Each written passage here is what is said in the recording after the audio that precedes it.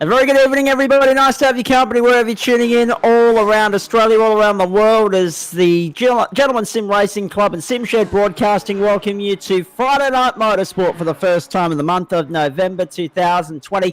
Round 7 of our Friday night triple header coming your way. And as was the case last week, we're split across 2 different venues, and it will remain that way on a Friday night for the rest of the season. Barber Motorsports Park first up for production cars in the GT4 cars that you normally see on a Friday night, of course, on a Wednesday night, I should say. Into stock cars from Sonoma, into supercars from Barber. Paul Nichols is here, Nico Pop's here, and we've got a few in-race reporters along for the ride as well, ladies and gentlemen, including Adam Lavis and Chris Kisby and Dylan Gray, and we'll get to them in just a moment. Nick, good evening to you. Stock Car Sonoma, really looking forward to that. But first up, Barber Motorsports Park, and it's always entertaining here. 2 fantastic tracks, 2 different sides of the US continent that seems to be in turmoil at the moment, and also 2 very hilly circuits, so therefore I like them both. It's been good sport, hasn't it? The US election this week, it's been very interesting viewing, and I think a lot of the US is going to be talking about that one for a long while to come, not least the world as well. Barber Motorsports Park, a great venue, as we say, home to the Grand Prix of Alabama and the IndyCar Series each and every year. But first up, let's get stuck into production cars in the GT4s, which is a category at a range of cars that are very close and near to Nick's heart, of course, after his success on Wednesday night. The Porsches, the BMWs, Battleground, Barber Motorsports Park. What do you expect from the Porsches here? Can they take the fight to the Bibbers with Michael Hammond on pole? I reckon they can. It's a shorter version of the circuit, but it's lots of corners. So the BMW has the advantage on the straight bits of road. The Porsches have advantage on the corner bits of road. So we'll see if the BMWs scrub those front tyres. Look for the Porsches to come back. Indeed, that is the case. Also got Trent Lavis dropping into the commentary box for some expert comments tonight, as well as an in-race reporter. We got more in-race reporters than you could possibly make a stick at for the next 30 minutes, ladies and gentlemen. Really looking forward to this. And Trent Lavis is on the front row of the grid. A late addition to the server, and bang, straight to the front row, mate. You must be happy. Oh, I wouldn't go as far as saying expert, mate, but I do okay in my time. Let's have a look at the grid. Michael Hammond and Trent Lavis, front row. Second row, Chris Stark and Grant Gill. Third row, Paul Nichols and Ryan Bedgood. Fourth row, Declan Reinhardt and Ben Codd. Fifth row, Matt Robinson and Anthony Visma. Sixth row, Dylan Gray and Wayne Visser. Seventh row is Simon Ferris and Adam Lavis. Eighth row, Julia Mucky and Stephen Graham. And ninth row, Brett Selbywood and Chris Kisby. 10th row, Kester Ward and Jared Daly. That's going to do us for the field tonight here at Barber Motorsports Park.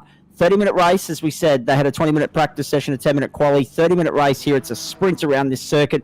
Michael Hammond was in the 60-second bracket during that qualifying session just gone. We, of course, brought you in right as the checkered flag was being waved. Be interesting to see. Race pace should be around that 61, 62-second bracket. And what we should note is, from what Paul Nichols has said to us in the race lead-up, we're not expecting a pit stop here, so this will be a 30-lap sprint. Get set to go on a Friday night. They're gone. Brilliant start on the outside from Grant Gill, who's got up on the inside there. Trent Lavis as they head towards the first corner. Grant Gill looking to go to second. No, couldn't do it. Just not close enough to the inside there. Not far enough on the inside of Trent Lavis, and Lavis will hold on to second for the moment. But Michael Hammond has already skipped clear out in front. On their way up towards turn 4 for the first time. And of course, this is where the circuit breaks. They make their way through the chicane here and rejoin the full circuit over the back section, Nick, and we'll get you to talk us through a lap here in just a moment. Terrific start from Michael Hammond. Grant Gill's been the most improved in a lot of our eyes over the last couple of weeks. He's sitting pretty in third in the early stages. We've got some trouble in the background. Replay time for you, thanks to Stone Cold Racing, of course. Stone Cold Supercars coming up a little bit later on. Here's Anthony Visma running into trouble. Over potentially. Over the hump. Yeah. Oh, there's a car off. There's already one there. 2, 3 Kester Wards caught up in that. Anthony Visma and Jared Daly was also coming through there in the tail end. Yeah, that hump, there's a hump where the circuit rejoins the circuit, so to speak, rather than take a little shortcut. And it really unsettles the car, and you've got to get your line completely right and be really gentle on the throttle. This is where we're coming into. This is turn 5 on the main circuit, which is a hairpin, but in this case, it's a chicane that leads onto the backstretch, and the hump's right there. And you've got to be inch perfect. Coming to the end of the backstretch, there's some fast chicanes, which is that entry is flat in a IndyCar. Up over the rise, down the other side of the hill, through the flowing corners here. This is a good passing opportunity if you've got somebody in your sights, but you've got to be right up behind them. Nice and tight for this one, and then really tight for the second one, which leads you onto the front stretch. Love to know the gears that Nico's using, but he won't tell me. So, going down the front stretch, into turn 1, very fast entry. There's no real places to pass until you get to turn 5, so you just got to get right up close behind him. Into turn 2, which is a double apexer. First apex, drift wide through the middle. The Porsche's got the advantage of the corners, and then get a really good exit out here. Up over the rise, over what they call turn 4 here. If you get your line wrong, as I experienced last season, you can end up in the boondocks and then have a go down here into turn 5. There's your lap. Very nicely done, Nick. Lap 3, and already 3 minutes on the clock here. 30-minute race. We're expecting it to be, unless we have an intervention of a safety car or something like that, we are expecting a flat-out 30-lap sprint here. Look who's got to the lead. Look who's in front. In-race reporter who was asking for someone to play Uber for him earlier this evening. Uber Eats, that should be. Trent Lavis has got up on the inside of Michael Hammond here to take the lead. And Hammond slots back into second. No Brenton Hobson tonight. Of course, he said to us on Wednesday night that we won't be seeing him tonight, which really opens things up. And that's allowed Michael Hammond to find a new playmate at the front of the field here. His name is Trent Lavis. He's online for us at the moment. We'll get to him very shortly. Did you end up having success in finding a friend to deliver dinner for you tonight, mate? He's got his hand. Not just yet, mate. Still EOI. Anyone's keen? I'll shed me dinner if you want to come bring me a burger or something like that for dinner. Menu log Uber Eats. I wish I had friends so loyal and invested in what I was doing on a Friday night to be able to step out of their busy Friday night schedule to come and deliver me dinner. It'd be lovely, wouldn't it? Here they are coming onto the main straight. Yes, Nick? I was just going to say, thing is, I know where Trent lives. I used to live kind of out there. No one wants to come and visit. It's too far away. Well, that's exactly right. All right, we're going to have a look at Chris Kisby now, sitting down there in position number 14. He's also online for us. We'll get to him very shortly. Brenton Hobson is, it's a very nice car. There he is, in the bottom corner of the screen there. Chris, hard at work. Try to be, mate. Yeah. We'll let you focus on the task at hand, mate. But good evening to you. Good to have you on board. Brenton Hobson is the championship leader here, but of course missing this round tonight. 143. That should be playing Michael Hammond 119, 99 for Simon Ferris, Jonathan Turner on 80, and 79 for Grant Gill, making up the top 5 there. There's good room for Grant Gill to potentially jump up tonight. Of course, Simon Ferris sitting down in 7th at the moment. In fact, I was talking Grant Gill up. He slipped down to 12th. I'm not sure exactly what happened to Grant, but he was right up there in the early stages. Kisby looks like he's just watching TV. Exactly. Oculaire, aerial shot from Grant Gill. Grant Gill, Mr. Oculaire, we're watching him in action here at the moment. So he's got Julie Mucky in front of him and Dylan Gray behind him. I've noticed a lot about Grant the last couple of races. He goes off like a firecracker, then somewhere he ends up at the back somewhere and we always miss it. Might have to call him firecracker. Running order is there on the left side of your screen. Let's run through it. Trent Lavis, Michael Hammond, and then Chris Stark. Here's Grant Gill making a move on the inside of Julian Mucky. That's turn 1. And that will be very nicely done and cleanly done by Grant Gill to go into position number 11 now. Next target, Adam Lavis, but he is a few seconds up the road here. So these guys are fighting out for the minors at this point in time. What about that? Right around the outside, Dylan Gray. What about that on Julian Mucky? Oh boy. This is good racing. So Mucky holds on for the moment, but Gray slotted in right behind him. and applying the blowtorch, putting the pressure on at the moment. So Trent Lavis has clocked the fastest lap of the race, 1 minute 0.31. Michael Hammond, 1 minute 0.37. Those two continue to lead the race. They've skipped clear of Chris Stark, about 4 seconds ahead of Starkey at the moment, who's sitting pretty in third. Was second fastest in practice earlier in the night. Paul Nichols is fourth, Declan Reinhardt fifth. Let's check in with Paul Nichols at this point in time. You look to be, according to my time sheet, a little bit on your lonesome here, Nico. You've got 2.5 seconds up the road to Chris Stark and 2 or 3 seconds back to Declan Reinhardt. Oh, I'm just driving Miss Daisy at the moment.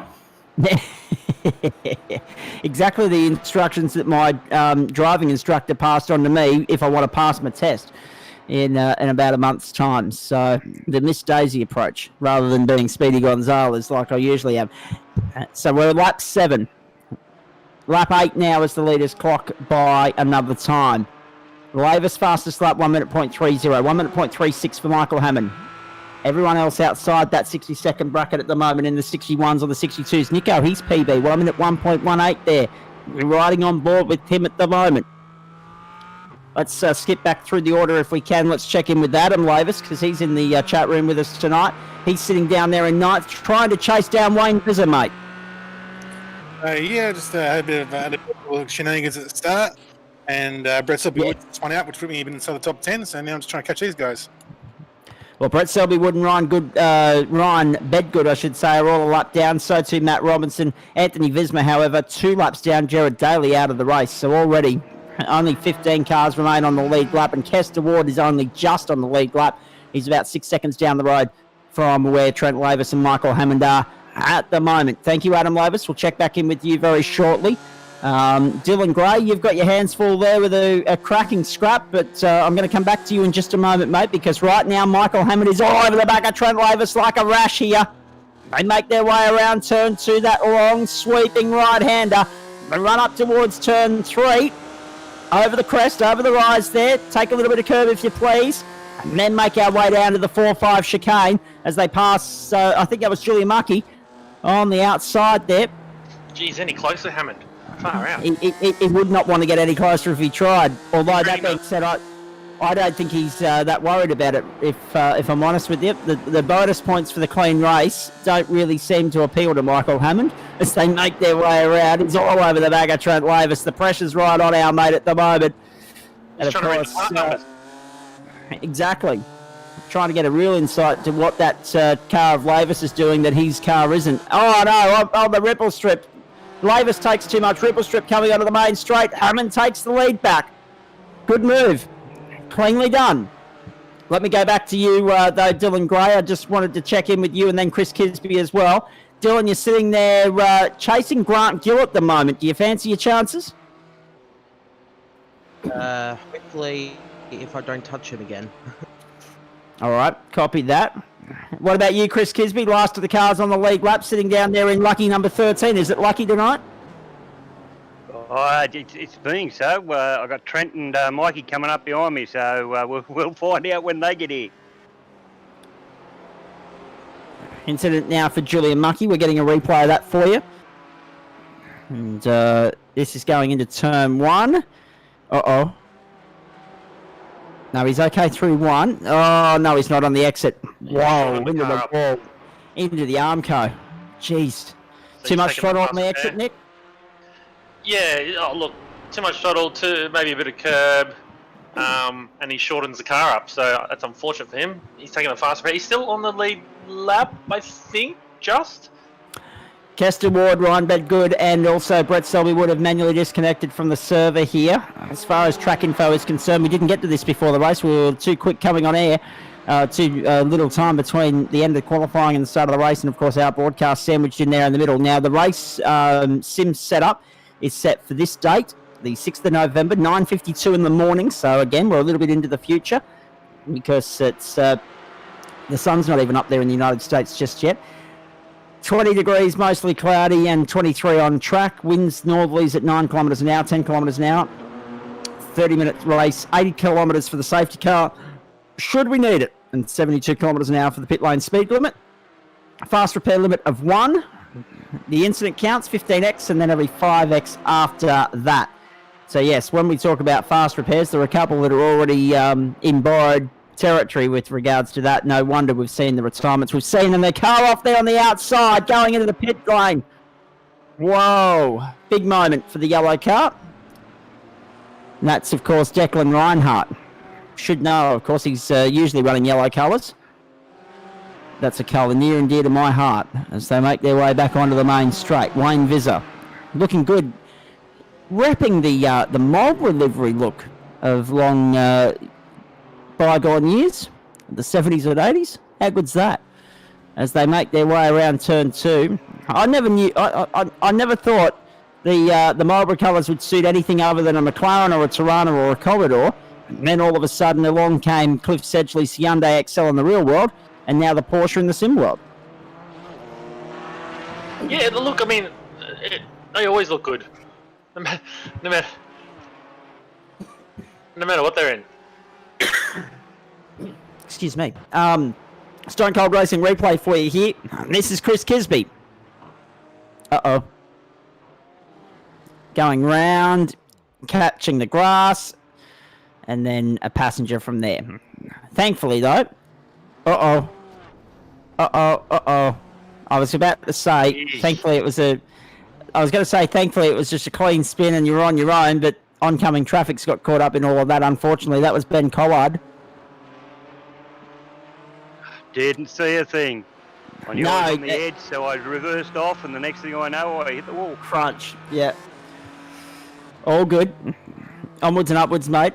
Chris Stark down on the inside. Uh-oh. Oh, no, they've both come together. They've both come together. Chris Stark and Ben Collard have all come together, and Paul Nichols says thank you very much, and I'll go to third. And he's the first of the, the second of the GT4 cars, the Porsches, and he's now actually sitting very pretty as the first of them now that he's displaced Ben Collard. Ben Collard and Chris Stark have come together, and Paul Nichols is the big beneficiary in all of that, now sitting very pretty in third. So, just having a look, Nick, I don't know if you're having a look at the iRacing screen, but it would appear as though the Bimmers are showing as blue and the Porsches are showing as yellow on the... Yeah, correct. I think the server's been set up with classes, so we'll sort it out after the race, but everyone's in their position, so we know that's all good. Yeah, that's exactly right. All good. Hey, Nico, third place, albeit by default there with Collard and Starkey coming together. But you got to be in it to win it. You got to take your chances when they're offered to you, and sometimes it's about luck more than anything else. Absolutely. I mean, unfortunate that happened. I think they were just trying to get to the same piece of real estate. Exactly right. They Too many should talk times to we've seen LJ that, Hooker Nick. Gaindar. If they're trying to get real estate, they should talk to LJ Hooker Gaindar, shouldn't they? Very nice plug. Very swiftly Just done. what I can. Very nice. Of course, we're here with thanks to not only LJ Hooker Gaindar, but also Central Coast Motor Group and Oculair, Flash Graphics, Simple Sim Computers, the great people at Stone Cold Racing, and also Racecraft as well. Have a look at this. Simon Ferris now on the back of the skid control entry of Adam Lavis. Trent Lavis is still within half a second of Mikey Hammond at the moment. Ferris makes light work of Lavis. Ferris on the outside through turn 2 there. Sits in 5th. Adam Lavis back to 6th, but up 8 spots, the pair of them, from where they started. So too Wayne Visser. They're out in pursuit of Paul Nichols, but it's a long gap between Nico and the rest of the pack. Here's Trent Lavis now, within half a second of Michael Hammond. It's getting really tight up front. Not much has separated this pair throughout the night, so I don't think we were at all surprised by that. Let's check in with Trent Lavis if we can. What's the trick to mastering Barber and beating Hammond at the same time, mate? I'm just going to keep the pressure on him out here, see if I can force him into a little error. See what happens, eh? Nick, as someone that's raced Mikey Hammond a few times before, you know how difficult it is to try and force an error out of this bloke. Yeah, well, Mikey's always a little bit faster than me, whereas Trent seems to have the same speed. So, as I always say, you've got to be in it to win. You've got to be in the proximity. You've got to be in the same postcode at least to actually cash in. So, if Mikey is just that little bit faster, the best thing Trent can do is just stick with him like glue. Indeed, that is the case. 16 and a quarter minutes gone. 13 and 3/4 to go. We're on lap 17 of the car race. Michael Hammond and Trent Lavis punching out consistent 60-second lap times here. This has been brilliant from this pair. We're right on board with Trent now, looking at the little Rolly sticker on the back of the BP Ultimate BMW. And Trent's getting almost as close as Mikey did earlier in the race, except without the little bump and rub that we saw Mikey give Trent. It's been really good, clean, good, hard racing between this pair. Trent Lavis is essentially slotted into the spot that you'd normally expect to be held by Brenton Hobson or Ben Snell, and done so with consummate ease as he prepares to go racing in the stock cars in a little bit less than 20 minutes from now. Looking forward to the stock car race. Nick, what configuration of Sonoma are we on, mate?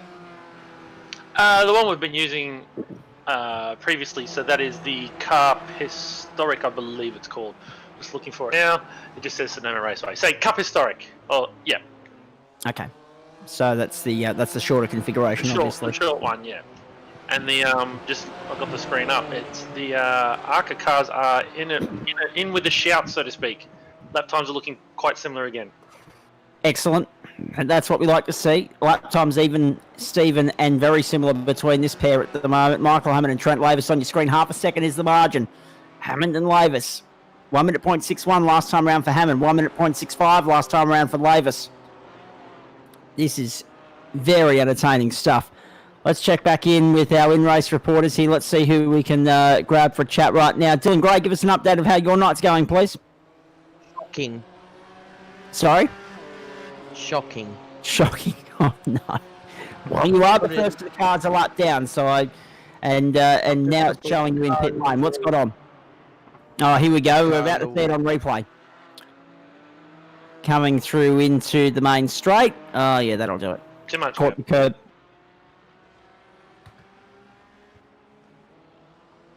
Unlucky. Onward and upward, mate.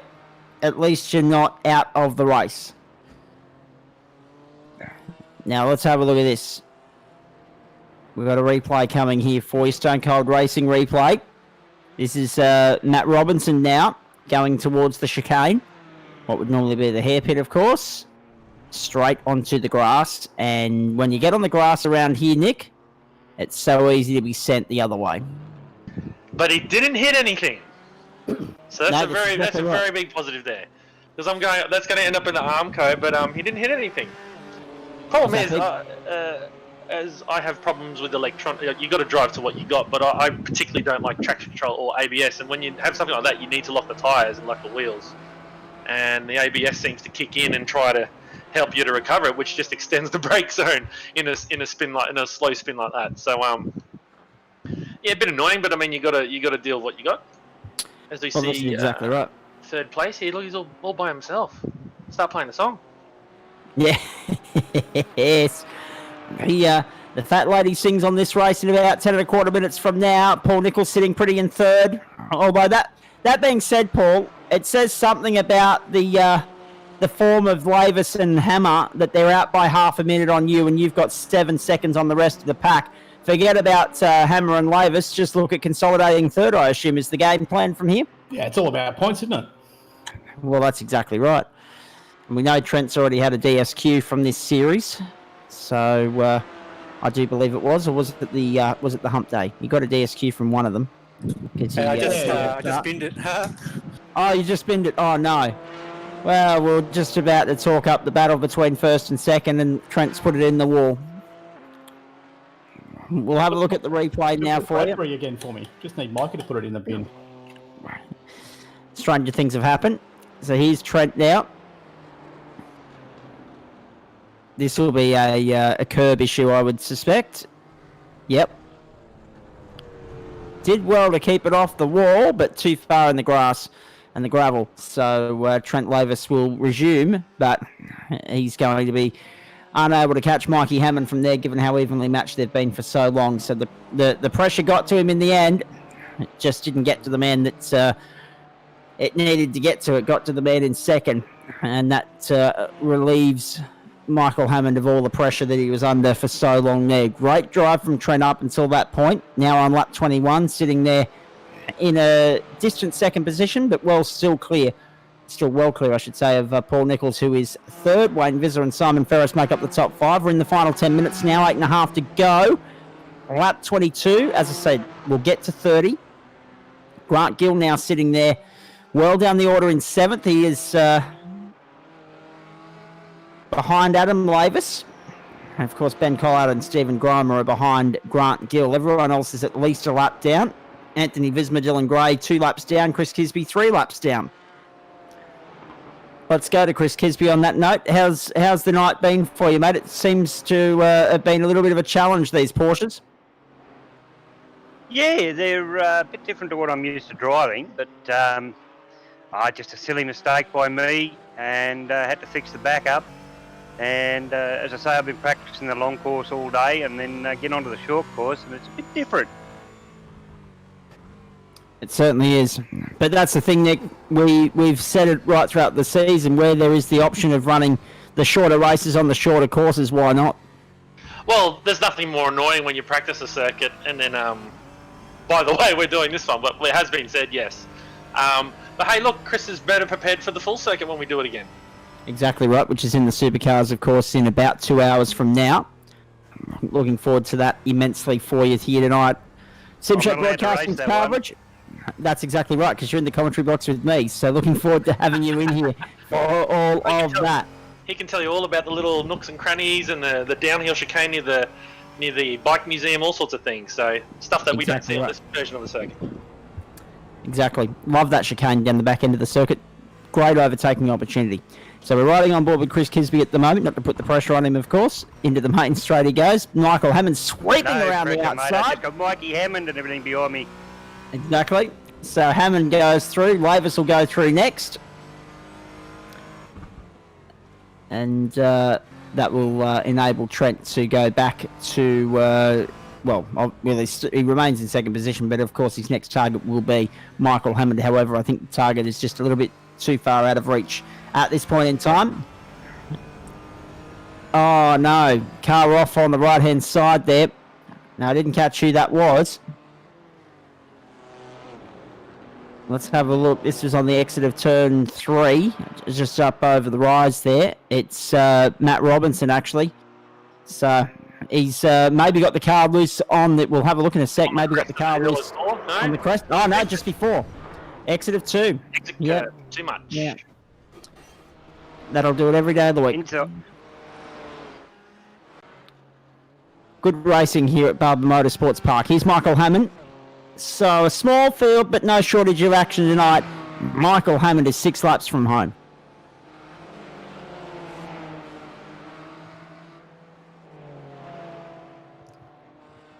Paul Nicholls, we've seen how popular these GT4 cars are in the Hump Day Pilot Series. I mean, they've dominated over the last few weeks, particularly Nick's great performance in the Porsche on Wednesday night. But the BMWs are restoring the credit through Michael Hammond tonight. Yeah, they are. I mean, normally the Porsches are pretty quick on a tight circuit like this, but the BMW is certainly doing well. So might as well put some more weight into it. That's it. Oh, don't tell him that. Or maybe some quicker drives in the Porsche. I don't know. We need Well, this is right. So this will be week 8 as well, because it's been 2 weeks for each car so far. So when we get back here next week, it'll be the GT4 cars once more, and looking forward to that. But what are we looking at for weeks 9 and 10, Nico? I don't have the schedule in front of me. Nico Pop might have that. All right. Hold on, I'll grab it in just a sec. Where is it? Pretty sure it's member vote for 9 and then random for 10 on the schedule. Okay, copy that. Thank you, Adam Lavis. In the meantime, let's check in with you. You're sitting 6th at the moment. What's the plan of attack for you from this point forward? Are you within striking distance of anyone? Yeah, take the on the straight. Yes. Righto, we'll come back to you in a second. We can see you heading into the last corner now. Yeah, I got Ferris with a great move in the back section, But then I got some engine warning lights because apparently my engine was overheating, so I had to back off, and I made a mistake and leaned back past. And now I'm just sort of, it's basically the three of us are all doing the same lap time, so we're not really catching anyone at the moment. Yeah, it's been a little bit follow the leader since about the 10-minute mark here.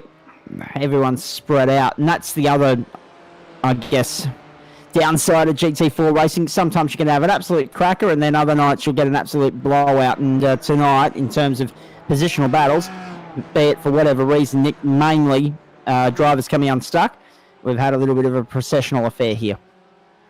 Not always a bad thing. Hopefully some of these guys can actually get their heads down and do some laps and maybe catch a guy in front.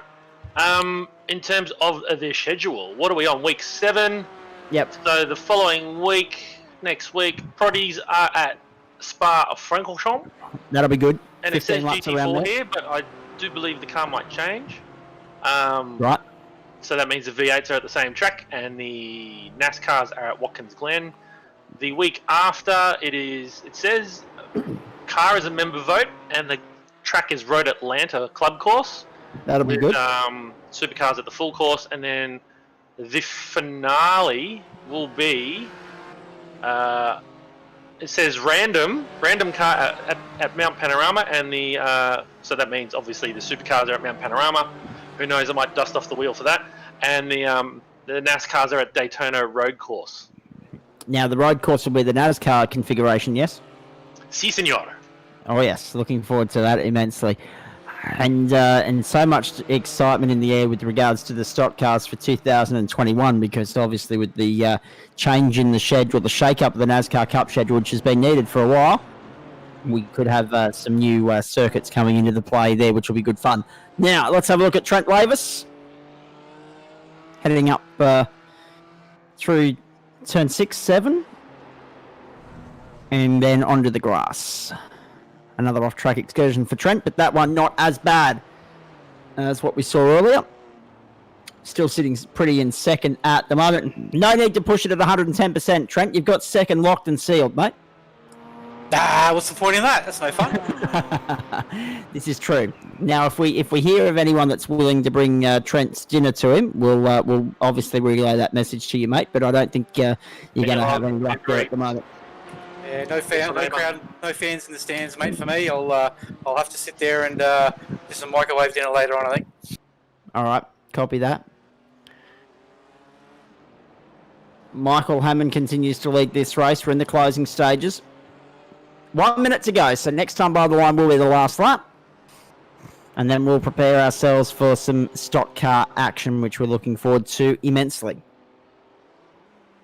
Sonoma, the venue.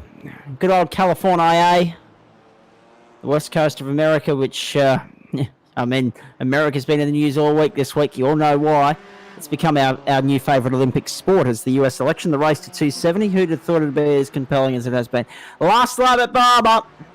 The American triple header for you tonight. Prod cars, stock cars, supercars.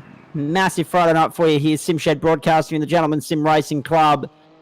And we hope you'll stick around with us for the next, what have we got, about 3.5 hours to go here. This is just leg 1, and Michael Hammond has led this thing from the front. Had a long battle with Trent Lavis there for the opening 17, 18, 19 minutes of this race. Trent come unstuck, and Michael's just been able to cruise to victory lane here. But again, similar to Trent, he hasn't taken the foot off the throttle. He's still been lapping consistently in that 60-second bracket since this race got underway. And now he's going to claim a very comfortable and commanding win. Michael Hammond does it in the BMW on a Friday night at Barber Motorsports Park. The production cars and the GT4s, brilliant. Trent Lavis brings it home in second position. And in the end, there wasn't too much in that. I'll get the official margin for you in just a moment. Paul Nichols, what a drive this has been. Very clean and smooth and eventless. Have a As picnic opposed between. to usual... Sorry?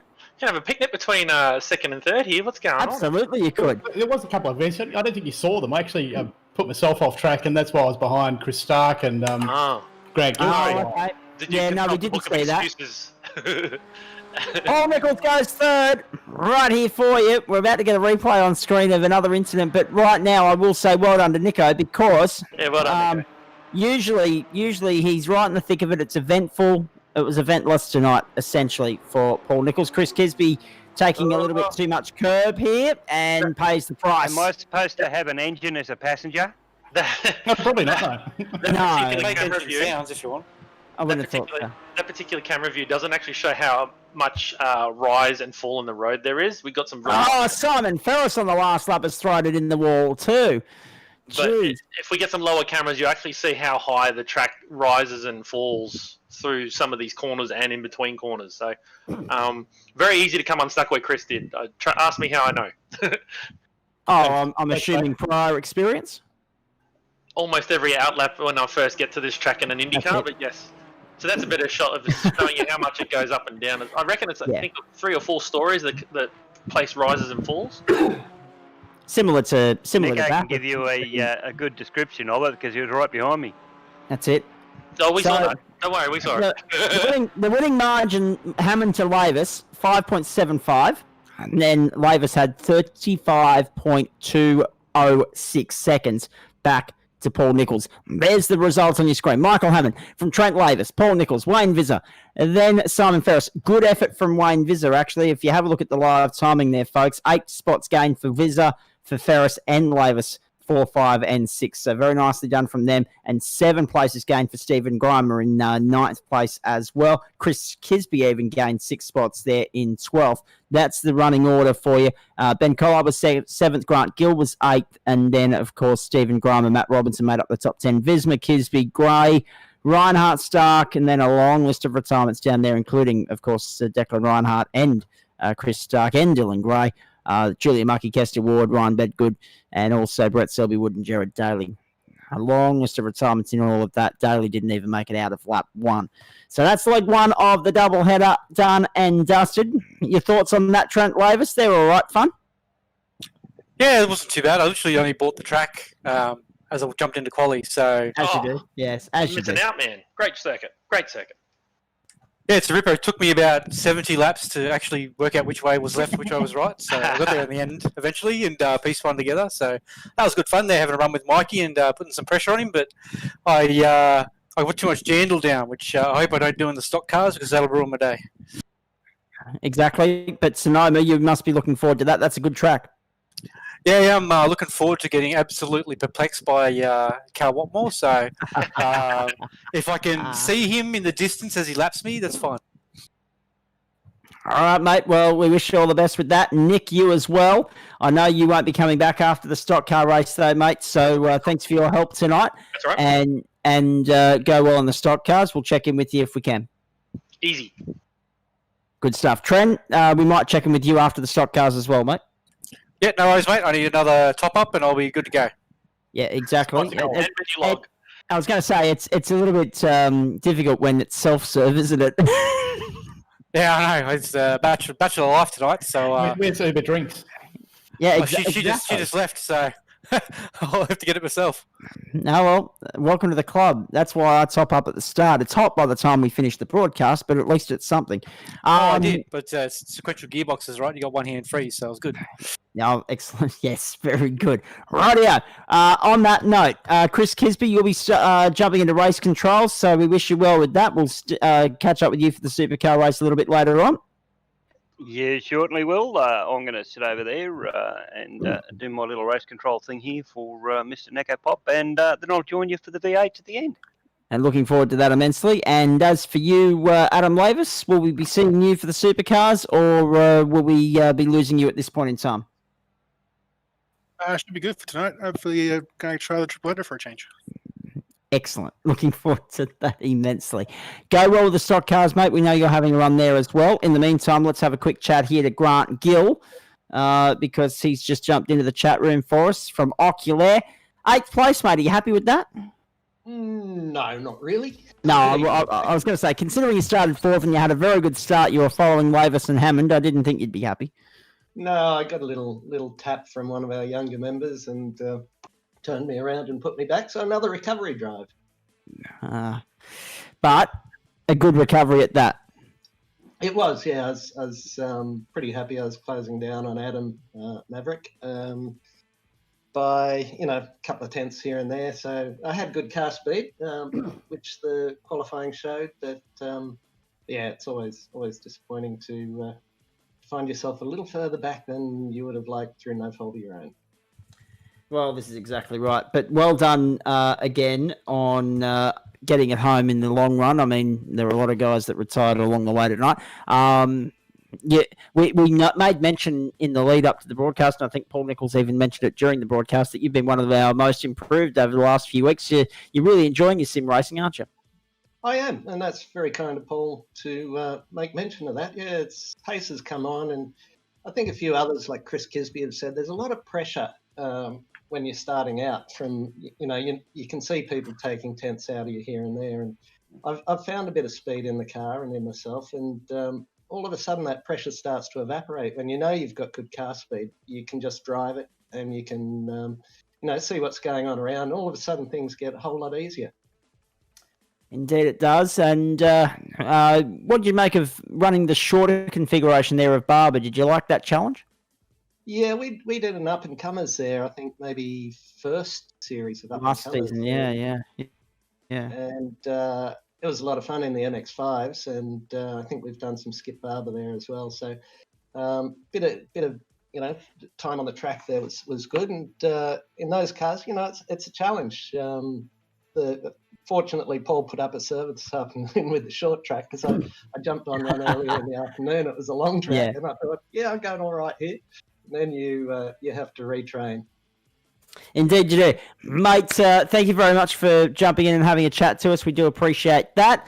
We're getting ready for the stock car race, of course. Will we see you on the track in the supercars a little bit later on? No, Zach, as I said on Wednesday, one race a night is, I think, showing good dividends for me. And we've got nachos on the table tonight, so I'm off. Well, you go and enjoy that, and enjoy the broadcast as well, mate. Yeah, I'll certainly have a look in. So good luck with the rest of the evening. Good calling, and good luck to all the races. Thank you. Have fun. We'll catch up with you next week, mate. Take care. Thanks, buddy. All right. Grant Gill there. We're just getting ready to load into the server now to get ready for the second leg of the triple header for you. We are a couple of minutes away from getting stuck into qualifying, so at this point in time, we'll take a quick break. I'll catch my breath, have a gargle or something, and we'll get back into the stock cars for you. On the other side, it's round 7, Friday Night Motorsport, the triple header, and we're heading to the west coast of America, to Sonoma, when we come back.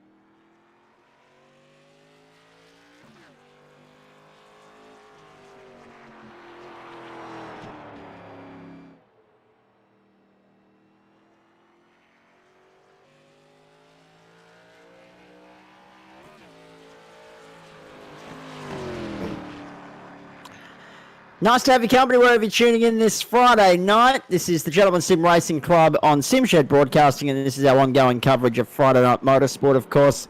Leg 2 of the doubleheader, what we normally refer to as the entree, the main course, and the dessert.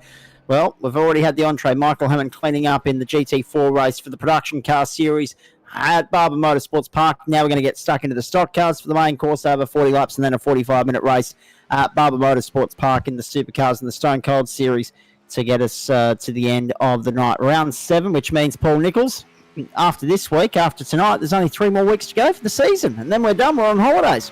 Yeah, we have some time off, a couple of weeks off, and we'll do some pop-up events during January, I'd say, keep the Nichols entertained, and we'll sort out next season, probably starting, might be late January, early Feb, but TBA. I was going to say, late January, early Feb works well for yours truly.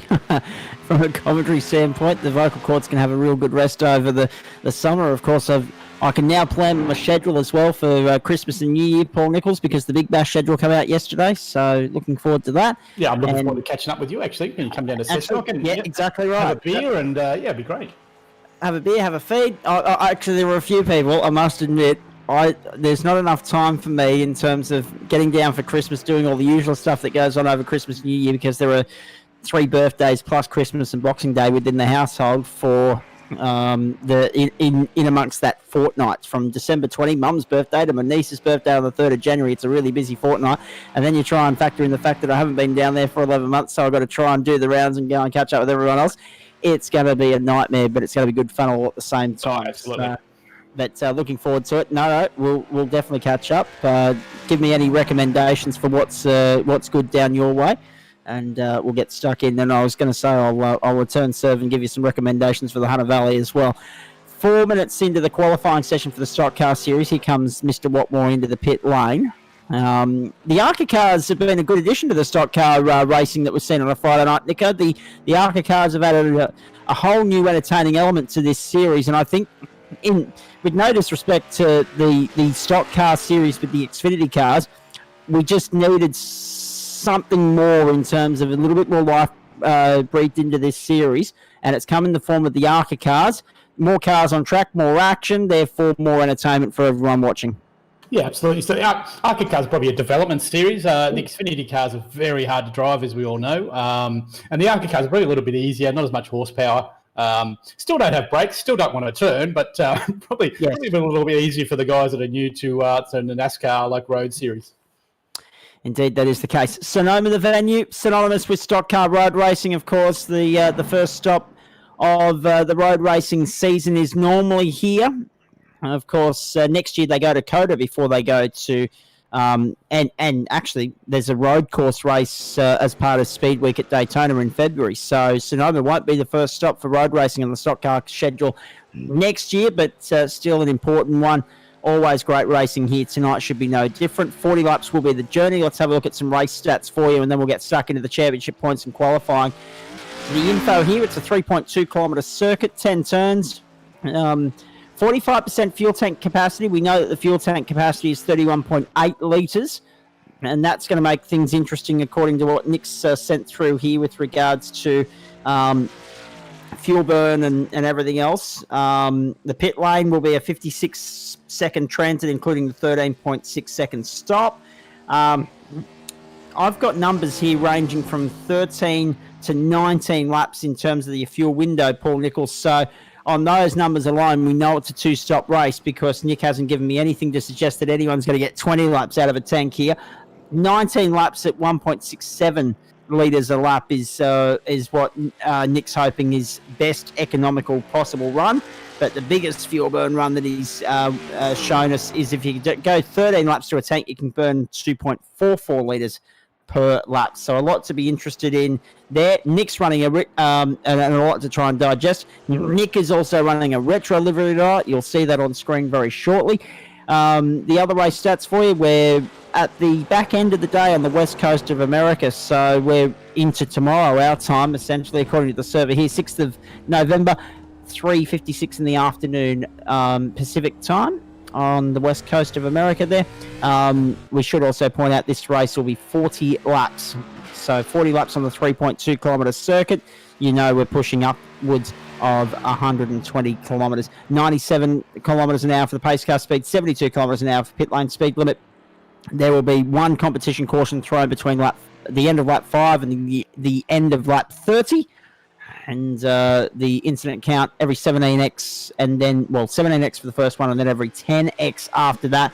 But more importantly, 3 fast repairs, Paul Nichols. And sometimes when you watch racing here, you understand why we've got 3 fast repairs at Sonoma. Yeah, absolutely. A small mistake here, you're going to be in the wall or, damage your car suspension. So 3 fast repairs. Hopefully no one needs them, but I guarantee you there will be some people that use them. I was looking at the time, actually. So it's going to get quite dark. I think we're nearly at 4 o'clock in the afternoon. So it's going to get, interesting. Interesting to see how it goes. The shadows are actually going to be across the track. They certainly are. In fact, that's a very good point because, as we all know, the clocks were wound back in America last week. And if you're watching the election coverage, it does get dark very early in the evening there, late autumn and into winter. So I might actually do a little bit of Googling here in a second.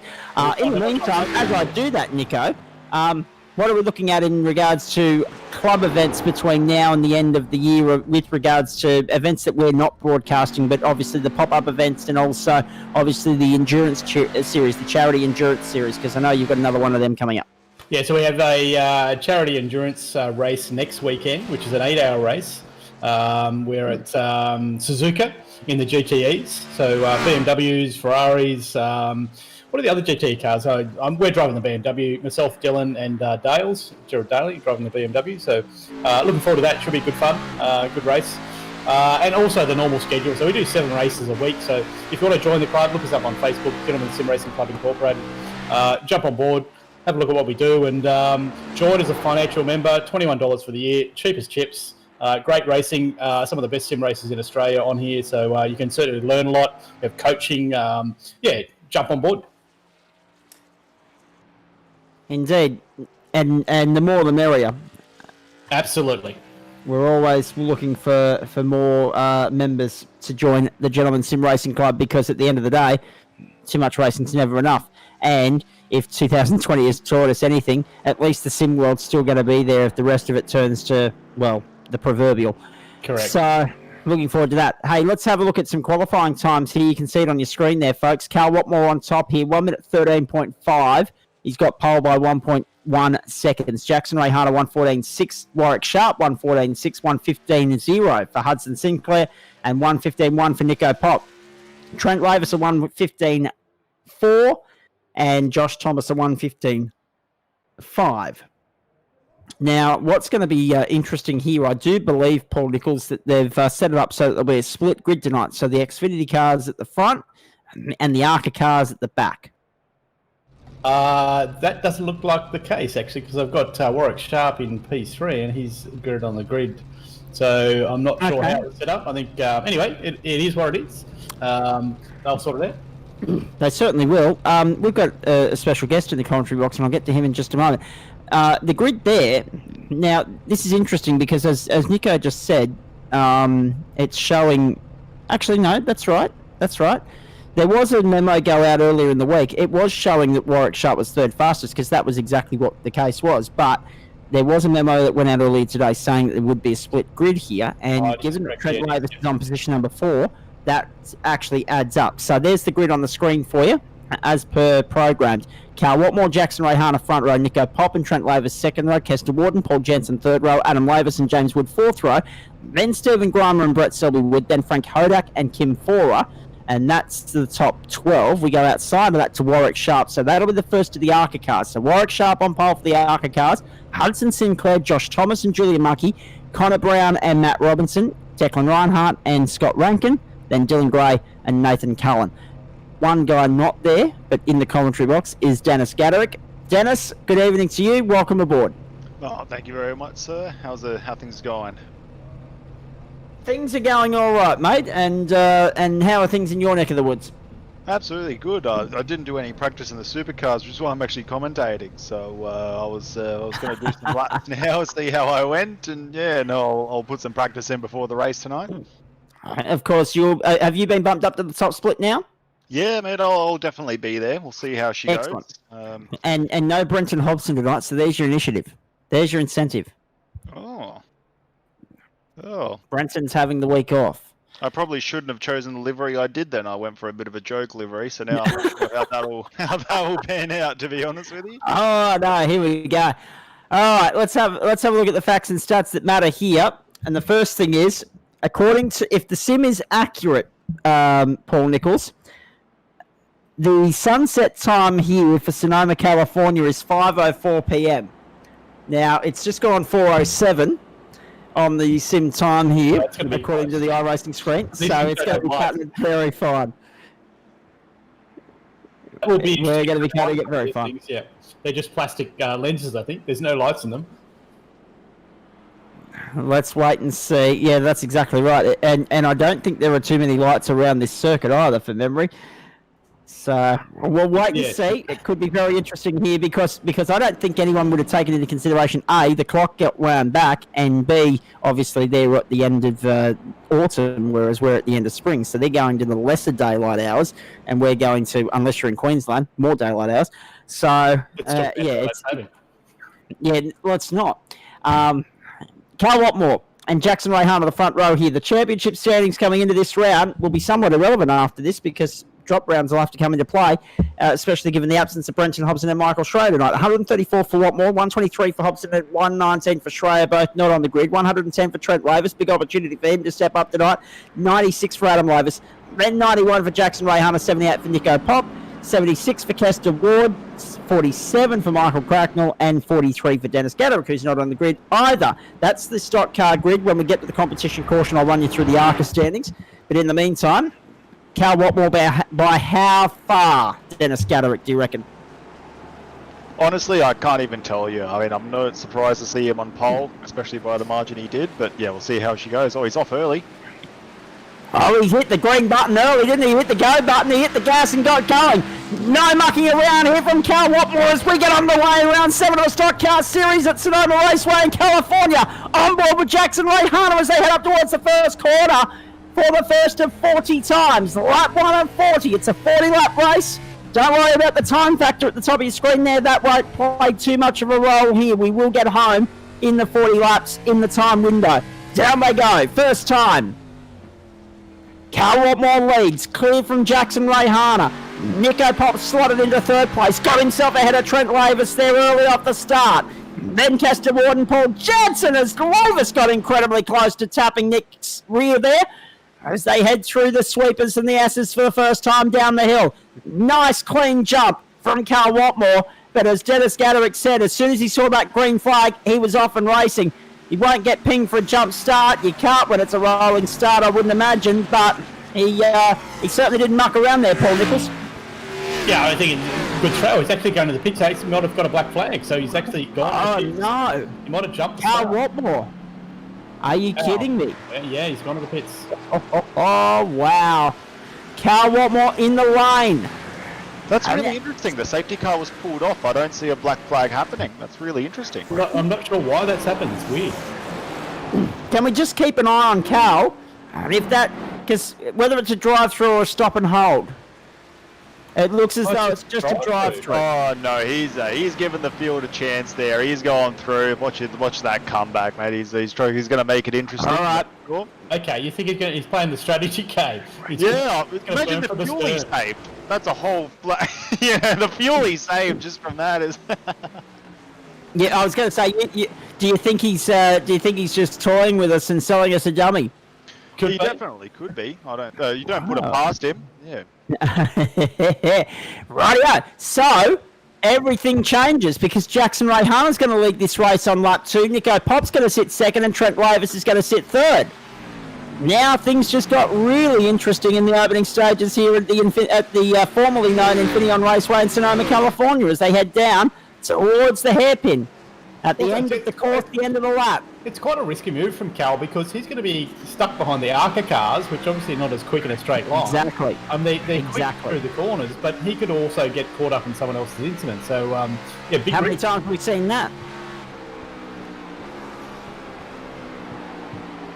And you know better than most, Paul Nichols, it's easy to get caught up in someone else's garbage.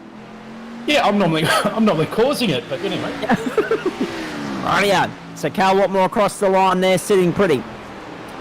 Chris Kisby's back in the commentary box. News from Race Control. Yes, mate, a bit of confusion at the start there. 065, not realising or forgetting or thinking he did a qualifying time, but he redressed it by pulling into the pits and starting in the pits with the other guys on the warm-up lap. So that's about all I've got to bring you for the moment. And Carl Watmore was not a penalty? Not that we've seen. Okay. I'll go back and have a look. No. Cal's doing a strategy race, Chris. I think Cal's just gone to the pits to just make it exciting, I'd say.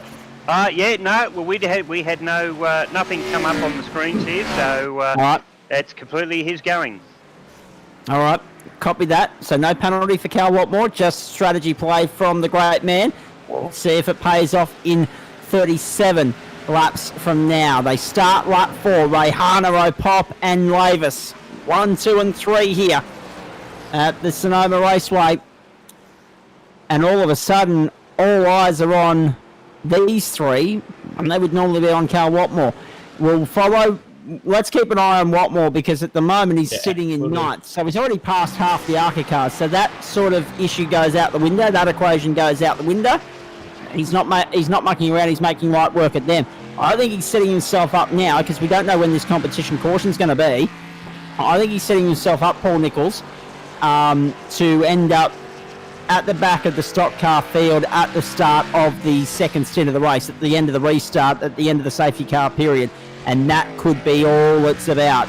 Watching that last 15, 20 laps, depending upon where the caution falls, and seeing if he can ply his trade and pass everyone on the way through. We all know there's going to be a competition caution, so he's certainly going to gain some track position during that. So, I think that's the strategy, which is a really good strategy. Actually, he might have saved half a litre or a litre of fuel. Update for you, boys. Yes, Chris, I was just about to come to you. Go for it. Yes, mate. Apparently, we did miss a message on the screen there. Cal Watmore failed tech, so he had to start from the pits. Wow. Okay. He got an iRacing He had an iRacing penalty start from the pits because he failed tech. Wow. Okay. That's really We actually started the race, but then he went to the pit, so he served a black flag, I'd say, or some sort of drive-through. Yeah, I'm just having a look at the iRacing text now. So it says failed tech start from pit penalty, but then obviously that becomes a drive-through within 3 laps. So he opted not to start from pit lane. He led the field to green and then served it. So now it's not a strategy play. It is an iRacing penalty, and it just becomes all the more interesting again. Absolutely. Wow, talk about we missed things. This is extraordinary because you wouldn't expect that from Cal Watmore, Dennis Gatterick. He knows these cars, he knows this game to a T. You wouldn't expect it from him. Absolutely not, especially considering it's a fixed setup. So it's actually a really interesting sort of thing to sort of happen because he wouldn't have had that issue in quali. So I genuinely have no idea how that happened. Might have just been a glitch of the game, but I mean it's made the race interesting, that's for sure. We just saw him make 2 passes in the one corner. So yeah, that's the type of driver he is. He'll definitely be there at the end. We just have to see how this goes. It's actually really interesting. The gap's not opening and closing between these 3, so it's very, very even. Indeed it is. Indeed it is. So Paul Nichols, obviously now we can rule out the fact that it is strategy play. We know it's a penalty, but my theory remains the way he's driving at the moment, he should be at the tail of the stock car field by the time, or the Xfinity field at least, by the time we get to this competition caution, and then it's about making the most of overtaking opportunities, and we realise that there's probably 3 or 4 genuine opportunities around here, one of which is on the screen right now. Yeah, absolutely. Also, I mean, I'm thinking about his tyre wear. He's obviously going to try and he'd probably burn the tyres up quite quickly, trying to catch the Xfinity cars. So, it'd be interesting to see what he does with tyres, whether he does left side or does the whole set. So let's see what happens. Stop. For sure. So this is the last of the ARCA car. Oh, sorry, this is the first of the ARCA cars now. This is Warwick Sharp. But it's the last that Carl has to pass, of course. He is the leader of the ARCA classes. Warwick Sharp sitting pretty there at the moment. Oh, no, spin up. But 23, Adam Lavis, he did well to gather that up. He didn't spin, but he went 270 degrees of the way there. Wow. Across the line, Adam Lavis with a big save, and Carl Watmore gets by Warwick Sharp unimpeded. Back to 5th. So already back to 5th, so therefore forget about it, because we know that he'll make light work of Kester Ward with no disrespect to Kester intended. Nick will probably let him go, being the gentleman that Nick is. He's not going to get caught up in a fight there when he's pushing for a 0x race. We know what Nick's like. It'll be Trent Lavis and Jackson Rayhana that may be the issue for Cal, but when he's got a second on these guys, who knows how long they'll be able to successfully hold him up for. And the genuine reality of this is there's a couple of genuine overtaking opportunities around here, one of which is this hairpin down here, and the other is, of course, over just before you get into the S's. So Cal's not going to have any shortage of opportunities to find a way by, but the margin between first and fifth, I should say, is currently about 16 seconds. So we'll wait and see how all this plays out. There's two things here, Dennis, that I'm looking at, and I'm trying to wrap my head around all this, because there's been a lot happened and it's only 8 laps old.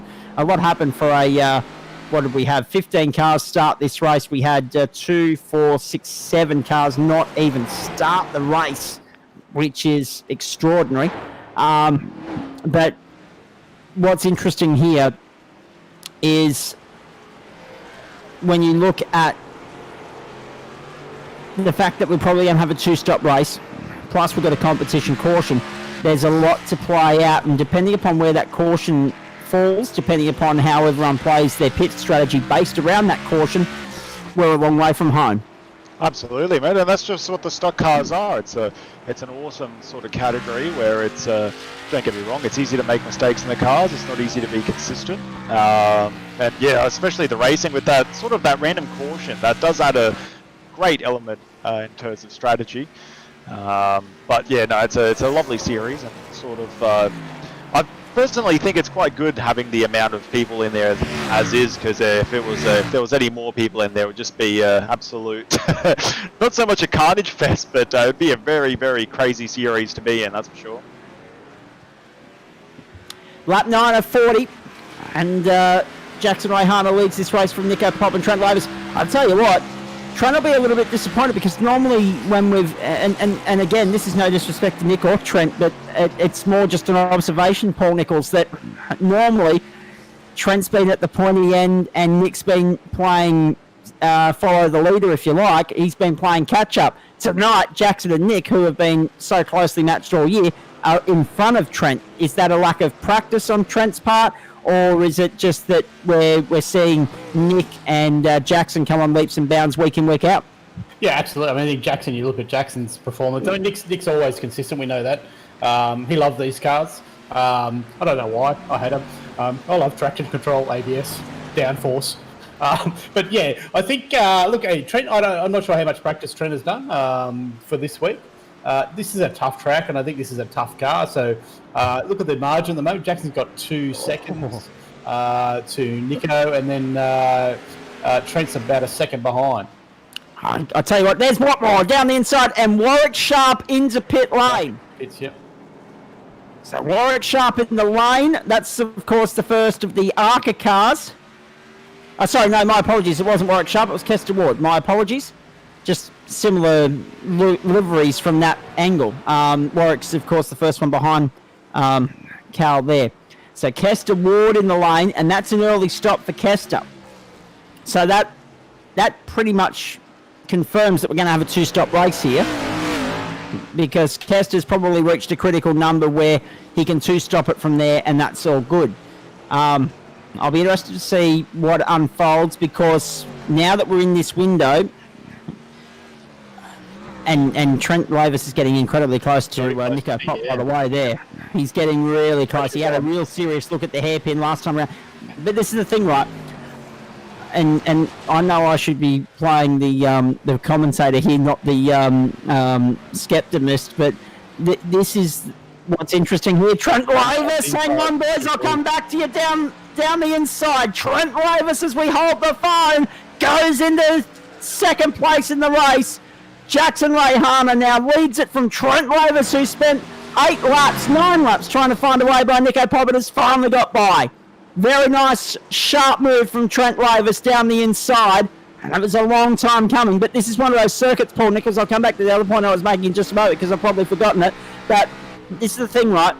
This is one of those circuits where, yes, the overtaking opportunity here across the short chute is genuine, but normally you set your overtaking moves up over the course of a lap and get it done at that hairpin where Trent just did.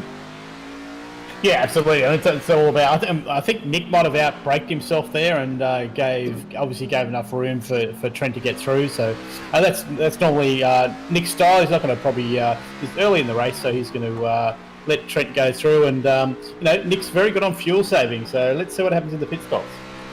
Well, this is exactly right, and that's the point I was coming back to, Dennis. When we look at this race, we're in that window where the safety car can be called at any time because it's as long as it isn't in the first 5 laps. So that means tonight. Oh no, trouble! Car in the wall as it enters the pit lane. What the hell was that? We think it was Julian Mucky. We're about to get confirmation of that as they make their way around to complete another lap. It was Julian Mucky blocking the pit lane now is Julian. Uh-oh. He's done that all on his own. And it's straight out of the WTF department. I mean, and that's not Wednesday, Thursday, Friday for anyone playing along at home. And if you don't know what I mean, then you're too young and that's fine. Don't ask the question. But what the hell was that? I think he was actually trying to avoid Trent and give Trent some room, and just did it on his own. There was no contact there, but just made a mistake, and moved to the right, and then the car just fired him back left, almost into the path of Nico Pop, and then into the wall. Now, I don't know whether he was trying to avoid Nick and then decided, oh, hang on, I've got to go into the pit lane here, but he didn't appear to be in his fuel windows. So, anyway, let's go back to the point that I wanted to make there earlier with you, Dennis Gaderick, and that is lap 6 to 30 is the safety car random competition caution window here.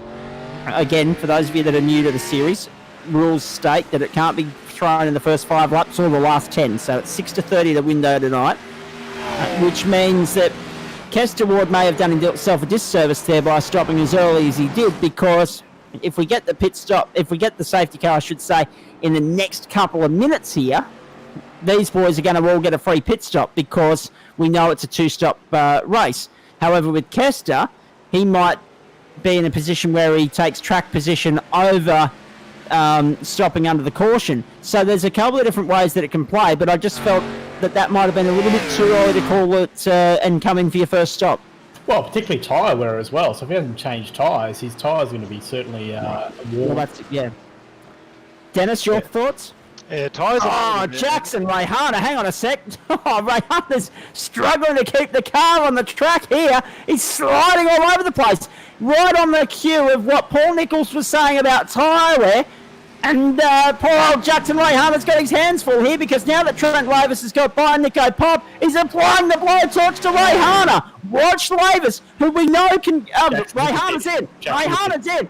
Before Trent Lavis even had the chance to fire the passing manoeuvre down the inside. Nixon as well. And that's surprising because he normally stretches the fuel window a little bit longer than that. But they know it's a 2-stopper, so that kind of balances that out, cancels that out. Now look who's second. Cal Watmore, ladies and gentlemen. Second at Sonoma right now. Trent Lavis the leader. And he did that. I mean, let's be honest, Dennis, I'll come to you when we've got to backtrack here because I haven't got your thoughts on the other yet. But given that Trent was setting that up, tyre wear was always going to be an issue. We know that Trent's good with these tyre preservation, but he was going to take that position off Jackson Rayhana in that corner where the Rayhana pitted or not. Well, yes and no. You do waste a lot of your tyres trying to get past people. Trent's very good. Because he obviously, there's a bit of a strategy going on there with the safety car, so he knows that, let's say, he'll get a bit of reprieve, right? But still, regardless, I mean, Jackson Rayhana, he saw that he's going to, obviously get past, so he's gone into the pits there. But he'll now get the undercut on Trent, which is going to be a big thing because track position is quite a lot, especially when you're blocking a little bit. So yeah, he's not a bad decision, to be honest. I was thinking the same thing, actually. I think it's good to, when you're under pressure like that, your tyres are going off, jump in the pits, throw some tyres on it, throw some fuel at it, get back out there. And now you ask the question too, Paul, because here comes Trent to start lap 15. You ask the question, is this going to become a 3-stop race for some of these guys? Are they going to throw 2 tyres out in a green flag pit stop and then just take the caution as an opportunity to throw forward? Oh, it could be, yeah, absolutely.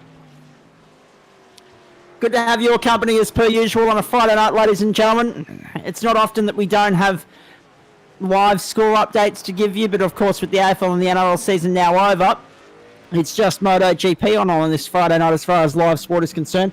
And I'm not going to bore you with golf because there's some of that on as well, but we'll update MotoGP a little bit later on.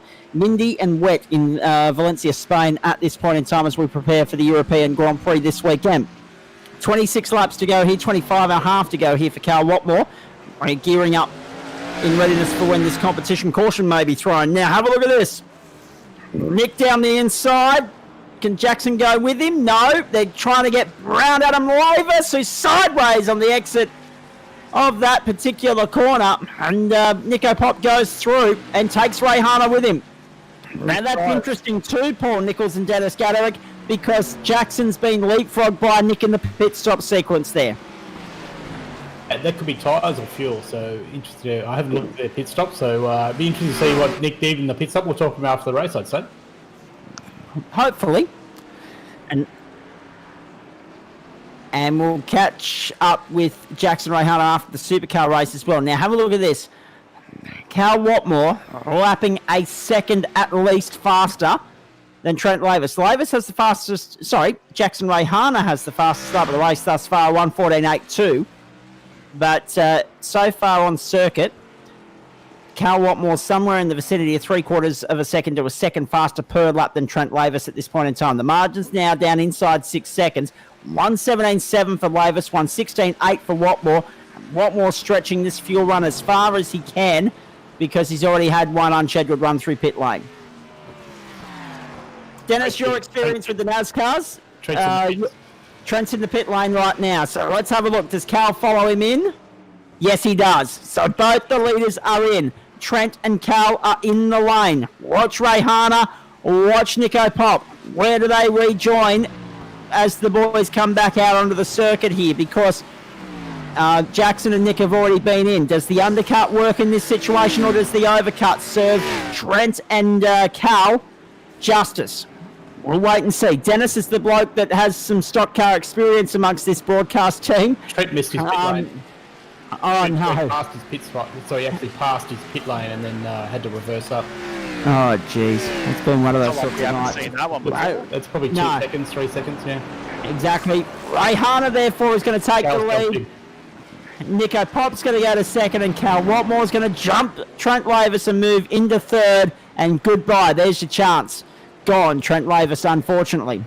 But the safety car is going to change everything, of course, when it falls. We don't know when that is going to be just yet. Geez, Jackson Rayhana's really wrestling this. Dennis, what are your thoughts at this point in time? What are you observing from your end? Well, to be fair with you, it's a good question. I personally think that just outright pace-wise, Cal's going to be there. Obviously, that's one big one. But at the same time, I think there's some motivation for the other lads. I'm really surprised to see Nick come out in front of Jack.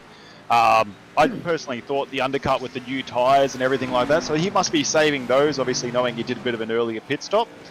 So he's not sort of burning them up as much. That's genuine track position for Nick.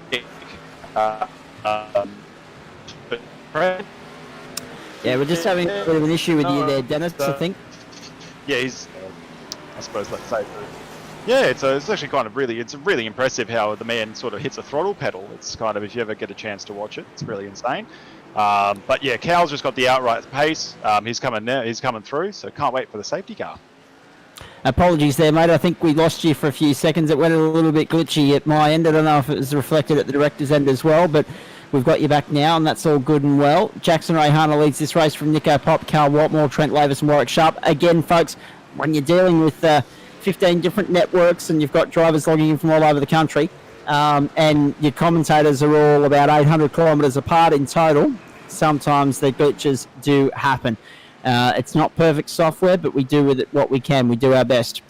23 laps to go here. Carl Watmore's had a pit stop. In fact, all the top end of town have had a pit stop. The only one that hasn't is Declan Reinhardt. He's the only one that hasn't stopped thus far.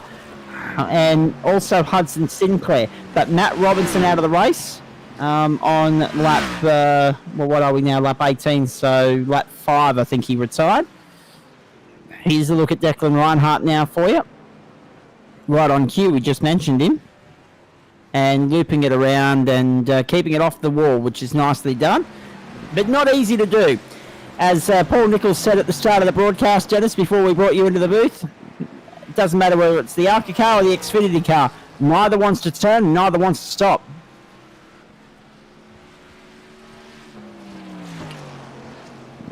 I think we've lost Dennis for the moment, so we'll get back to him very shortly. Jackson Rayhana, 22 laps to go. Here is your race leader. Nico Pop sits second. Adam Lavis is there. Well, we were riding with him. He was sitting down there in 7th at the time. That is your race leader, Jackson Rayhana. Interesting to note just how far behind the rest of the pack is. It's the top 4 and then everyone else. Warwick Sharp leads the Arca field at the moment. He's 10 seconds clear of Kester Ward, who's the best placed of the rest as far as the Xfinity cars are concerned. He's 5th outright in class at this point in time and 6th outright in the race. Adam Lavis, Josh Thomas, Paul Jensen, and Connor Brown make up the top 10, but the top 9 are the only ones on the lead lap here, and Paul Jensen's about to go a lap down as Jackson Rayhana creeps up on his tail right now. The good thing for those guys that are already a lap down and still in the race, they're going to get a lap back. They will get a lap back when the caution flies, and we're not sure when that is just yet. We've gone a long way through this race. We're almost at halfway. This is the start of lap 20, I should say. So next time by the line marks halfway, and we haven't had our caution thrown yet. So it's going to fall sometime in the next 10 laps, folks, because it does not get thrown after lap 30. So it can be thrown on lap 30 or before lap 30, but not after. So keep your eyes peeled. It's coming in the next 10 or 11 laps. Oh no, Paul Jensen's gone. And I think, was that Nick taken with him? Oh no. Would you believe this? Paul Jensen's got it crossed up. I want to have a look at this again.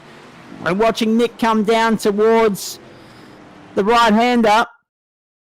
Paul Jensen across the circuit. Nick ended up running it wide. Actually, Nick's on his own there. Nick's done that all on his own, I think. He'll be very disappointed with that. A fast repair coming his way. Paul Jensen was already off the circuit and Nick went with him. Nick went out in sympathy. He just got a little bit too much curb there on the exit of turn 4A as it's known on the track map here. I just wish they'd leave the A's, B's and C's out of it, but that's okay. And with Paul Jensen sitting there, Nick had no hope of being able to gather that up. So there goes his hopes of a clean race, and he's also going to need a fast repair as well. Now, let me see. Have we got you back, Dennis Gaderick? Yeah, mate, I'm here. Excellent. I can hear you loud and clear now. I'm not sure what the issue was there a few minutes ago, but we've got you loud and clear. I put my microphone into my mouth, so that hopefully might help. Well, yeah, this is very true. So Carl Watmore is sitting there in second at the moment, tracking down Jackson Rayhana. The margin inside 2 seconds now as Watmore just accelerates away to the front of the field. So don't worry about the safety car bringing him back to the field. He's going to get back to the field before the caution gets thrown. And that is just another sign of the class of this character. We know that stock cars are his game, Dennis. We know that everyone's pushing it uphill when they're up against him on the grid. And it just goes to show that he's been able to bounce back from a drive-through penalty to almost lead this thing at the halfway. Absolutely. That just shows the absolute caliber of the driver, 110%. Yeah. I couldn't even, I dead set would not be able to do the same in the GT cars. So it just shows how much he's 110% dominating the field at the moment. Bit of a shame, sort of without sort of Hobbo and Schreier there to sort of give him a bit of a hurry up. But yeah, it's well, that's exactly right. But in saying that too, Dennis, I was going to say, like, don't worry about comparing you and the GT to him in the stock car. Let's talk about stock car for you and GT3 for him. Like, I mean, stock cars are his wheelhouse. GT3 cars are your wheelhouse. It'd be similar. It'd be interesting to see a comparison if we could ever get Cal in on a Monday night to have a run against you in the GT3s. The thing is he's done a lot of real life racing. So let's say, like, compared to me. So like, don't get me wrong. Like, you know, we've done a few sim sessions together at a couple of parties and whatnot. That's how fun our parties are, by the way. Sim sessions, great. But at the same time, it's he just feels a lot more. He knows what the car's doing a lot more, and I think that's where his like advantage comes in these cars, because there's some things that, for example, Safety car. Oh, hello, safety car. Caution thrown. Sorry, boys. I just had one of those moments where the whole screen wanted to freeze on me as well. So it's happened to all of us tonight, and I blame Queensland Internet. So that's okay. Safety car out on the course now. Apologies for that. I was in the middle. I don't know. Did Dennis were you able to answer my question there, or did I drop out before I finished asking it? Dennis was answering. All good. All good. Excellent, good stuff. Because literally, I could hear the iRacing noise, but nothing through Discord. So I heard the caution call, and I was like, "Hang on, get me back on air here." So we're back at this point where the caution has been thrown. I was kind of happy with my question too, so I'm a little bit disappointed I didn't hear the answer. But anyway, 18 laps to go. Jackson Rayhana leads this. Cal Watmore sits second and Trent Lavis is third. That's all right, I'll go and watch the replay.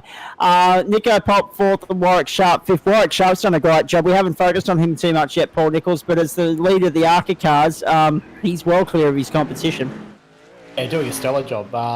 Warwick's another one of those guys that is he's jumped in these stock cars and really learnt a lot over the season, and he's really enjoying it, which I think pays credit. When you drive a car that's as hard as this to drive, and you jump in a GT3 car where you've got traction control, downforce, ABS, all that stuff. I mean, it really makes a difference to your driving standards. So Warwick's one of those guys that really stepped up. Indeed. Right out. Now we can hedge our bets. Dennis, now that we're at halfway, now that we know that Cal's right back with the field. In the pits.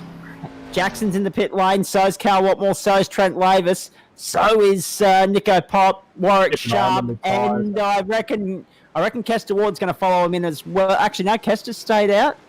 Who wants to take a bet? Top driver all in the lane.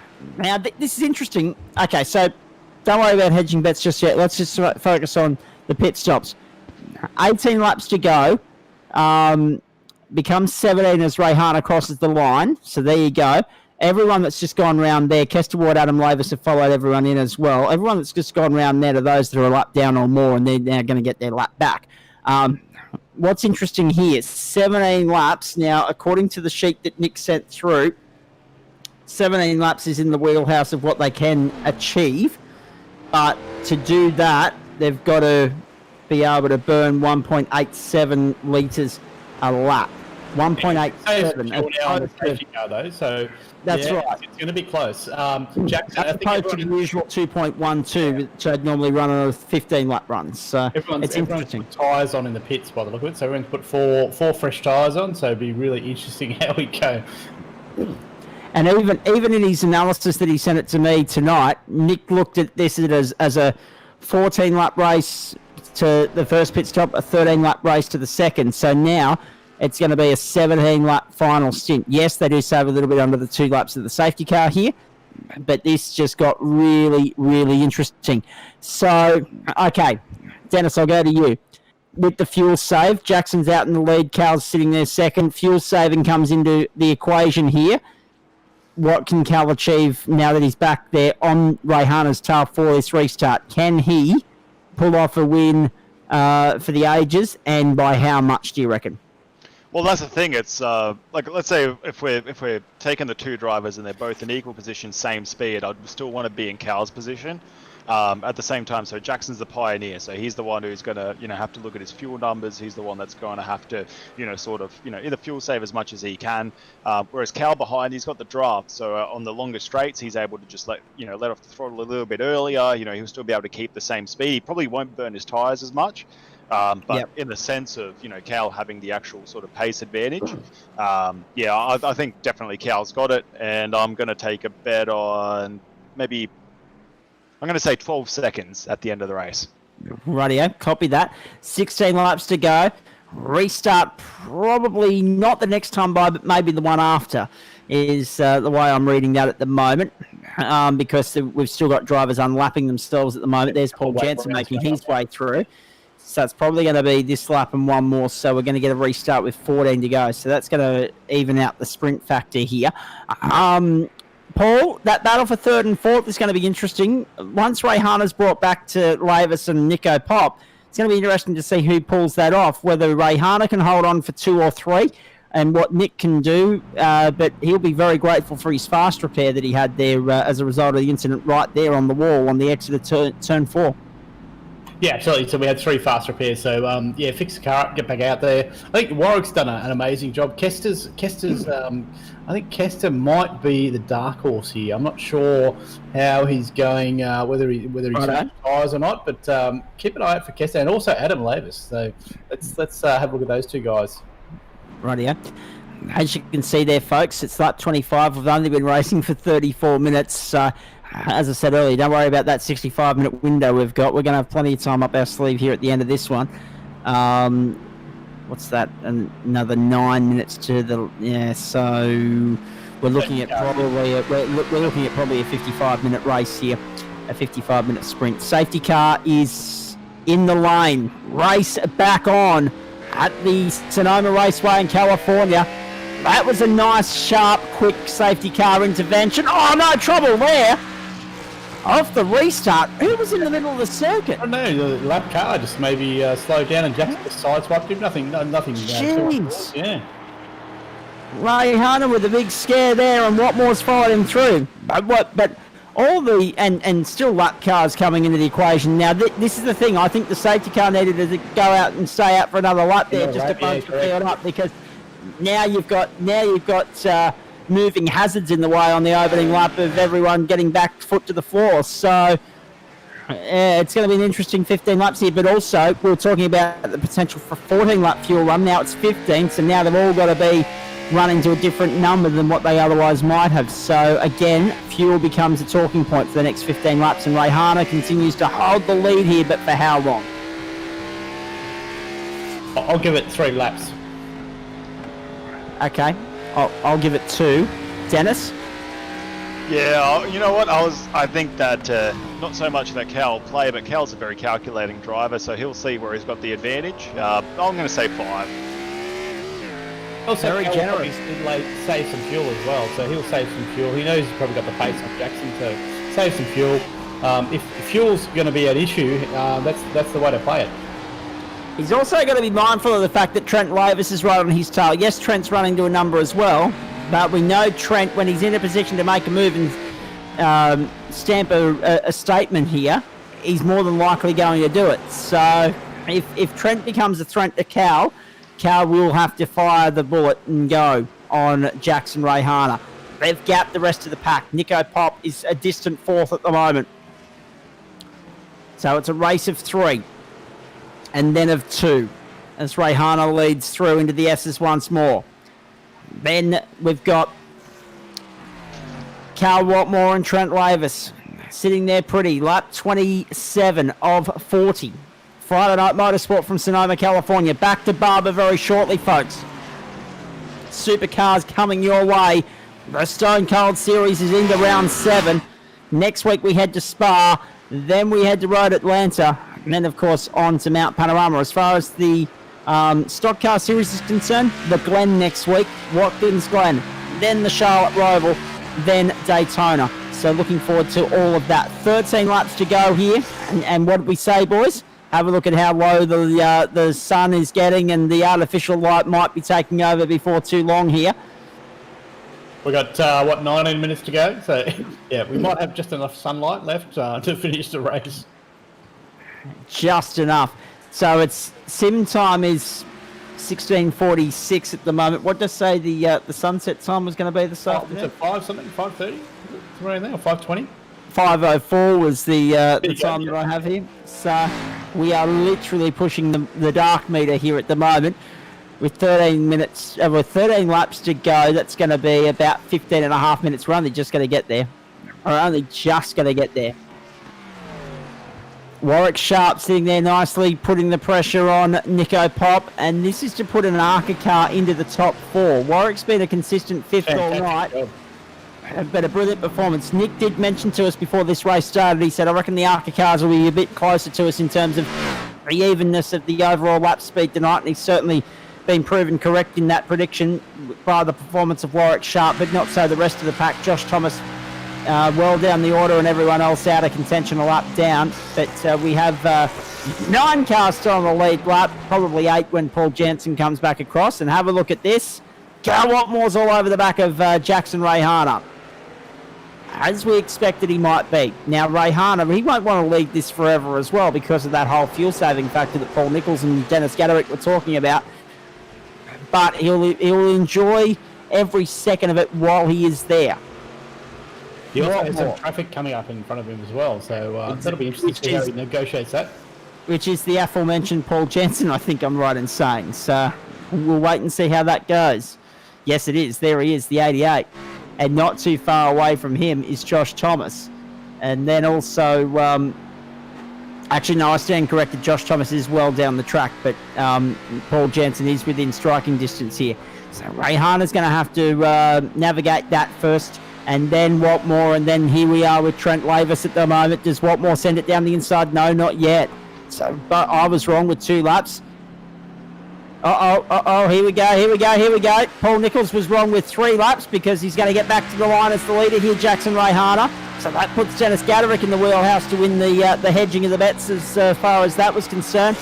Now, that was interesting because Rayhana was wide going through the hairpin. He was wide on the exit, lost a bit of time, but Cal wasn't prepared to take the lead away from him when he had every right to. He was content to sit right there in behind again, playing the strategy game, playing the tactics. And that could be the difference at the end of this race. We know he's got the lap speed, but now it's about the fuel race, and Cal Watmore is playing this to a T. Yeah, absolutely. Cal's playing the perfect game, I think. Saving a bit of fuel, putting some pressure on Jackson, and maybe waiting for a mistake, I'd say. You know, you're probably in one of the braking areas coming down to the final turn.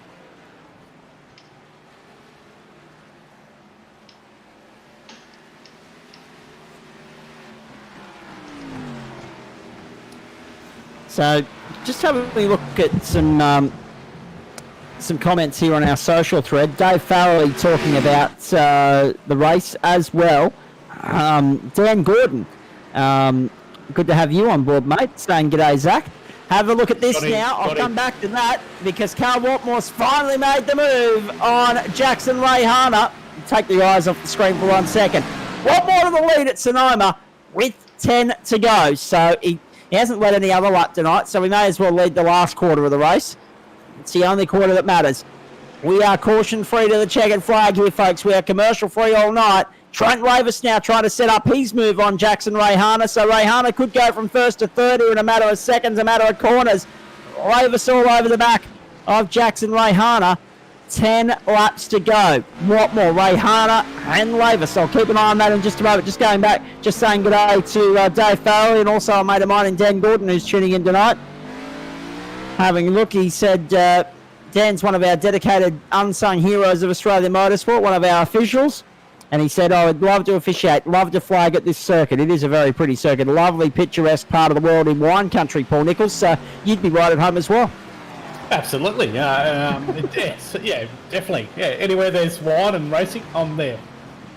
I was going to say the other interesting point when we were debating what Cal's penalty might have been for, Dave Farrelly said the lights were red when he took off and crossed the line. So that was one of the thoughts going through Dave's mind as well with the penalty. But again, as we... Adam Lavis a bit sideways. As we already have established... Trent Lavis and Jackson Rayhana come together. Rayhana's around, and Nick's going into third. I think Trent's going to reach. What about this? Oh no! Warwick Sharp goes into fourth. Lavis come up on the inside, but was he far enough up the inside? I'm not sure. That will be a redress issue for Trent Lavis. Warwick Sharp, in the meantime, goes third. Trent Lavis has dropped in behind Rayhana, so he's redressed while we were looking at the replay. Nico Pop is now sitting in second and sitting pretty. After everything that's unfolded tonight, he'll have a big smile from ear to ear right now, I could imagine, but the eyes will be on. The race eyes will be on, the focus will be on, because he knows that he's still a long way from home. Sitting there looking as cool as a cucumber right now. And under that, under the exterior that we're seeing there, he'll be very much focused on the prize for the next 9 laps here, Paul Nichols. He will be, there'll be a little bit of stress in there, I'd imagine. Yeah, absolutely. I think Trent did the right thing there. He I mean, not intentional, just a little bit of a tap on the back of Jackson there, and redressed on track, which is what we expect. And Trent's just got back around Jackson, so yeah, really good driving. I think really good Gentlemen's Sim Racing Club etiquette, which is great. So, in all of that, what was going to be the battle for second between Rayhana and Lavis has become the battle for fourth. Nick sits second, and Warwick Sharp has an ARCA car on the outright podium. Just let that sink in for a minute. That's fantastic, isn't it? Brilliant. Just, yeah, you've just seen Nick disappear off the screen there, but I tell you what, it looks calm and cool and collected from the outside. It'll be anything but under the skin there. He'll be going absolutely crazy at the moment, because he'll be so delighted with the second place finish if he can pull it off. And we've got a car in the pit lane too, by the way. Stephen Grimer and Hudson Sinclair both in the lane. But I tell you what, I just love how Dennis Gaderick, you should know as a racer, we don't see too much on board from anyone other than Paul Nichols and Nico Pop, but he just looked calm. Hang on, just before I come to you, Dennis, let's go to Chris Kisby. Your views on that incident between Trent Lavis and Jackson Rayhana. Yeah, racing incident has been redressed. No further action. Copy that, mate. Thank you.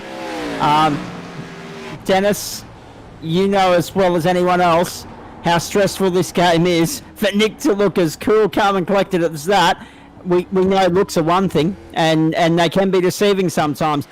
There's a lot of stress on their shoulders here at the moment, and you know that better than most, because Monday nights you make it look easy, but it's anything but.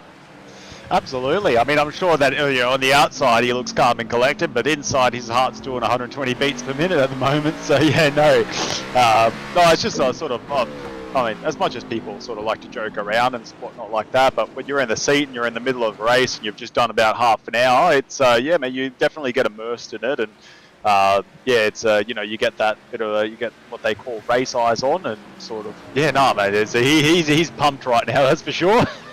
Yeah, so I mean, when it's serious. Like when you jump in the sim and you're being competitive, and you're definitely there's definitely adrenaline. There's definitely a point where you go, right, okay, I want to win this. I want to get in the top 5, and there's certainly stress involved in it, which is fantastic. Which is why we do this, because we love it. We love racing. You know how we've had that conversation over the last few months where all the drivers are working up a sweat and everything else? For the first time this year, I've had to, whilst we're calling anyway, I've had to put the fan in the office on full tilt, so it's working overtime at the moment. It's just, like all the technology that's around us as we do this, it's got heat, perspirating out of it. So yeah, it does get to us. 6 laps to go. Trent Lavis applying the pressure to Warwick Sharp here to get back on the outright podium. He's already third as far as the Xfinity cars are concerned, so he doesn't have to worry about that. Rayhana, I think, will be a little bit disappointed with 4th in all of that, because had it been another night, he might have had Nick's measure. The light speed certainly reflected that. Rayhana's catching, so keep an eye out for him. Keep an eye out, all right. Keep an eye on Warwick Sharp. Keep an eye on Nico Pop. There's a lot to unfold here. 2nd, 3rd, 4th and 5th. And keep an eye on the sunset. Exactly. Meanwhile, 2 3/4 seconds up the road is where you find Cal Watmore as the leader of this race. He's doing it easy at the moment. We ride with Trent Lavis. as they make their way into turn 10 one more time. Turn 11 one more time. I tell you what, that's tight, isn't it? Warwick Sharp, Taylor on the exit trying to get by the lap traffic here. That's now becoming a nuisance.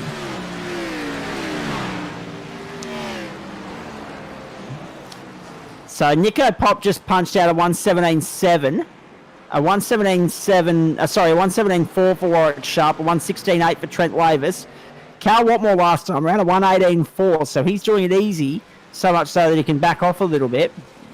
Jackson Rayhana, a 16.9 last time by. Yeah, he's catching. This is set up to be a very nice finish to this race. Warwick Sharp over the ripple strip there. Does Lavis goes to the outside? Warwick didn't give him any choice. Lavis around the outside to third. Great move. What a move that is on Warwick Sharp. And now Nick should be worried. Jackson catching as well. What about that? Now watch Jackson Rayhana. I think Rayhana runs out of time to catch Nico Pop, but he certainly has time to catch Warwick Sharp. There's no hassles with that. However, how much damage is he sporting? Same with Trent from that earlier incident. Down the inside. They get by the lap traffic unimpeded, but now Rayhana's right there to have a crack at Warwick Sharp. But again, this is one of those circuits where he'll spend another lap trying to set up that move. Dennis, obviously Cal's clear. We don't have to worry about him. The final four positions are well and truly undecided, though, with 4 laps to go. This is a super race. Absolutely. I'm genuinely impressed by Warwick Sharp, mate.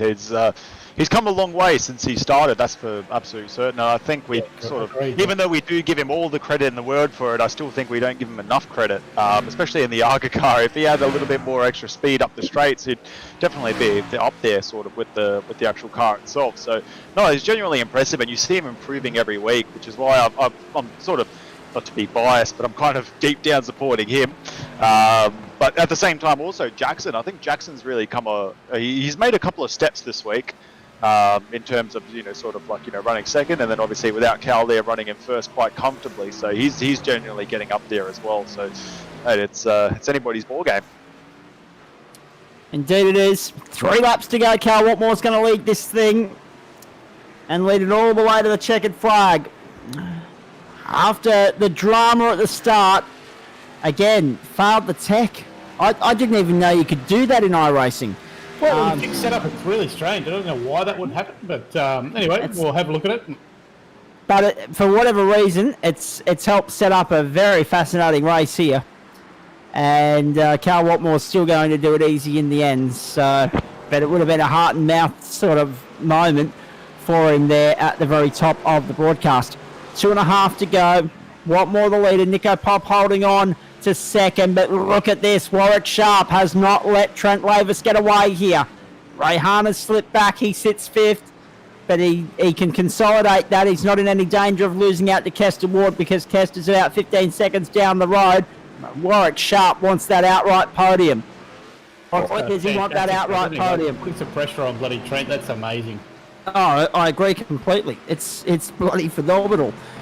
3 laps to go, and the ARCA cars have really stepped it up tonight.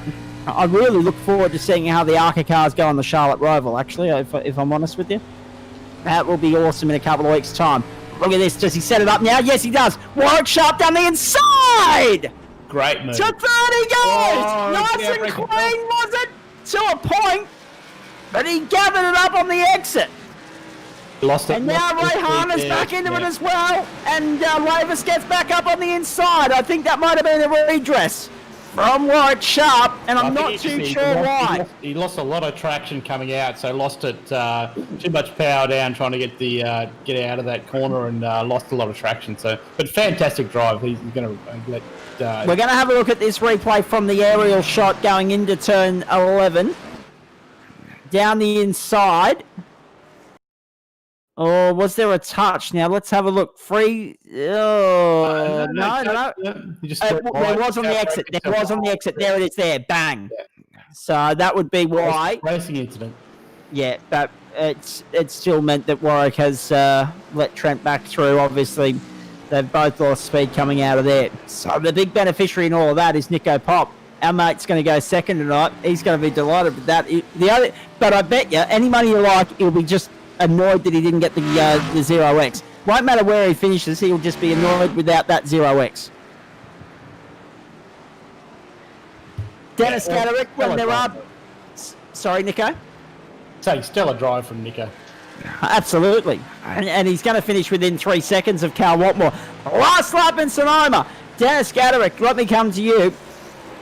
When there's bonus points on offer for those 0x's, how much extra concentration goes in, or how much extra consideration goes into your race plan, your game plan, to ensure that you get those 0x? Is that something that plays on your mind? Are you worried about the little 1 and 2%ers like that? I genuinely am, to be honest with you, and it's really interesting to note. I was doing some calculations when we were racing a Zambord about that, and how much time do I lose, let's say a lap. It's about sort of 3 to 4 tenths a lap losing in terms of just worrying about 0x's, because Zambort was a bit of a tough one to keep on track. So yeah, it's definitely a little bit there in terms of lap speed and everything like that, but at the same time, the points are worth it. So it's you got to do it regardless, and you got to race clean, and I think that's what makes the racing standard so amazing. I'll agree with that. Absolutely. Let's have a look at this. Get your hands out and smash them together, ladies and gentlemen. This has been a super drive from Cal Watmore tonight. Back through the field after a penalty on the opening lap. Cal Watmore wins at Sonoma. Nico Pop, he's PB in the Stockcar Series. He goes second, and Trent Lavis will go third in a stellar night of racing here. And look at that. Trent Lavis got to within 0.26 of a second of Nick in the end. So Nick slowed it down on that last lap. Maybe a fuel issue, not sure.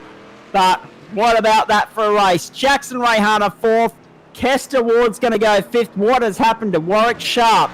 We've lost Warwick Sharp in there somewhere on the last lap. Kester Ward has gone fifth. And I think Warwick Sharp's gone off the circuit, or he's had some damage on the back of that incident down at the last corner. Here it is again, Warwick Sharp on replay. Up through the S's. He's been going through there beautifully all night, and now he's put it off the circuit. Would you believe that?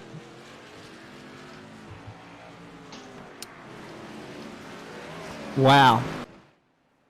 And he's gone into the pit lane. Actually, hang on. It's just come up here. Pit lane lap 39. So he's gone in. So obviously there was a little bit of damage there in that incident with Trent. And Warwick Sharp's gone into the pit lane on lap 39. We didn't see that. We apologise. But I tell you what, they just beat the Sunset, Nico. There are the results for you. We'll have a chat to some drivers here in just a moment.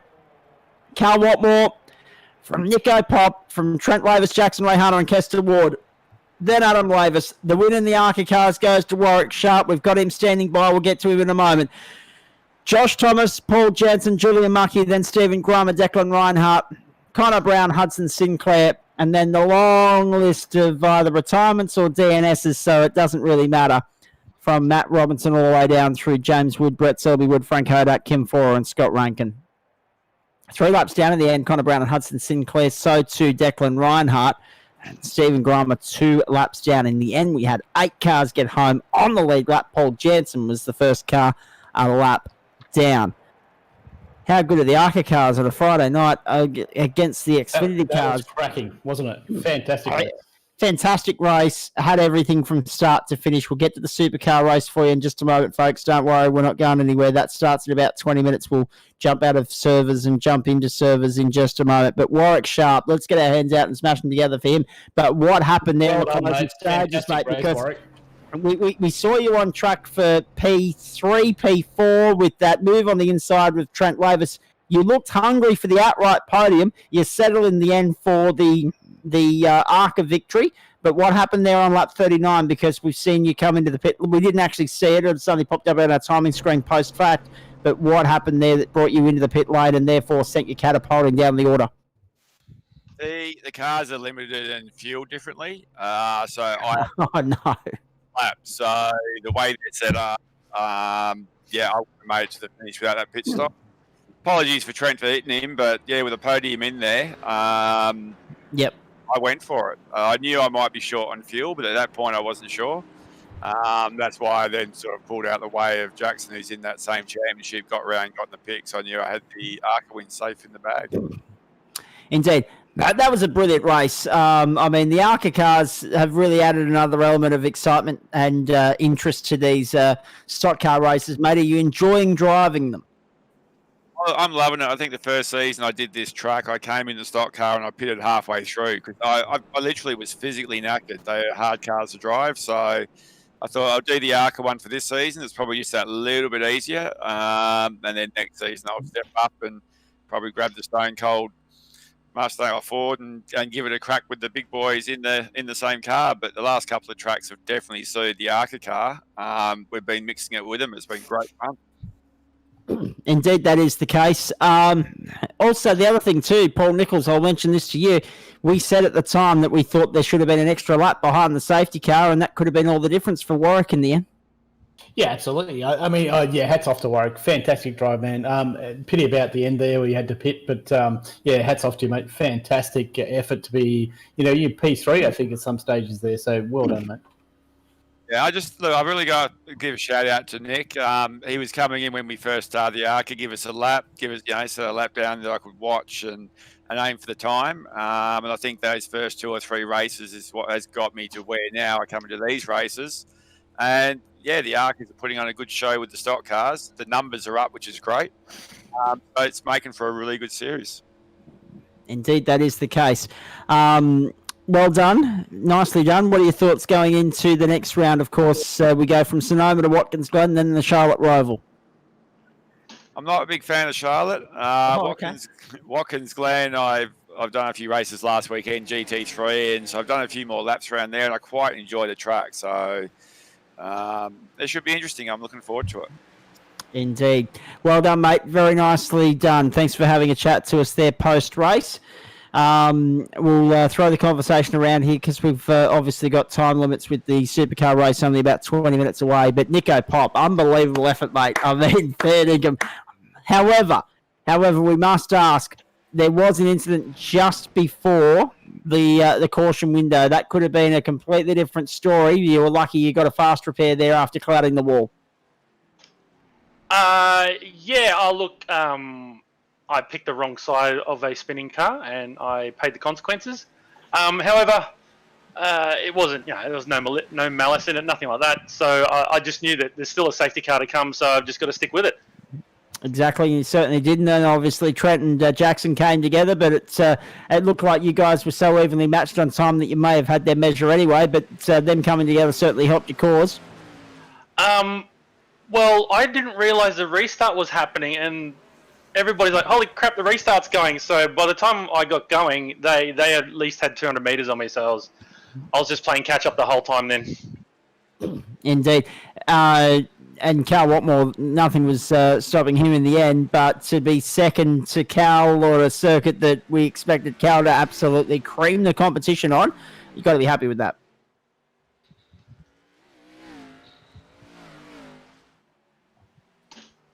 Sorry, was that for me or for Cal? That was for you. Oh, for me. Sorry, my apologies. Sorry. Everybody's typing to me. That's all right. Yeah, look, Cal's just playing with us. He had a second and a 1.1 in qualifying over us. So, it was best of the rest. Plus, there's some superstars that aren't here, so you have to be in it to win it to try and get up there. Look, it was an interesting race to say the least. I really enjoy this circuit. I love the ups and downs. I love the lefts and rights and the swoops all around the back. There's no real full throttle anywhere, and it's all about turning and braking. So, it's very easy just to push the right pedal down and go. But, this track's a lot of fun and makes for good racing, good tactics as well. Indeed it does. Well done, mate. Obviously, the next stop we go to Watkins Glen, which is always a favourite, then the Charlotte Roval. So there's some good tracks to come as far as the stock car series is concerned. And quickly a comment from you as far as the Arca cars are concerned, because Warwick Sharp was right there tonight. Yeah, look, I thought he was going to get me on that restart, past me, because his car's are slightly better. There's just that little bit less horsepower means you're carrying a little bit less top speed at the end of the straight, so you can brake a bit later, look after the tyres a little bit better. But he had to do a little splash before the end of the race. So, he was going to be second or third outright at that point. So top job by Warwick. Absolutely. We know you're leaving very shortly, but obviously this has been a terrific week. First in the Hump Day Pilot Series, second here. What's the aim for next week? Because obviously the first comment I made to Paul Nichols, I said Nick won't care about where he's finished. He'll be happy or sad one way or the other. He'll just be disappointed he didn't get the 0x tonight. Yeah, oh look, that's what I chase every week. That's probably the biggest goal, because I know I don't have the speed of the top guys, but if they're missing, I'm gonna try my best to get in there and be best of the rest. So Wednesday, no Ben Snell, no Mikey Hammond. I'm gonna get in there, and then tonight, what did we miss? Michael Schreier, Brenton Hobson, those guys. So yeah, you just gotta cash them in when you can. All right, mate. Thank you very much for not only your expert comments in the prod car race, but also your comments post-race here. And I know you're not going to be with us for the supercars, so we'll catch up with you next week. All good. Thank you. Beautiful. Orange Lizard, remind me who you are again? That's Hudson, Zach. Hudson Sinclair. I'm going to have to make a note of that because you've got a name that just strikes out every week. Let's be perfectly honest, mate. That's a challenging race right there. You're the last car home, but again, you've got to be in it to win it, and that's good championship points when there's a lot around you that either didn't start or crashed out along the way. Yeah, possibly. I was really looking to mix it up tonight with Warwick and Joshua. Those boys had good pace all race long. It was my first actual start, so I don't know if it was on the broadcast, but I jumped the start by a long way. And asked all the skip control boys in the chat, it's like, do we have to wait for the line, fellas? Because I'm way ahead. And they're like, yeah, no, you have to wait for the line. So, yeah, readdress there, fueling issues. I love the track, though, mate. It's a great circuit. Sort of same what Nick was going on there. The undulations, like last week, it's really good track. Yeah, Warwick and Josh were. I'll be looking to mix that with them hopefully next week. Indeed. We've got a couple of other drivers to get to in just a moment. Josh Thomas and Cal Watmore. We'll get to them very shortly. We're talking to Hudson Sinclair here at the moment. And just a reminder, folks, stick around. Supercar racing still to come. They are 13 and a quarter minutes into qualifying. It's a 30-minute qualifying session. We'll bring you the tail end of that in just a few moments, but they've got 16 and a half minutes still to come. Hudson, thoughts on next week, Watkins Glen, and also then, of course, the Charlotte Roval the week after? Yeah, Watkins is another one, sort of, a bit of undulation, which should be nice. Hopefully I can get some practice in this week and mix it with the boys. Beautiful stuff, mate. Thank you for stopping by to have a chat to us. Josh Thomas, let's go to you. In the end, you finished not too far off Warwick Sharp, but he had everyone's measure in the ARCA split tonight. Yeah, but Zach, there you go, mate. Good, mate. Sorry. Yeah, I was going with Warwick. I thought Hudson. He just said he had dramas, but yeah, I just made a couple of mistakes early on. Dropped down, and then I was pretty much a lap ahead of everyone else, so I was trying to conserve fuel. Didn't think I might not need to stop, but then I was pretty much going to come about half a lap short anyway. So I pitted there, and my goal is only to come second to Warwick in the next 3 races, and that way I might be able to get top 3 in the championship is the goal. Indeed. Nick, just before you go, the other question I had for you is who set the server up, because we were pushing sunset there and the stock car headlights just don't go. No, I had it all timed perfectly. When you Very set them nice. up, it actually tells you when the sun set, the exact minute the sun sets. So if you can all time it all perfectly, it should be good. It wasn't any problem for us drivers. Well, not for me anyway. On the track. Yeah. No, that's exactly right, mate. We were looking at it, right? I literally got the time and date website up, and I was like, it's going to be close, but we got there in the end, which is the main thing. I know some of Sonoma has lights, but not all of it. Well done, Josh. Well done, Nick. Thank you. Let's go and have a chat to our race winner right now, Cal Watmore.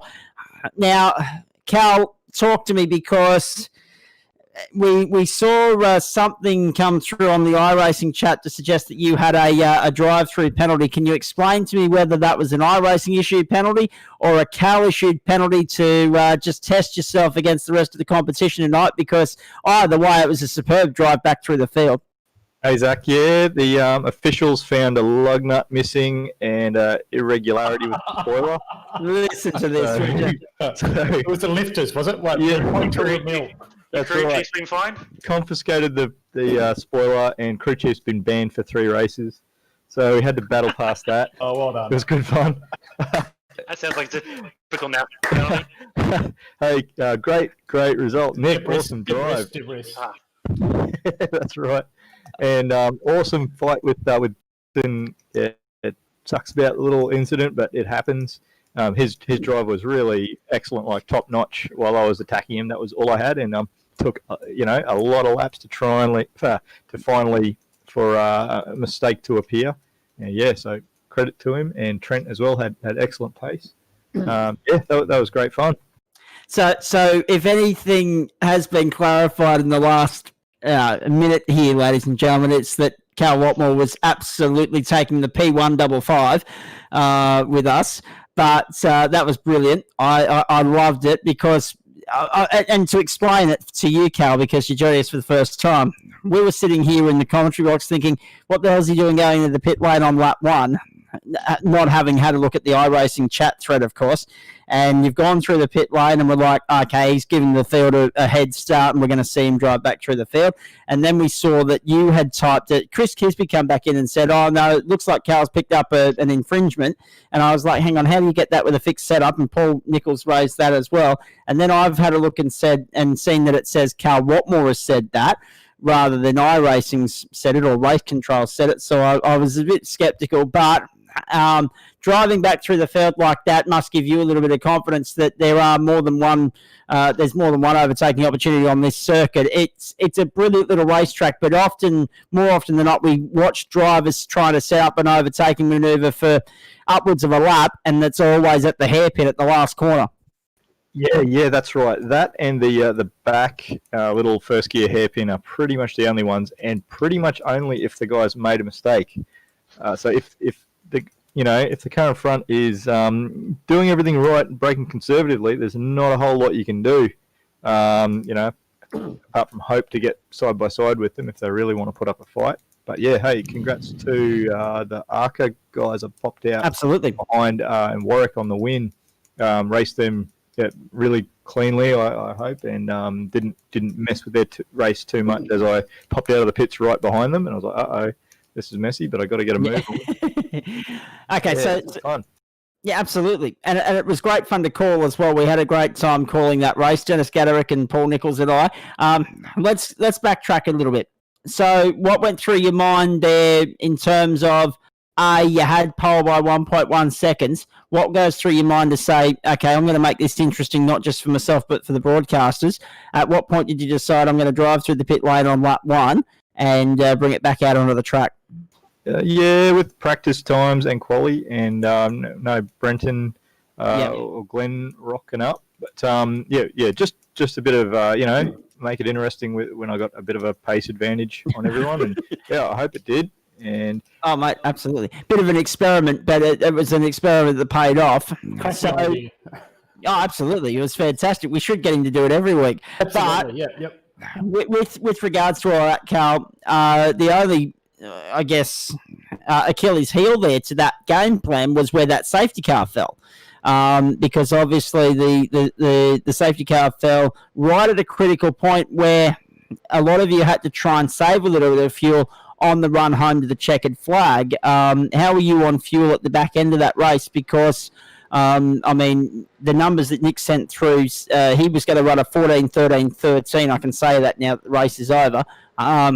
And we were all trying to get 17 off that. I read that right, I know. And you were all trying to get 17 off that last stint. Obviously, given that we also had a couple of laps there behind the caution, we were thinking there was going to be one more. There wasn't. So how was the fuel run in that last stint? It was actually pretty safe because of the lap count. You sort of do your max run plus about 3 under safety car you can save. So, quick maths in your head. No crew chief tonight because he's banned. No, he's driving to Townsville. Not to worry. But we were actually safe on fuel by a lap or two, I think, just with the timing of the safety car. So it wasn't too much of a hair splitter, that one. No, that's all right then, because the only other thing that did surprise us, based on the so I have to ask this question, based on the qualifying times, then go to race times, how lightly were you threading the needle there in the closing stages? Was it 85, 90% based on the finishing margin? Because we were expecting, as soon as you got to the front, that given that you had a second on the pack, you'd easily just set off into the sunset, quite literally, given the time of the server. Or was it a case of you were just shot on rubber? Yeah, that sunset was pretty cool, but no, I did button off a little and didn't want to tangle and interfere with the guys I was coming up to lap, because there were some good races going on. So Nick's pace and pressure was real, but I did a bit of biding my time there. A little bit of fudging. Yeah, nothing wrong with that. A little bit of sandbagging, as Lockie Manson would put it. I love it. Hey, all in all, obviously, the drive-through penalty that you've given yourself, the 2 pit stops, it couldn't have gone any more smoothly for you tonight. I'm not sure where you ended up as far as incident points were concerned, but we didn't see anything. Yeah, managed to keep it clean. Well done. Yeah, that sunset was really cool. Did I say that already? Yes, you did. Yep. What else? No, tie life was good, but my attack on Jackson was absolutely everything I had. So that's exactly how I would attack Glenn or Hobbo. And the challenge is to not miss your brake marker, because the snowball effect of a single lockup can carry on, and you overheat the tyre, cook it, and your problem gets worse and worse. That was what I was trying to generate a mistake from Jackson, and it took a long time for him to crack. So big credit to him too. The other reason, obviously, we're talking about fuel burn, it was suggested by Paul and maybe even Dennis as well, that you might have been trying to save some fuel there by sitting behind Jackson longer than you could have actually, longer than you had to, because we were all taking hedging bets about how soon you'd execute the manoeuvre, and it was 5 laps. I said, it'll be 2 laps. He won't muck around here. Paul said 3. Dennis said 5. So he was right. It was 5 laps. You got up on the inside, got the job done. Did you bide your time there, or was that all out? No, that was all out. And I don't have a fake look if I'm not going to send a bomb. So I sort of try and let the guy in front, even though, it's good to harass and everything, but let him get on with driving the thing. And then when I do properly get a run on him, then I have a proper go and... putting the pressure on it in a braking battle, I'm pretty confident in, not locking up and my, feel on the brake pedal to outbrake most guys. So that, save it for when it's really going to work. And until then, you're looking after your tyres and keeping the pace up. Indeed you are. This championship's looking good now, mate, obviously with Brenton's absence tonight, but 3 real good circuits that you enjoy coming up. We've got... Watkins Glen next week, then the Charlotte Roval, and then of course back to the Daytona Speedway NASCAR style, the oval, the Roval, I should say. Yeah, excellent. That sounds fun for all 3 of those. So we'll have a crack and see what we can do. But the Glen's a particular favourite for you, isn't it? It is. It has a good flow and generates good racing with because of its simplicity, sort of like QR, I guess. Yes. Because it's just good, simple bread and butter. It's about a 5-piece puzzle. You've only got to get 5 corners right to put it together, as opposed to the Roval or Daytona, where they're a serious, complex thing to put a lap together. Yeah, That makes Watkins really good. It's simplicity. Yeah, well, and the other thing that makes Watkins Glen good when you compare it to QR like that, I was a bit surprised by the comparison, because Watkins Glen has undulation. Yeah, absolutely. That makes it real exciting in these overpowered cars to not buzz the tyres when they get old over the crests and on exits. Really fun. Yeah, Nick, since you are still with us, I predict next week with the ARCA cars, we'll pull away. Oh, sorry, the Xfinity cars will pull away initially, but once the tyres start going off, the ARCA cars will start coming back to us, especially up the hill. Hey, I was literally about to ask you that and go to that point, Nick, because given what we've seen thus far from the ARCA cars, that was a great blend tonight. Sonoma. I think the Roval will be interesting, but I was going to ask you what you expect from the ARCA cars with Watkins Glen. Yeah. Depending how it all, especially through the S's on the first 2 laps, because if you crash, there's no runoff. Like I said, I reckon the ARCA cars, the Xfinity cars will get away, but towards the end of a stint, when the tyres start to get tired, those ARCA cars will come back because they just look after their tyres so much better. Having that 100 horsepower, less horsepower, just looks after the tyres. You don't have to go to a higher speed and then you're braking later anyway. So it just looks after the tyres better. Indeed it does. Nick, thank you for sending through your information with regards to Driver of the Night. I'll get to that very shortly after the Supercar race, boys. I will leave it there. However, Cal, tremendous drive. Nick, well done. We'll catch up with you guys again next week because obviously we've got to turn our attention to the Stockcar Road Racing Series right now. But all roads lead to Watkins Glen after what was a super race in Sonoma.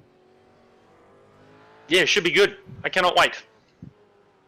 Thanks, Cal. Yeah, thanks heaps, Zach, and the whole team. Awesome. Great Yeah, well race. done, Cal. Good job, mate. Yeah, appreciate it. Brilliant stuff. Nico Pop, Carl Watmore, and also, of course, Josh Thomas and Hudson Sinclair stopping by to have a chat to us post-race here. After round 7 of the Stock Car Series, just 3 weeks left, of course. Can you believe it? We're into the final stretch. 21 races over 3 weeks to wrap up our broadcasting year as far as sim racing is concerned. For the Gentlemen Sim Racing Club starting Monday night. But we've got one more race to get through in round 7 first, and that is, of course, round 7 of the Stockcar Road Racing Supercar Series from Barber Motorsports Park as we head back to where we started the evening.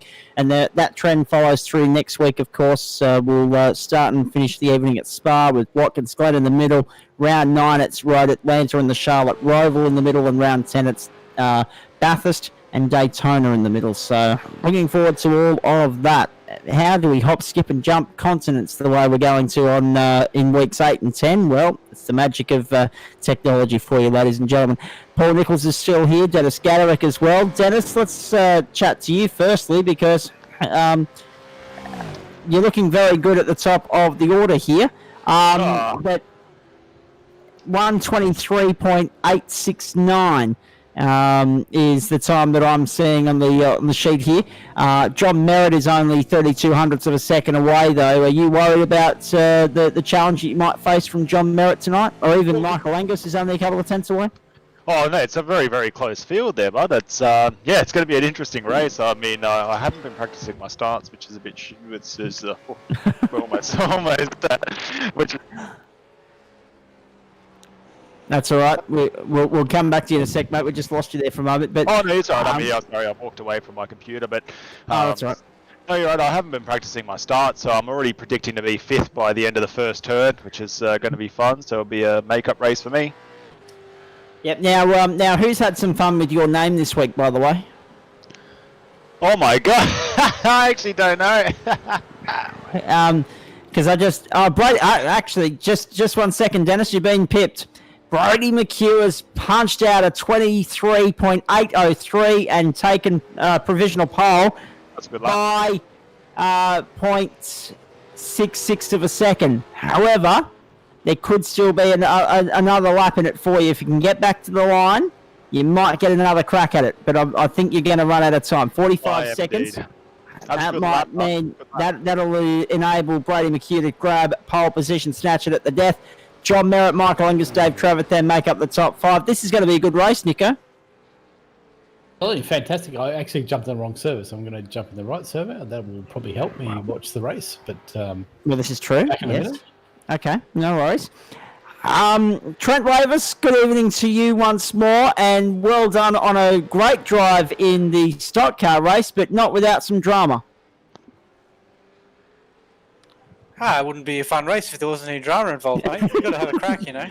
Ain't that the truth? Well done.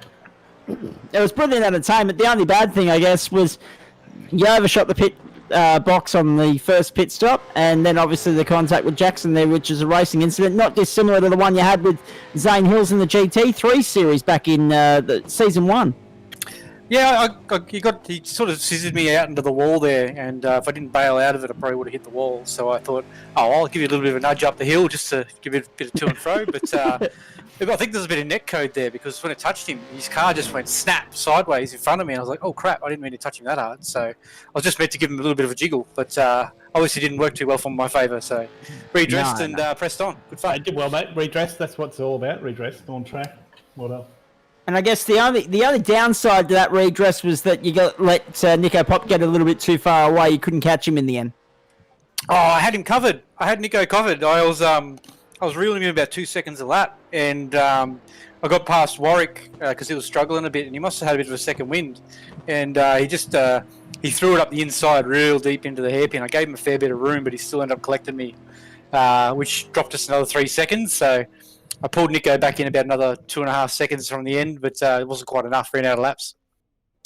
Indeed, that is the case. But looking forward to having your expert comments in here with us. You're on the grid tonight with Kester Ward and also Dennis Gaderick as well. Checkered flag is flying at Barber Motorsports Park at the end of the qualifying session here for the Stone Cold Supercar Series.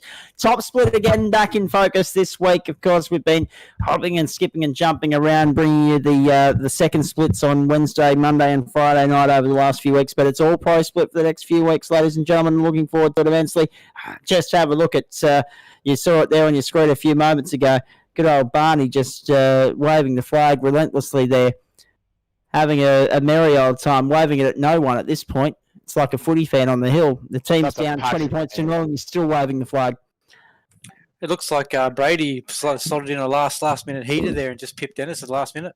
He did in about the 29th minute of qualifying, so couldn't leave it too much later than that. Stone Cold Supercar Series point standings right now before I get to the grid. Brenton Hobson on top, 144. Michael Schreier, 113. Then, of course, 95 for John Merritt, 93 for David Kirby, and Jackson Ray Hunter on 92. Dave Trevathan, 91, 85 for Michael Angus, 78 for Rick Sibra, 74.5 for Paul Rogers, and 71 for Matthew O'Grady. 7 Commodores, 3 Fords in the top 10 at the moment. Now, what's important there is I look at the grid. No Brenton Hobson, no Michael Schreier tonight. Brady McHugh and Dennis Gaderick, or Faderick as it's now saying on his profile here. For some reason, we're not sure.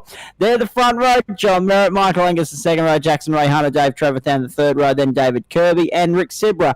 Then we go back to Ben Miller and Tim Harris. Then we go back to Simon Francis and James Boardman making up the first 6 rows of the grid. Field of 23 tonight. And then, of course, Aidan Rice and Simon Ferris from row 7, Jason Dunn and Grant Gill from row 8. So Grant, actually, he sold us a dummy there, Grant Gill. He said, no, just one race a night for me. But no, he's in the supercar race. Good on you, Grant. Then you go back to Josh Tollis and Adam Lavis, Trent Lavis, Kester Ward, and then those that haven't set a time, Warwick Sharp, Chris Kisby and Chris Stark. But we know that Chris Kisby and Chris Stark are in race control, so it'll be just Warwick Sharp if he wants to, starting from pit lane here. Round 7 of the Stone Cold Supercar Series from Barber Motorsports Park. Can Dennis Gaderick convert convert second position into an early race lead? Can he pit Brady McHugh off the line? Can Brady McHugh convert pole into a race win or into an early race lead? We'll wait and see. That's going to be a fascinating battle. Don't rule out John Merritt, Michael Angus or Jackson Ray Hunter. They were all there or thereabouts with their lap speed here. Only 7 tenths of a second covered the top 5 in qualifying, and in fact add Dave Trevathan into that mix as well because he was only 5 thousandths of a second off Jackson Ray Hunter. Who from further back in the pack can maybe spring a surprise here? We've got Dennis Gaderick and Trent Lavis as in-race commentators. We've got Chris Kisby back with Paul Nichols and I in the commentary box. 5 lights on, round 7 of the championship. Let's go racing on a Friday night. And look at that.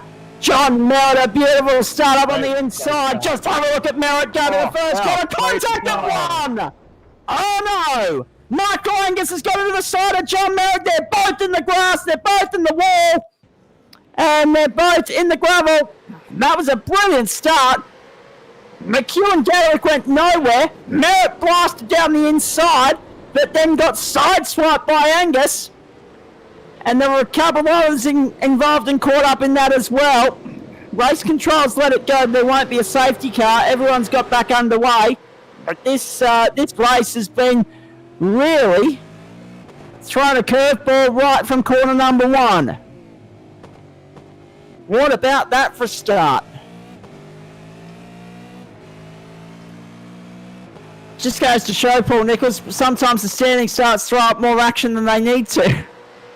Yeah, absolutely. I mean, V8s are pretty hard to get off the line at the best of times, so there's always going to be action at the start. So, yeah, unfortunate that happened, but we're up and going, so let's see how we go. Brady McHugh was caught up in all of that. He's buried down in 16th. We wondered. Michael Angus and John Merritt, yes, they were caught up, but Brady McHugh was the other one caught up in all of that. Would you believe that? Such bad luck for him. David Kirby's going to lead us across the line for the first time. Dennis Gaderick sitting there in second. Rick Sibra, Dave Trevathan and Simon Ferris making up the top 5. Then Aidan Rice, James Boardman, Ben Miller. Then, of course, you go back to Jason Dunn and Kester Ward making up the top 10. And Trent Lavis already up 7 spots into 12th. Kester Ward, there's a car on the wall behind this, what you're watching at the moment. I just heard it in the earpiece. Kester Ward up 10 spots already. Aidan Rice up 7 spots. Trent Lavis up 7 spots. Josh Thomas up 7 spots. A lot of big movers there on lap 1, but a lot of big losers as well. Ray Harner down 8 spots. He was caught up in that garbage up front. Ferris down 3 spots, Harris down 5, McHugh down 15, and Angus down 14 as Adam Lavis moves up 1 spot. And John Merritt is in pit lane in the middle of a fast repair or a rage quit, one of the two. Let me tell you, I haven't got any word through about anyone rage quitting just yet. Grant Gill is manually disconnected, it says here. But apart from that, we're smooth sailing at the front of the field. Now have a look at this battle at the front. This is where all eyes need to be for the moment. David Kirby and Dennis Gaderick said Kirby up from 7th. Kirby started 7th and leads this thing. Great move. That's extraordinary. Have a look at that. He's pretty happy with himself as well. Lights ablaze, flashing to the family, saying, have a look at me. Let's see if you can convert that as the night goes on. Chris Kisby, welcome back to you. Your initial thoughts on all of that kerfuffle? We know Barber Turn 1 can be fraught with danger. Oh, yes, it can. From my observation, looking at the replay, Brady missed a gear at the start. Everybody's decided to have to go round him. And then carnage pursued after that. Yeah, what a race. Always gets on that first lap. It certainly does. It looked like you had an interesting view of that one, Trent Lavis. Sorry, mate, I'm having trouble hearing you over this thing. It's pretty noisy. It certainly is. I'll come back to you if we can. I'll leave you to it for the moment. And if needs be, I'll talk a little bit louder to compete with it. I usually find that I have to do that anyway, and not that anyone usually wants to or has to encourage me to talk louder than anything. David Kirby continues to lead from Dennis Gaderick. Nice start from Gaderick here. And this is the interesting thing, Paul Nichols, he was worried about getting it off the line. Both he and McHugh bogged it down, but with all that rubbish that ensued at turn 1, he's been able to come through and clean up the pieces. As Kirby makes his job difficult at turn 1, Gaderick around the outside. Now that's key because it's going to put him on the inside for turn 2. And Dennis Gaderick's going to go to the lead here. What about that? With the fastest lap of the race of 1:24.73, he set himself up beautifully. He said, I don't mind going the outside at 1 if I can hold it. And you know, there wasn't much real estate to play with. You have a look at it again. If he can hold it through 1 on the outside, it's going to put him beautifully positioned on the inside for turn 2. Kirby went defensive. Gaderick went the outside. Now, Kirby, to his credit, didn't run Dennis into the grass, into the AstroTurf, into the runoff area here. They played hard. They played fair. And Gaderick, side by side, squeezed up the inside. Look at that. He had no extra real estate to play with there and slotted into the race lead. That was a nice move, Paul. Actually, Paul Nichols is gone for the moment. Chris Kisby, I'll get your thoughts on that. Yeah, very nice move there, Zach. Yeah, and I just had another look at the replay. 3 wide into turn 1 was never, ever going to work. Not at all. And that's the way it was going. But yeah, great move. There's some really good drivers in this race. And yeah, anything's possible. Now we've got, I believe, Chris Stark in race control this evening, so we'll get an update from Starkey at some point, I'm sure. In race control, you've got James Wood and Warwick Sharp. Okay. Okay. Starkey's gone to race in the development league. Okay, gotcha. I don't know. Well, when I saw that he was showing up on my timing screen here, I thought he must have been doing race control for this one, but not the case. Have a look at this. Now, no Michael Hammond on the grid tonight, but Jackson Rayhana's trying to fight his way back through. He's stuck down in 13th at the moment, all over the back of Brady McHugh, though, as they make their way through. Good racing thus far. We'll get an update from race control shortly. Warwick Sharp and James Wood sitting down in there with Chris Kisby at the moment. Paul Nichols back with me very shortly. Dennis, nice slick piece of driving around the outside to get by David Kirby. And now, all eyes forward, mate. Yeah, it was a bit of a risk, mate. I wasn't expecting the room there, but obviously he was nice enough to leave it there for me. So, yeah, I just thought I'd try and see how it goes and paid off. So, yeah, no, it's that was a bit of a heart-racing move. Probably didn't need to pull it there, to be honest with you, but oh well, it worked. David Kirby's just maintaining the mantra of the Gentleman Sim Racing Club. That's all that was. Absolutely, 110%. That was not only gentlemanly, it was generous. 1.9 seconds you've pulled out as far as the lead is concerned. So, based on lap speed, I mean, you're probably going to get it anyway, but at least he made you work for it and work really hard. I'll come back to Trent when he's got in a position where he might be able to hear us. I just popped into race control there, yes, Zach, Chris? and they're still trying to work out what happened on lap 1. I suspect that might be the case. I'll check up with them once they've made their decision. I was going to say, if you want to go and help them review the footage, feel free. Josh Thomas has been... dear, oh dear. Trent Lavis, what was that? I was just... Too much. Have a look at this just again. missed the brake coming into there, and I managed to avoid him, so I was pretty lucky. Well, you certainly were. He was very lucky, more like it. Have a look at this. So I didn't realise that you were running the 17 until just now. And have a look at this. Down the inside, Josh Thomas under attack from Trent Lavis, but Lavis too deep. Locked it up, and through the grass and gravel he goes. Oh, well, you're not the only one to be working back through the field after that.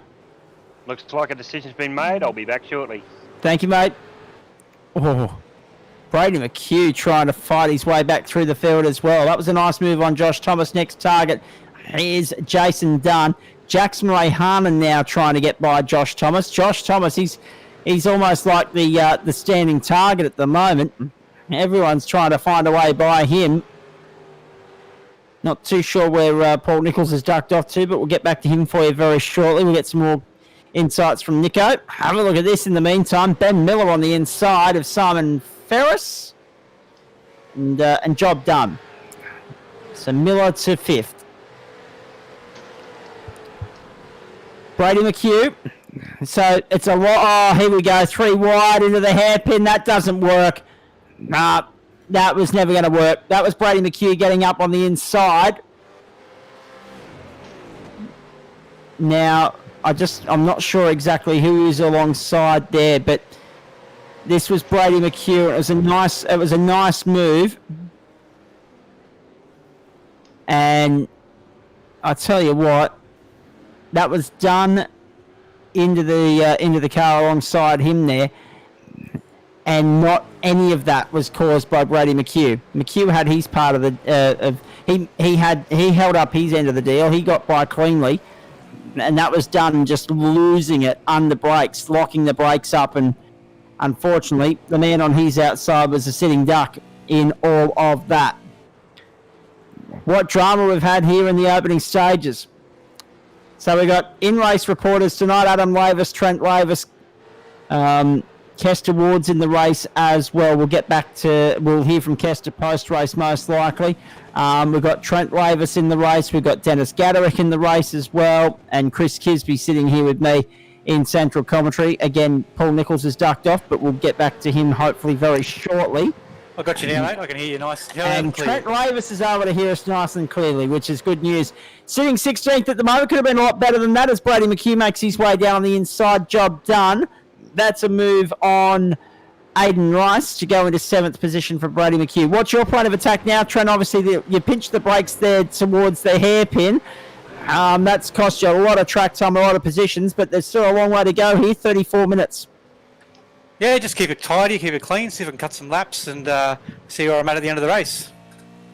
Meanwhile, Dennis Gaderick at the front of the field leads by 4.2 seconds. Fastest lap of the race last time round 2, Dennis, 124.39. So you're setting a consistent tempo at the head of the field. Yeah, I'm feeling a rhythm setting in. It's good. It's always nice when you're driving by yourself. How good's this? In-race commentary from two of the best in Trent Lavis and Dennis Gaderick for you to Friday night, folks. Friday Night Motorsport on SimShed Broadcasting for the Gentlemen Sim Racing Club, with thanks to all the great people that are making their way through the scroll at the top of the screen there for you, of course. Oh no, Kester Ward and Simon Francis getting into each other's doors there. And Kester not taking no for an answer here as he gets up on the inside. Brilliant racing from this pair. And unfortunately for Simon Francis, I don't think that's going to end too well for him. No, he bogged it down coming out of the second last corner. Has to consolidate for the moment, and he's about to be under pressure from Trent Lavis. He's working his way back through the field, so this is good. Let's stick with this battle. The Nissan-coloured Holden or Ford, whatever it might be, because we don't have the Nissan in this game, as you know, folks. It's the Mustang, the Nissan-coloured Mustang. How good's that?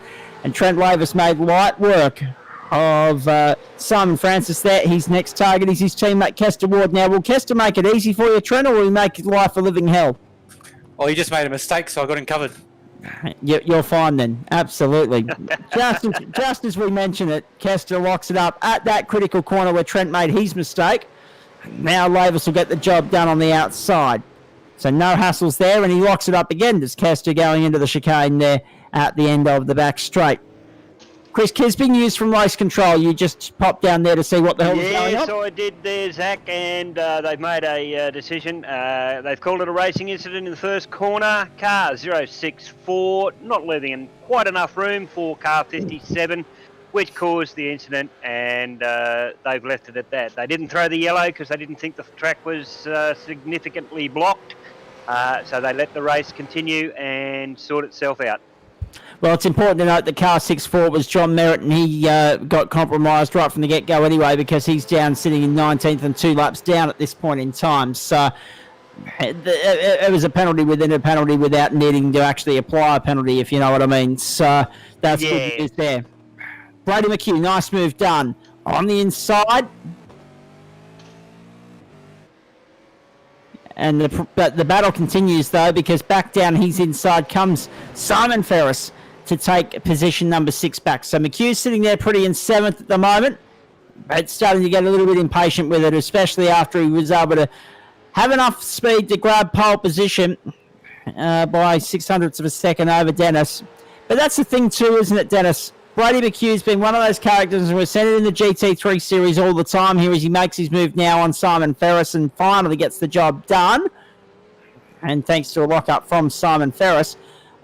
He's been one of those guys with outright lap speed, outright pace. We know he's a danger. He just always seems to find a way to run into trouble. Not always his own fault. Yeah, it's a bit of a shame, to be fair. I remember when we raced GTs here, he sort of unfortunately just went off a little bit by himself, and it is just one of those things, really. It's sometimes like that accident there, I think I was a bit lucky being in the second row of that, to be fair with you, with everything that was happening. I still managed to run off the road by myself. But yeah, that was not, obviously, sometimes he does get sort of caught up in his own things, but that definitely wasn't that. So yeah, he's, fortunately, he's just in that position now, and he's got to work from it. There'll be a few drivers that have already racked up a couple of incident points so far in this opening 15 minutes. We are 15 minutes in to this race. We're into the 16th minute of play right now. We're racing towards 45 minutes race distance now. The track conditions that we didn't run through before the race here, of course, it is Barber Motorsports Park. It is the long circuit, so it's 3.83 kilometres. The fuel tank capacity here is 65%, so that will probably result in a quick splash and dash for these drivers. The sim server time was set to 3:40. Well, it is 3:42 in the afternoon sim time at the moment, so that's continuing on through, so it's a little bit out of sync. It's more on the Indian time zone than anything else in terms of India's 5.5 hours behind, whereas Alabama's, I think, 17 hours behind at this time of the year. But there are some parts of the world and some parts of this country that run on the bottom of the hour when we're at the top of the hour, and vice versa. 80 kilometres an hour for pit lane speed. Pace car speed. Pit lane speed 72 kilometres an hour, which is a strange number.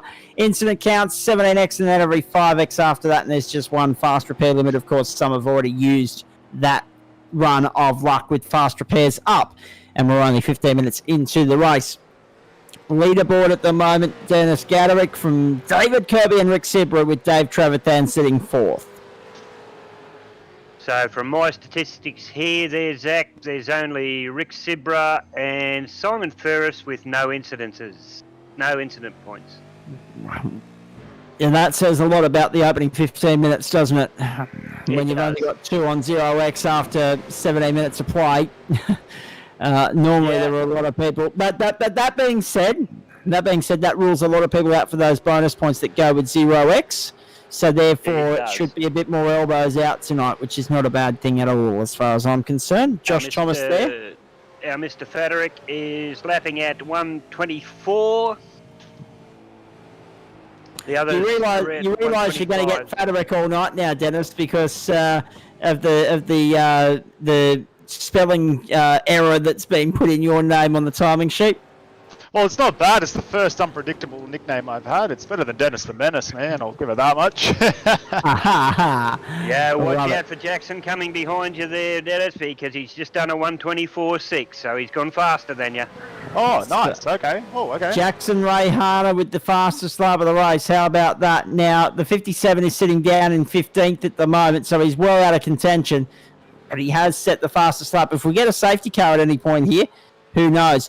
Jackson has pitted, actually. That's important to note, too. He pitted on lap 9. We're on lap 13. So clearly, when he's pitted on lap 9, he's at the belief that he can fuel up and get home.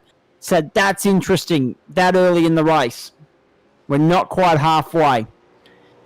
Dennis Gaderick, this is blown out. Huge lead for Gaderick here. David Kirby's fallen behind Rick Sibra now as well. Dave Trevathan is fourth, and then Brady McHugh, then Ben Miller, Simon Ferris, Josh Thomas, Michael Angus, and Jason Dunn. It's all happening at the moment. There's Simon Francis. Under all sorts of pressure here.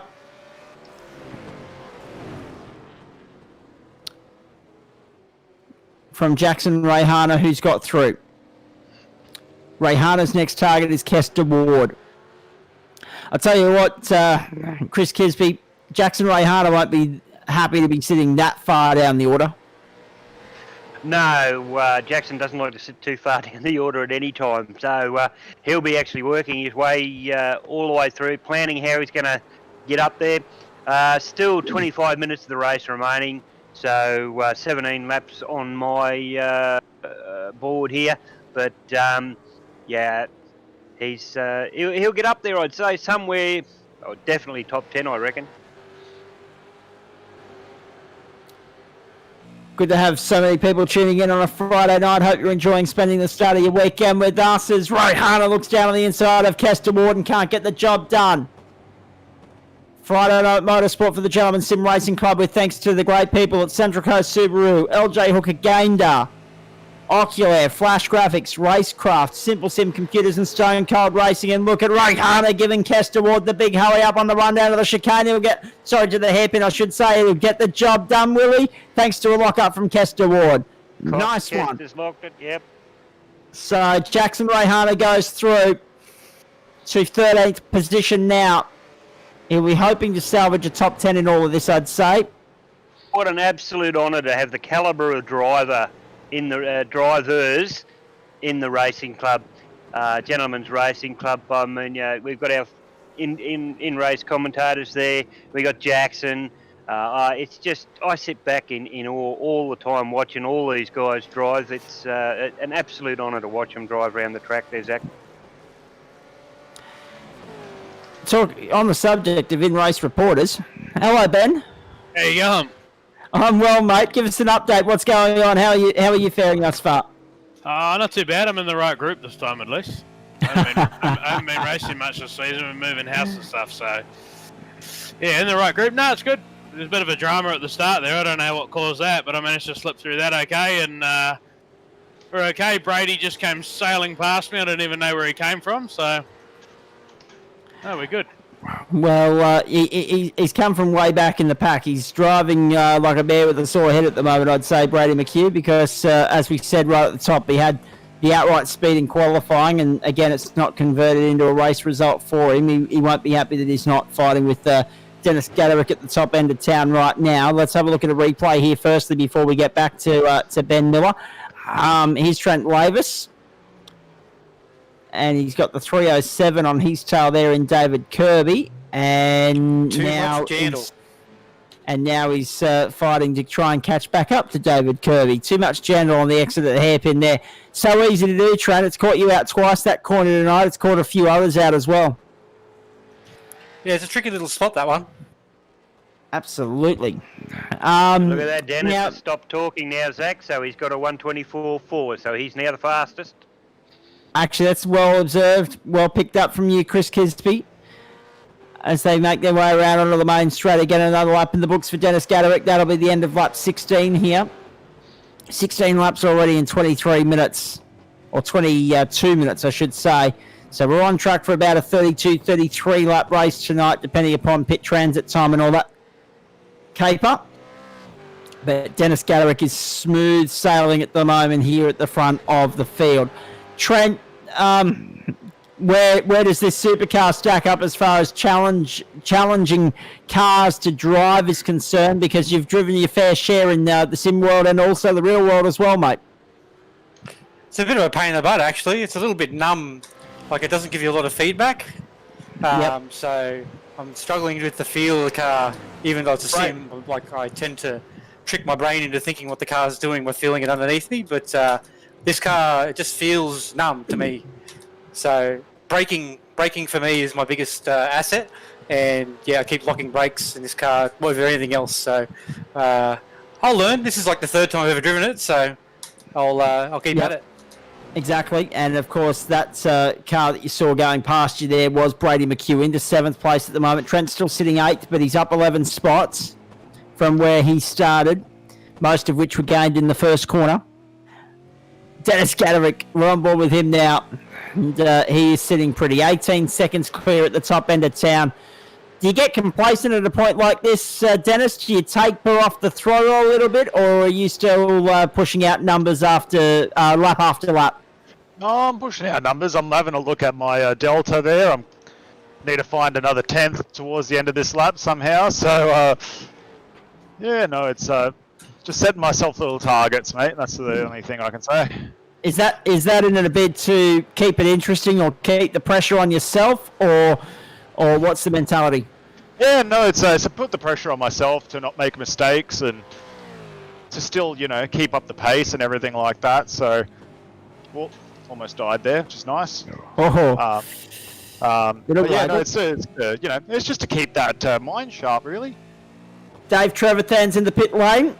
So Dave Trevathan in the lane. Pit stop sequence underway for some of these cars. How are you on fuel at the moment, Dennis? You've got 17 laps in the tank. We're on lap 18. Let me just see how she goes, eh? I've got about 8 laps of fuel left, so still plenty in the tank. Exactly. Plenty. And tyre wear might be the only other concerning factor here? Oh, well, I'm still punching out 24s, so no, tyre's great. I'm only 2/10 down on my optimal at the moment, so no, tyres are hanging in there. Tyres are doing great. There's really no point in pitting, really, if I'm being honest with you. No, I get that. We're inside 20 minutes to go. Chris? 10.5 pit stop for Mr. T. 10.5. Yeah, Mr. T. Pits there that time, 10.5. So I'd say slap of fuel, definitely no tyres. Well, that's exactly right. Unless you're someone that's been pinching the brakes and locking up all night, I think you'll be fine on tyres here. Let's go back to Ben Miller at the moment. With race control. Benny, there are 4 cars in that top 4. You are third that have not stopped yet. Where do you slice into the equation when the pit stops are over, mate? You talking to me? Sorry, Ben. Yes, Ben. Yep. I think I was 6th before Brady went in, so I'd have to assume I'd come back out there somewhere. All right. We'll keep our eyes peeled on you, mate. The car's looking a very nice, bright, shiny purple tonight. I'm liking it. Thank you. With the New Zealand silver fern flying up the side in beautiful black and white. Excellent stuff. Good to have Kiwis on board with our Gentleman Sim Racing Club action, as much as it is good to have Western Australians on board as well. It's a trans-Tasman battle out here at the moment in Holden versus Ford Stockcar Road Racing for the Supercar Series on a Friday night. And just quietly, how good were the All Blacks last Saturday night? I mean, seriously, that was impressive stuff. Looking forward to seeing the 4th and final Bledisloe tomorrow night. Have a look at this now in the meantime. Kester Ward under pressure right there from Michael Angus, who goes through on the inside, and Michael Angus finds his way back into the top 10.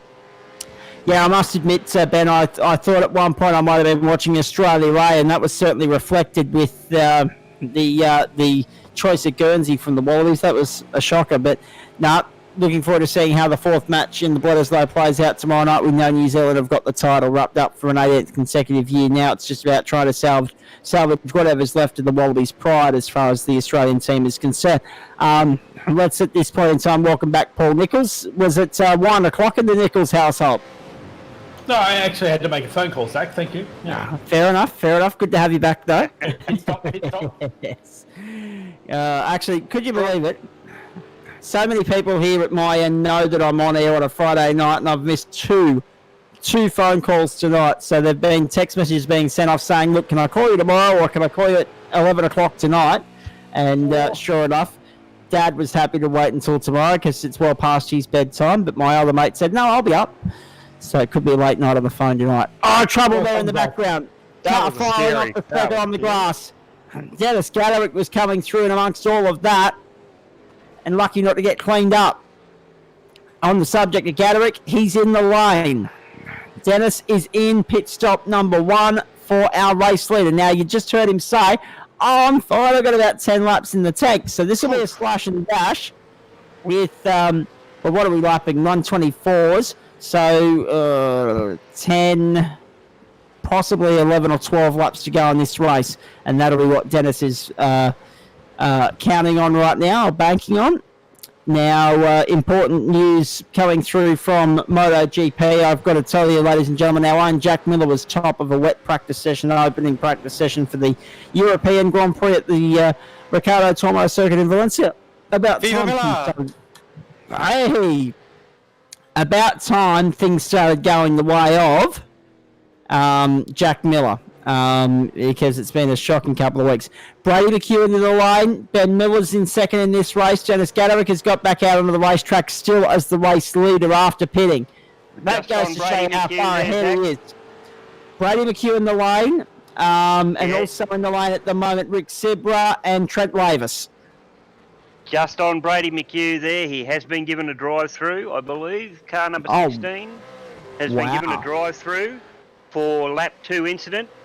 Contact with car 93, which made contact with car 23. So it took a while to sort it out, but they have given him a drive-through. And 23 was, of course, Adam Lavis. Wow, that's what drama here. If that is the case, Brady McHugh, a drive-through. That'll be a drive-through rather than a stop and hold, Chris? That is a drive-through, no stop, no service. Yep, copy that. Wow, what drama. And see, this is the thing, Paul Nichols, and we're saying it while you're away. And by the way, nice to see that some people are still conducting business at 10 o'clock on a Friday night. But that's the thing with Brady McHugh. He's always had pace, he's just never had luck. Tonight, another example of that. Got caught up in the kerfuffle at the start, and then from there, and he's admitted it himself, you sometimes drive angry, and that's where other penalties stem from. Yeah, absolutely. I mean, it's one of those things with any sort of racing is that, I mean, I think the thing with I've certainly learnt over time is that you need to drive calm. You need to drive with that that sense that you make a mistake, go off track, but get back on track. I definitely don't drive to the point where I'm going to punt someone.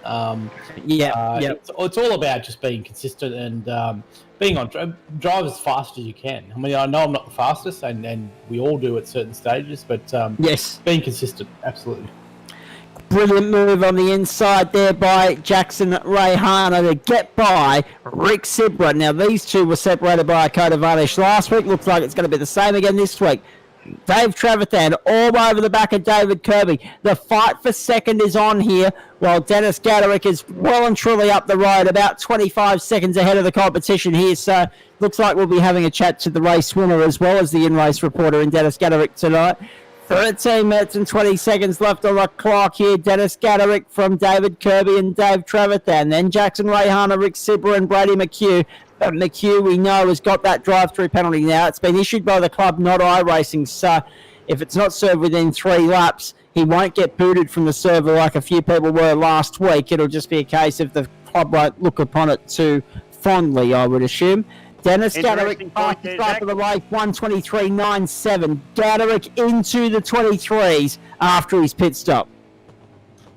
Interesting point there, Zach. The only person on no incidences is Simon Ferris.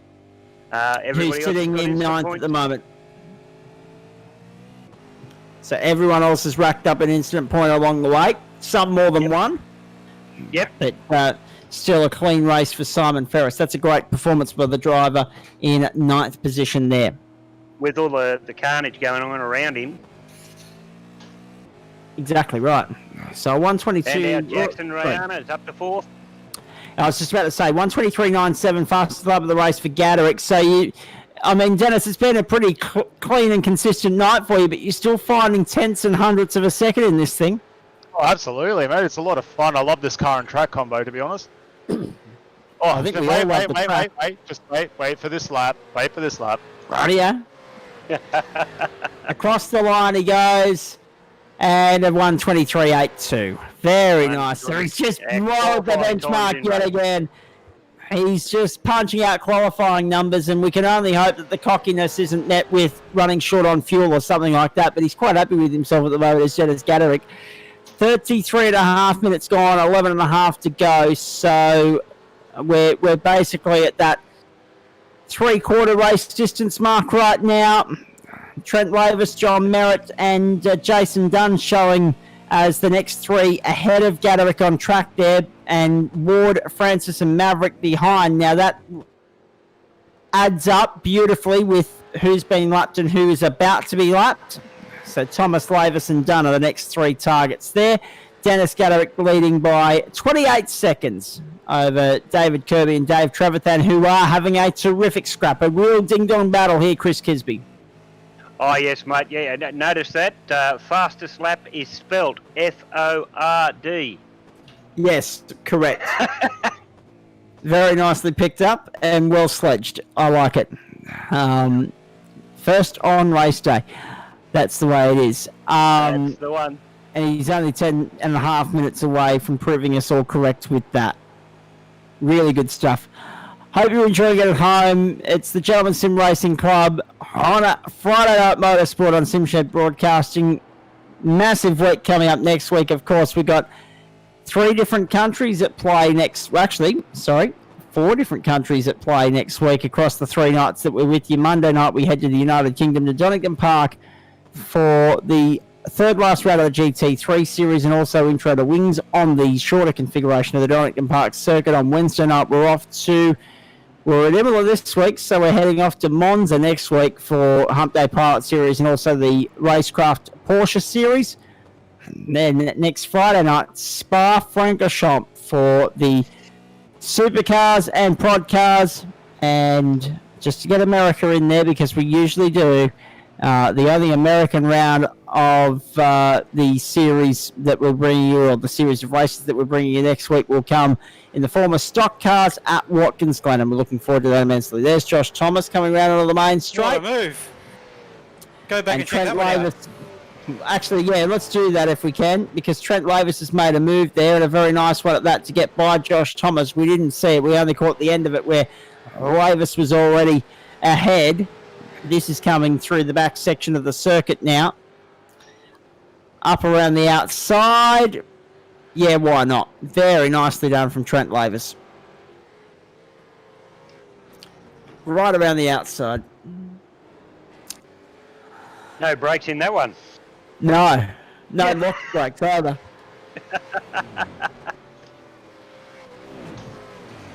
So a very good evening to everyone that's tuning in via Facebook Live, via Twitch, via YouTube. It's good to have you with us.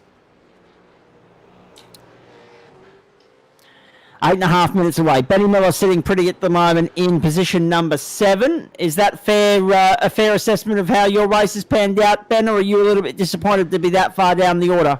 Oh, I think this is where I'll be comfortably sitting for the rest of the night, mate. That's, like I say, I haven't raced these at all this season, so if I can manage a top 10, I'm happy. Well, don't get too comfortable because Michael Angus is right up your clacker at the moment. 8 minutes to go. Yeah, he is too. 8 minutes to try and hold him off. Well, watch this. This is the battle for 7th here, folks, and that's the good thing about Barber Motorsports Park. There are battles everywhere you look tonight. 8 minutes to go in Alabama. Birmingham, Alabama. Brady served his penalty and travelling high 124s, so he's chasing Rick Sibra. And that's interesting to note too, because the penalty didn't cost him too much, if that's the case. No, he's sitting down in 6th. But look at these gaps from go to woe. Trent Lavis, a little bit of a mistake. They're coming onto the main straight, loses out. I actually got punted. You got punted. Right. Unlucky. Sorry, mate, I'm not in race control. Bargy. So Ben Miller sitting 7th. Next target, Brady McCubity is 6.5 seconds up the road. So if you're Ben Miller, you're worried about Michael Angus, who's only 0.7 of a second away.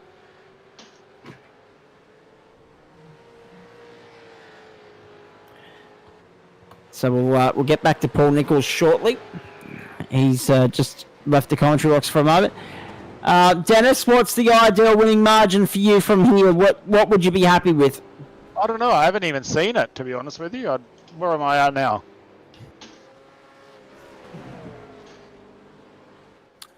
Just a message from race control. I'll go and check what they were saying. Thank you. Well, it's going to... I was going to say, my interval suggests that you're 33 seconds up on David Kirby, Dennis. About 40 in that case. I'll aim for that. I'll see how she goes. Right, 7 minutes to try and achieve that, mate. A second a minute. I'm sure you'll be fine. I'll win my bets, mate. Yeah, why not? 6.25 to go here at Barber Motorsports Park. We'll have a very quick post-race show for you tonight. Of course, folks, the problem with Friday night, we've got the triple header. Everyone's got commitments on the Saturday morning, so trying to make a quick post-race show is becoming easier as the weeks go on.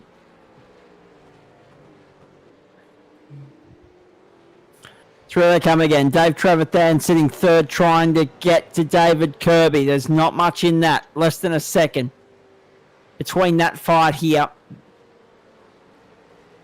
And I apologise too, folks. We lost Nick before I even had that thought to get him to talk us through a lap at Barber Motorsports Park. So since Dennis Gaderick is so far out in front, maybe we should offer him the burden of talking you through a lap of this great circuit if JP can just swing to a shot on board with Dennis. Let's do this because he's not far off coming round for the end of another lap.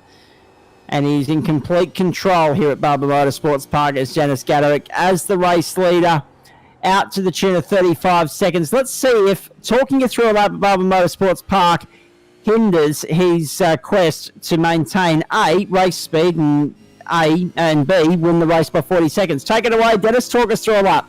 Thanks, bud. Our first turn, down to 4th gear. I locked up the brakes a bit. There we go already. Yep. So down to 2nd through here. You want to keep up as much mid-corner pace as you can.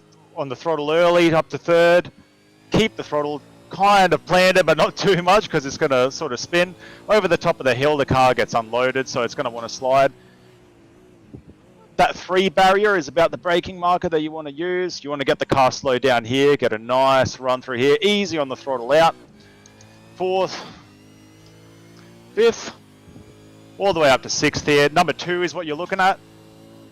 Down to 3rd gear, you want to hit that apex. Down to 2nd, try and get the car slowed down. It's very difficult. Early on the throttle because it's banked. Oh, bit of wheel throttle there. That's not what you want. This is a difficult one. You need to hit this inside curve to get the car squared up for this. There you go. Over the curve there. Want to use up as much road as you can. Somewhere in between 1 and 2 is where I try to sort of aim for, but you want to use as much of this curve as possible. Get a good run over here. It is a bit of a hump, or a crest as they say, so it's hard to sort of keep full throttle. This is a tough one to gauge. You can never get it right. This is a corner-to-corner sort of thing. But here, all about the exit. You want to just touch it a little bit. Oh, a little bit too much throttle at the end, but that's a lap. Very nicely done, and just out of just to put you into the perspective of, or to put it into perspective for you, ladies and gentlemen, last time around a 1:25.27 for Dennis Gaderick, so we only cost him about 0.4 of a second compared to the lap before that, which was a 24.8. So talking you through a lap only cost you about 0.4 of a second, which isn't too bad. His best lap, however, a 1:23.82. 3 minutes left in this race.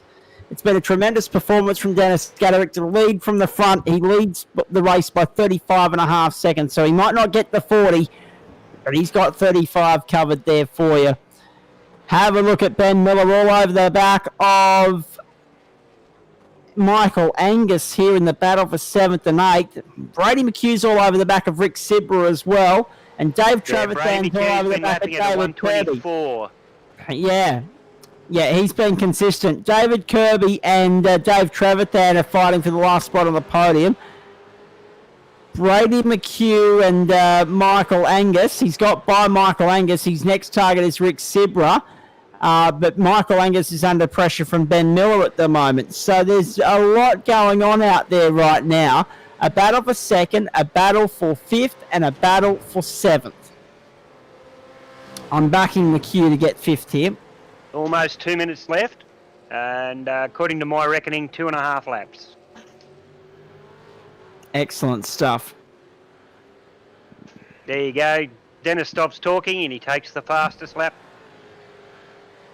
Last lap was a 1:24.2. Brilliant stuff. Now, I've got breaking news for you out of the World Motorcycle Championship when this race wraps up. Your first look at the 2021 MotoGP calendar. Because they've just released that in the last couple of hours. So looking forward to seeing what's on the agenda for 2021. Hopefully a more normal-looking season than what 2020 has provided. Next time by the line for Dennis Gaderick will be the last lap board. We are 1 minute and 16 from home. Brady McHugh all over the back of Rick Sibra here in the closing stages. One slight mistake from Sibra, and McHugh will get by. That was nearly it. Sibra took a totally different line through there to McHugh.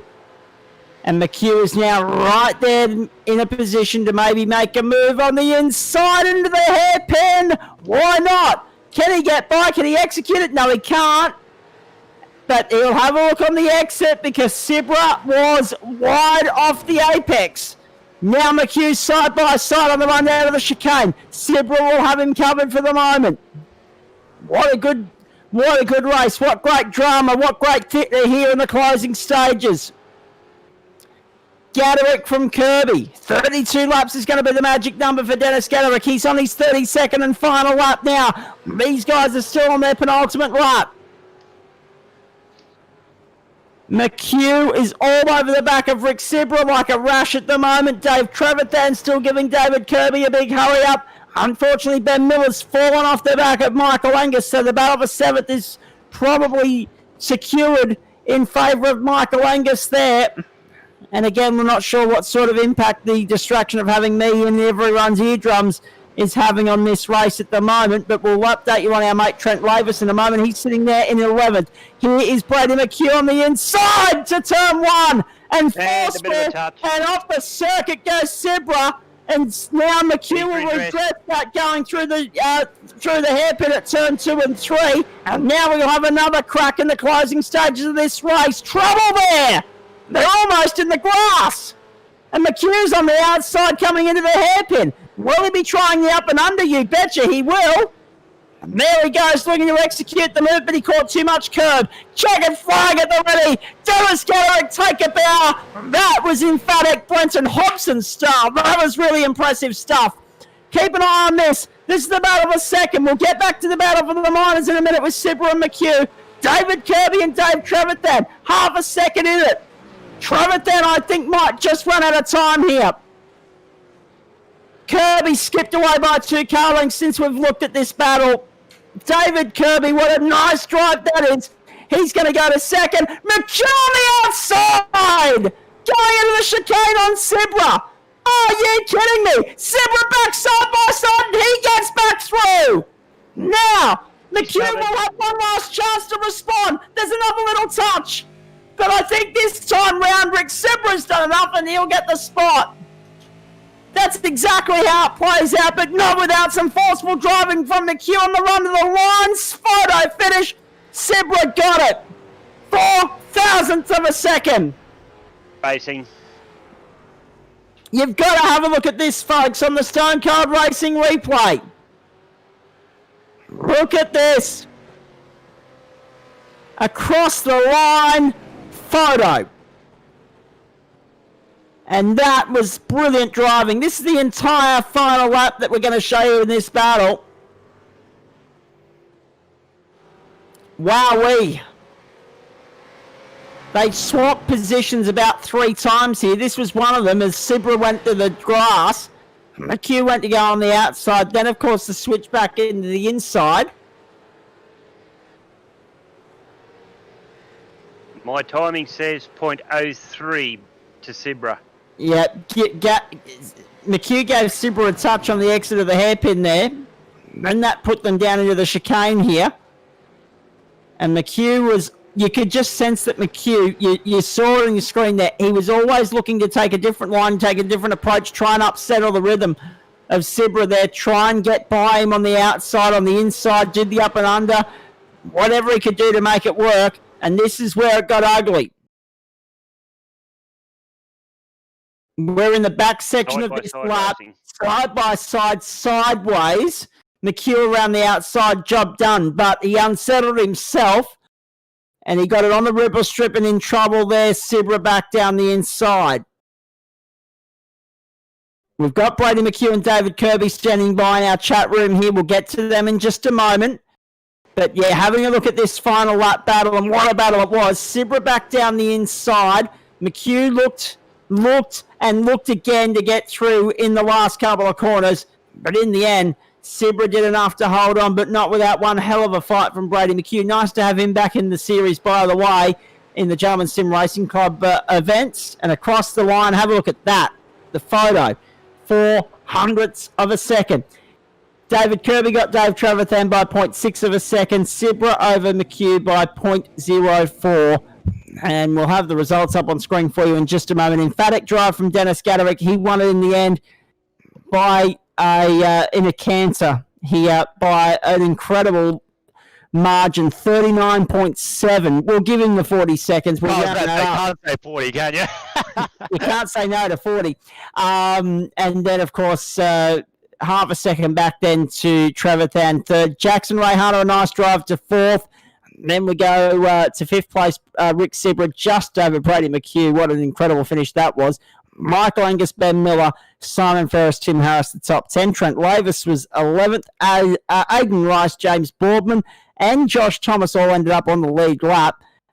Jason Dunn, Kester Ward, Simon Francis, Adam Lavis, and John Merritt all a lap down. In Merritt's case, 3 laps down, but all that happened on the opening lap. Of course, Grant Gill showing there as a non-starter. And that's all she wrote as far as Friday Night Motorsport is concerned. An absolute cracker, Zach. I agree with you completely, Chris Kisby. Now, just having a look here. Paul Nichols has departed without saying goodbye. How rude, but that's okay.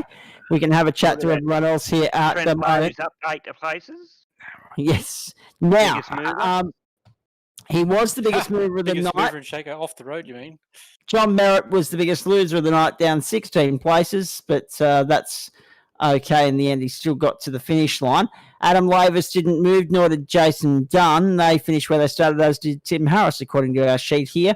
But everyone else moved around a little bit. Dennis Gaderick up one spot. This was the drama at turn one. This was the carnage there. Brady McHugh went on his own, probably in evasive action. We'll get to him in just a moment, but by gee, that could have been a lot uglier than what it turned out to be. That could have been interesting to find out what happened on the start line there, Zach. That could have been 4 races over right there. We'll get to David Kirby in just a moment as well. He's standing by. Unfortunately, no John Merritt, but I would have loved to have got his intel on the start there. But speaking of the start, let's gather our thoughts here, folks. You can watch the highlights, the replay there on your screen, and we'll pick up some incidents as we go along. Let's go to our winner, Dennis Gaderick, and also Brady McHugh off the top here, because Brady, A, nice to have you back on board, mate, for Friday Night Motorsport, but B, the night couldn't have gone any worse after qualifying. You were playing catch-up from turn one onwards. Yeah, mate, I've got the biggest smile on my face. That battle with Rick at the end was epic, but... Oh, it was fantastic. The reason I've been away, mate, is my throttle pedal crapped itself about 2 months ago, and I was too slack to fix it. So I've got the I've moved the clutch pedal to the accelerator. Yep. And I'm running the F1 2 pedal setup, which explains my awful start because I just banged it in the first gear and sat there going nowhere. So and then I spun just trying to avoid the ruckus. So. Mate, I had so much fun, passed a heap of cars and then got a drive-through, so went backwards again, but that was awesome. It's good to be back. It certainly is good to have you back. So, obviously, we know what your excuse was at the start. That's not to be, that's not to be unexpected. Dennis, what was your excuse at the start line there? Because just as much as Brady bogged it down, you bogged it down as well, and up the inside came John Merritt. Well, to be fair with you, I don't have an excuse. I just suck at starting. I don't know what it is. I've actually felt like I got the jump and the car dug in and I hit the throttle and I was like, wow, look at the start. I'm about to just blast by everybody. And the next thing I know, I've got 3 cars passing me on each way. And I was like, well, I guess it's just survive the first turn. And I did, so happy days. Dennis talked to Hobbo about a G923 and the dual clutch start, and it starts these guys off the race line really quick. Yeah. Well, that's the thing. It's like I was talking to the gentleman about using a line locker, and I was trying to find it in the options, and I couldn't find it. So I was like, you know what? We're just going to use the good old clutch and throttle. Going to do it the good old-fashioned way. That's what I was saying to you, Dennis. All I use is the handbrake. I don't even understand what that line locker thing is. I think it might be something to do with using the handbrake. Is it? I'm not sure. Yeah, that's correct, guys. Yep.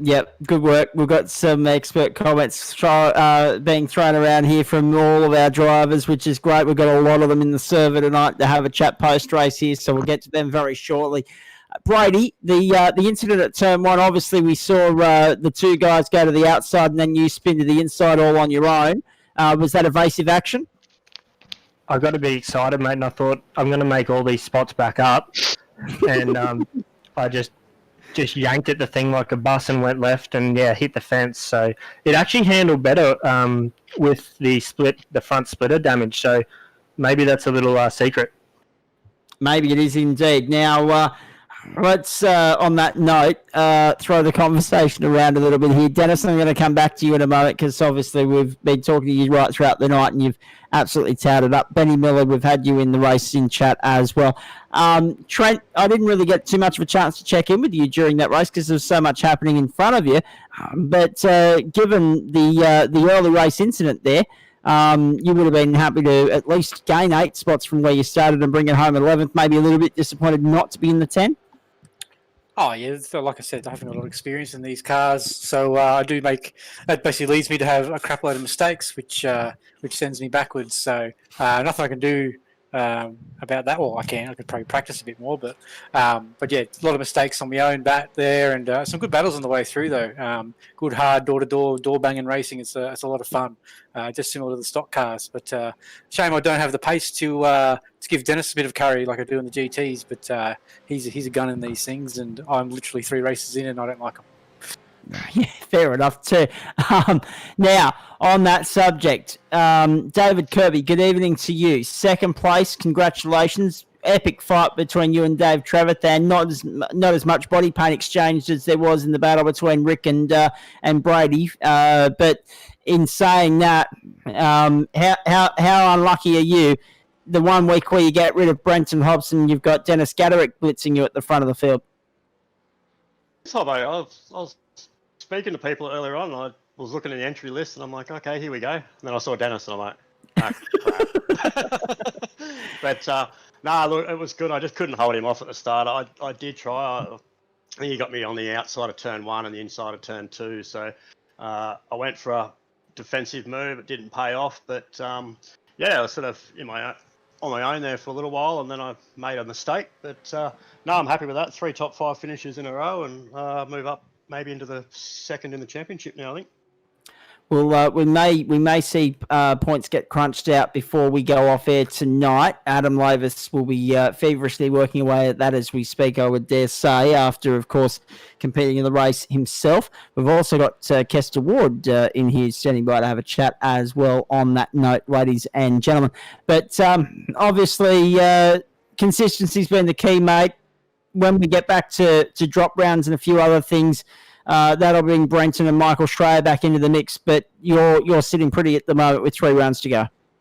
Yeah, no, thanks, Zach. I think I spoke to you after round 1, and I think I finished P9 in the first race of the year, and I said to you, like, if I can be up mixing it with these boys at the end of the season, I'll be happy. So the consistency's definitely there.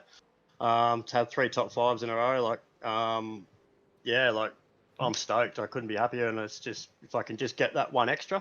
Dennis, feel free to have next week off if Hobbo's off. That'd be great.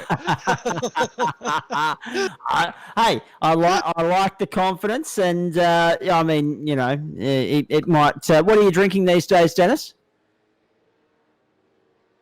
No, go on. The souls of his enemies. Fair enough. I was just going to say there might be, an incentive there for you, Dave. I was trying to help you out, mate. Anyway. Yeah, I'll buy him some. Okay, I'll buy more. He likes to drink Asahis. He buys a whole carton and drinks 2 of them and leaves them at your house. Nice. Hey, nothing wrong with that. No. If only it was Canadian Club. And I was going to say I thought he might have also dabbled in the Lavis home whiskey, but that's another story for another day. Actually, to be honest, that'd go down a treat tomorrow. I could do with some of that. But anyway, we'll have that conversation off air. Michael Angus, let's go to you. I'm going to work my way up the order here. I'll come back to Brady McHugh as well because there's still a couple of questions to ask him, particularly about that battle with Rick Sibra. Michael Angus, 7th, cracking scrap there in the latter stages with Benny Miller, but you were able to break clear. Is 7th the pass mark for you, though, after all the kerfuffle in the opening couple of laps?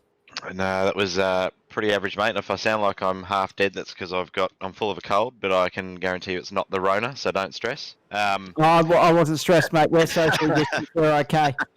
No, I actually had a cracking start. I went from 4th to first into turn 1, and I have a funny feeling that Johnny Merritt might have got pushed wide, and then he clipped the back of me and sent me spinning and facing backwards and dead last in the field. So to get back up to 7th wasn't a bad result, but pretty disappointing overall, to be honest.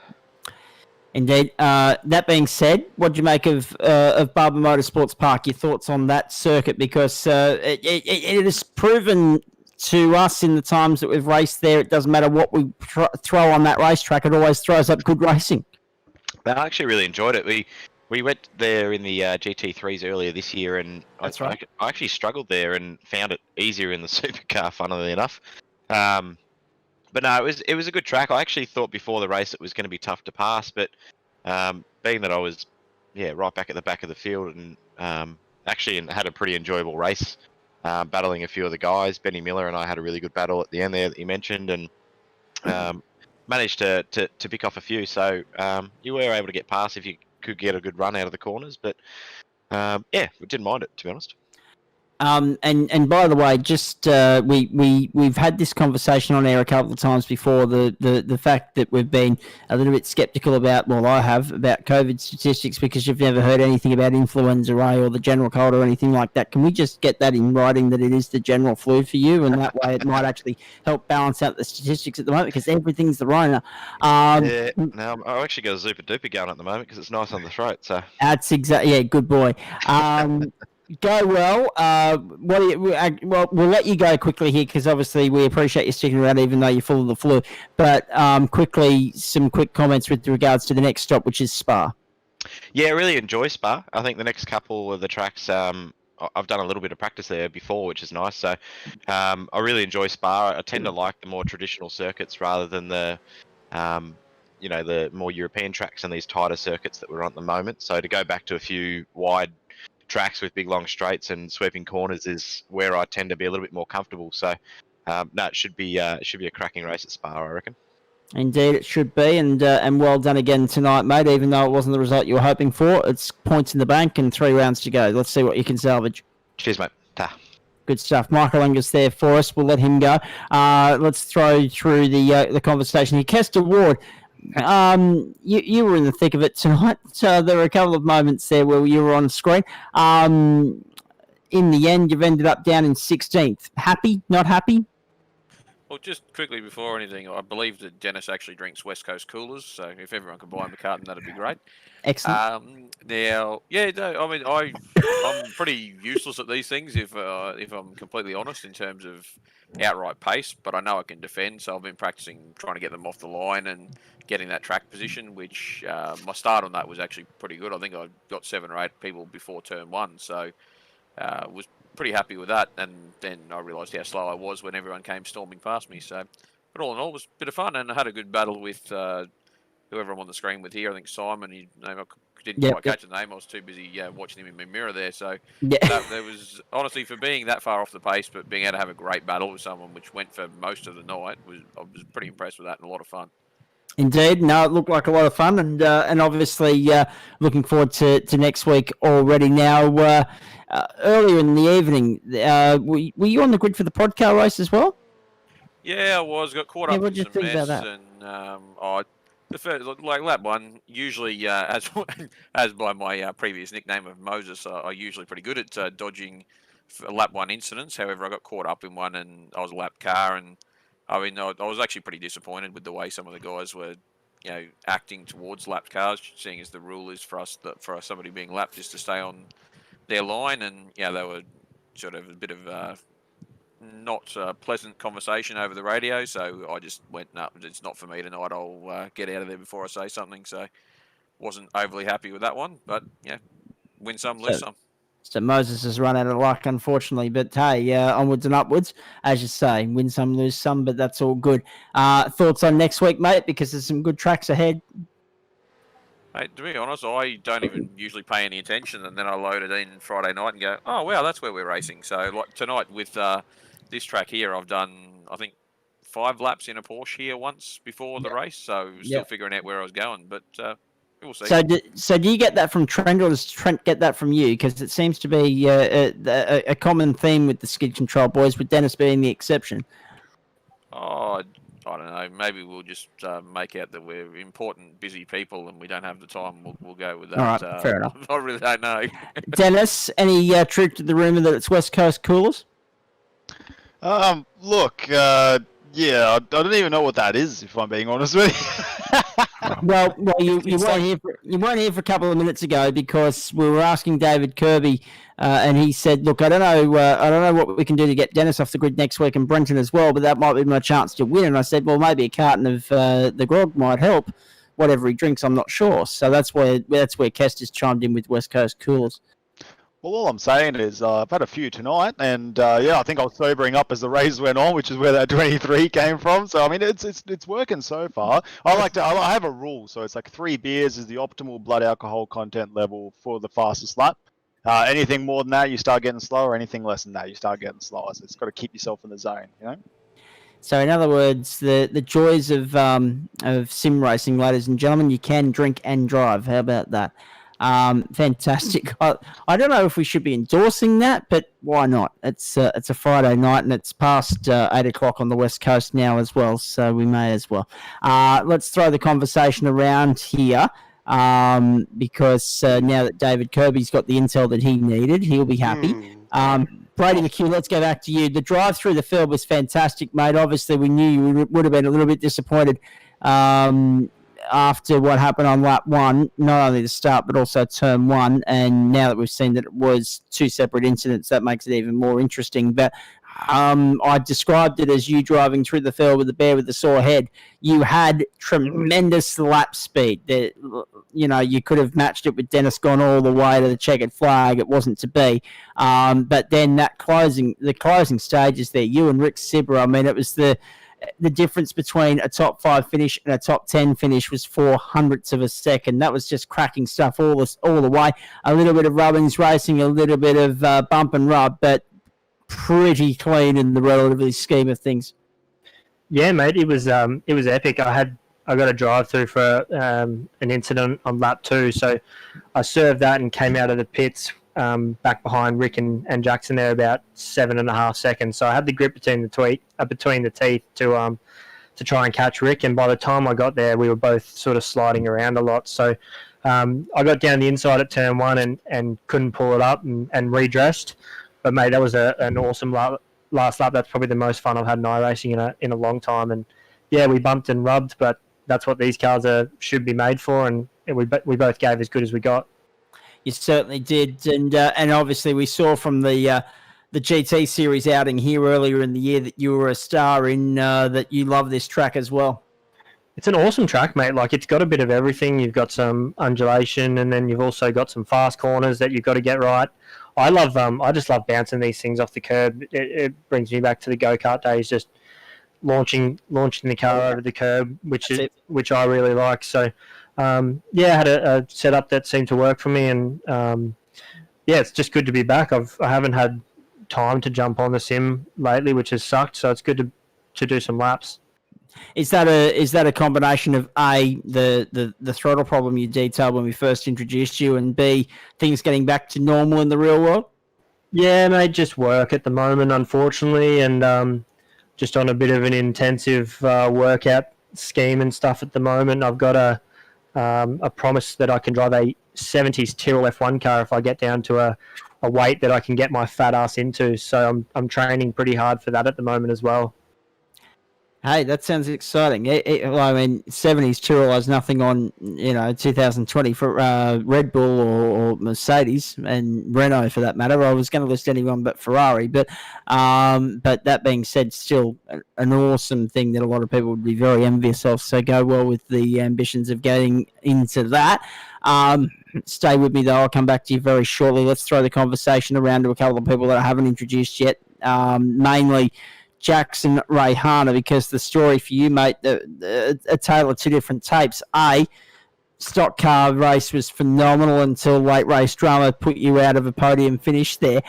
But then, consequently, the supercar race, it started poor and got better. Yeah, good evening, Zach. What could have been tonight, pretty much. It's just a tale of what could have been. Stock cars was cool. I feel like Cal was playing with me a bit there at the end. He definitely had a fair bit of pace under him. I think he's playing with both of us. Yeah, absolutely. Fair play to him. He got round us, and unfortunately, just got into a tangle with Trent, and no hard feelings at all. He redressed straight away and got the job done straight after anyway. But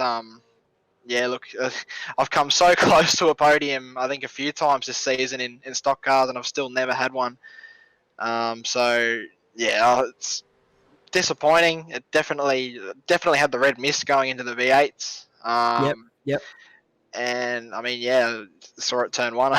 Probably got the best jump of anyone in the top 6, and got up the inside. I was a bit reactive, I think, of what I thought might happen with Merritt when I was up the inside, because I did get up the inside, but from what I saw, it looked like he was going to turn in, so the grass kind of crept up on me, and before I knew it, I was on the grass and in his door. So yeah, feel pretty bad for Michael Angus on that one too. Like he's just an innocent bystander. Again, me and him probably got the best start of anyone in the top 6, and and both of us ended up at the back of the field after turn 2. So yeah, look, disappointing, but look, every week is a learning experience, and look, I learned a lot tonight. Indeed. Now, I'm going to come back to you in a moment, mate. I just want to quickly jump up and say one more thing with David Kirby here, because he's got to shoot through, and we get that. It's 11 o'clock at night.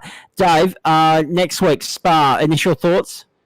Yeah, I've done a few laps already this week around there, preparing for next week, but I like it. It's a long lap. Off tracks everywhere if you're not careful. But yeah, I think it's going to be fun.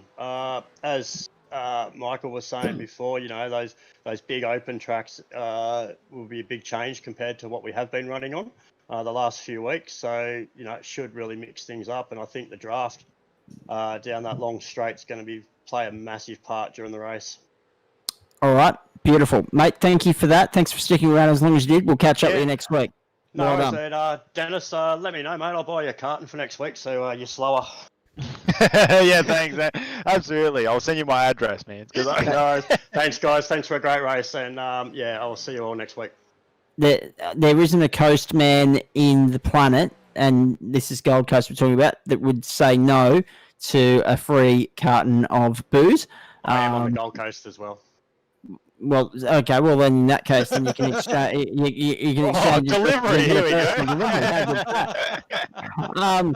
But see, this is the thing, right? Because we all know how expensive it is. You lucky, so and so's living it up on the Gold Coast down there.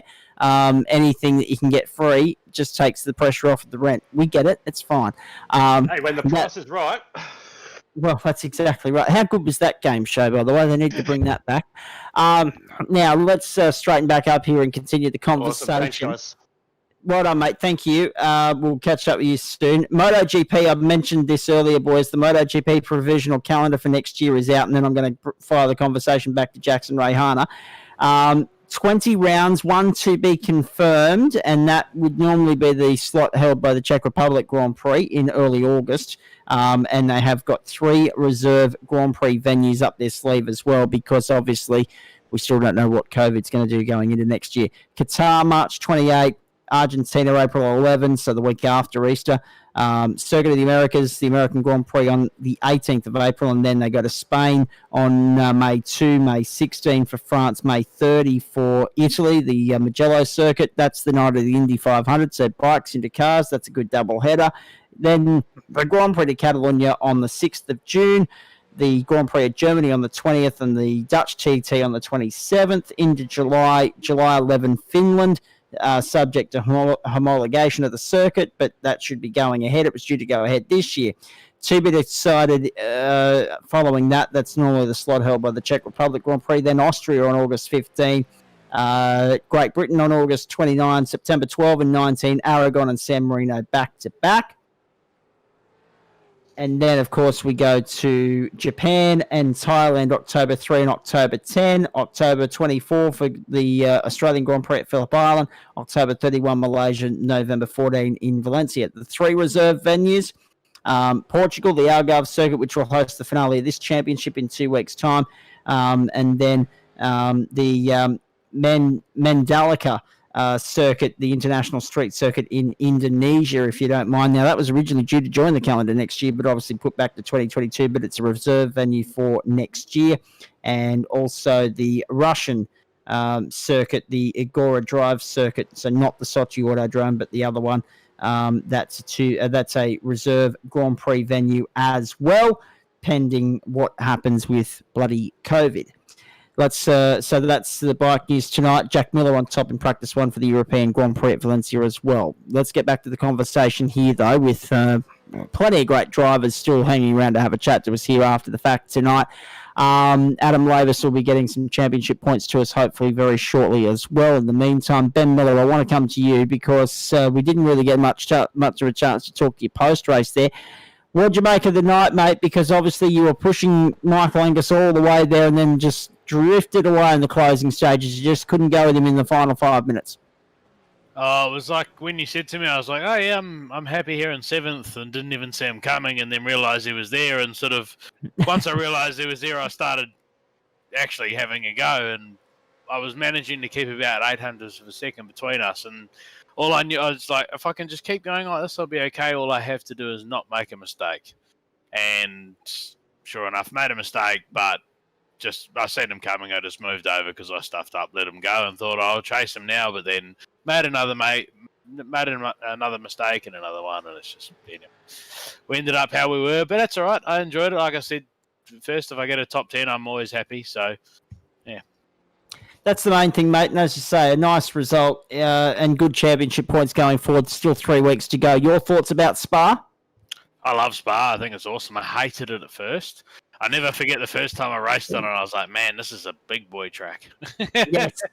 But I really like it now. It's a really fun track. I don't think I've done it on the supercars. I've done a couple of Enduros in the M8s, the GTEs and stuff like that, but I don't think I've done supercars around there. So might have to get a bit of practice in if I can manage to slip in on Friday night again. That'll be a bit of fun. So yeah, looking forward to it. Yeah, looking forward to it indeed, mate. Hey, the other big news of the night too, ladies and gentlemen, I don't know how much of an interest some of you have in the US election, but Biden's got the lead over Trump in the critical state of Georgia at the moment. So we could be looking at Joe Biden in the White House, and you know my views on that. They were a bit like Queensland, screwed either way they voted, because either they were going to get another 4 years of the same, or in the America's case, a bloke that's likely to die whilst in office in Joe Biden. So I mean, seriously, yeah, they're fucked either way. Yeah. You don't envy America either way, and apologies for the little adjective that slipped through just then. Yeah. But anyway, let's continue the conversation here, and we get it. It's late. So we'll wrap it up very shortly. It's already after 1 o'clock in New Zealand, and it's of course after 11 o'clock on most parts of the civilized parts of the East Coast here in Australia. Trent Lavis, back to you. Spa next week, is that enough incentive to entice you into another run in the supercar, given how much you love the circuit in the stock car? Oh, I'll try anything once, you know me. Yeah. Yes. Anything with the little asterisk next to that, by the way. There are some things that we just won't try once. Looking forward to that, mate. Well done. Jackson Ray Hunter, Dennis Scaderick is still here as well, and so too Brady McHugh. Brady, will we see you back next week now? Hopefully, mate. Just time depending, but it sort of suits being the later race. So yeah, hopefully, mate, I can get back on. He's loathing to jump in a stock car. He's loving it. He's keen as beans. I shall not be in an American piece of shit NASCAR. Right, yeah. All right. Clearly, it's getting a little bit fruity here at this time of the night, so let's put a tail end on this right now. Dennis Gaderick, well done on the win, mate, tonight. That looked easy in the long run, and even with me in your ear as well, you pulled out and won by just the south side of 40 seconds, but we're going to round it up and give it to you because, let's face it, you deserve it.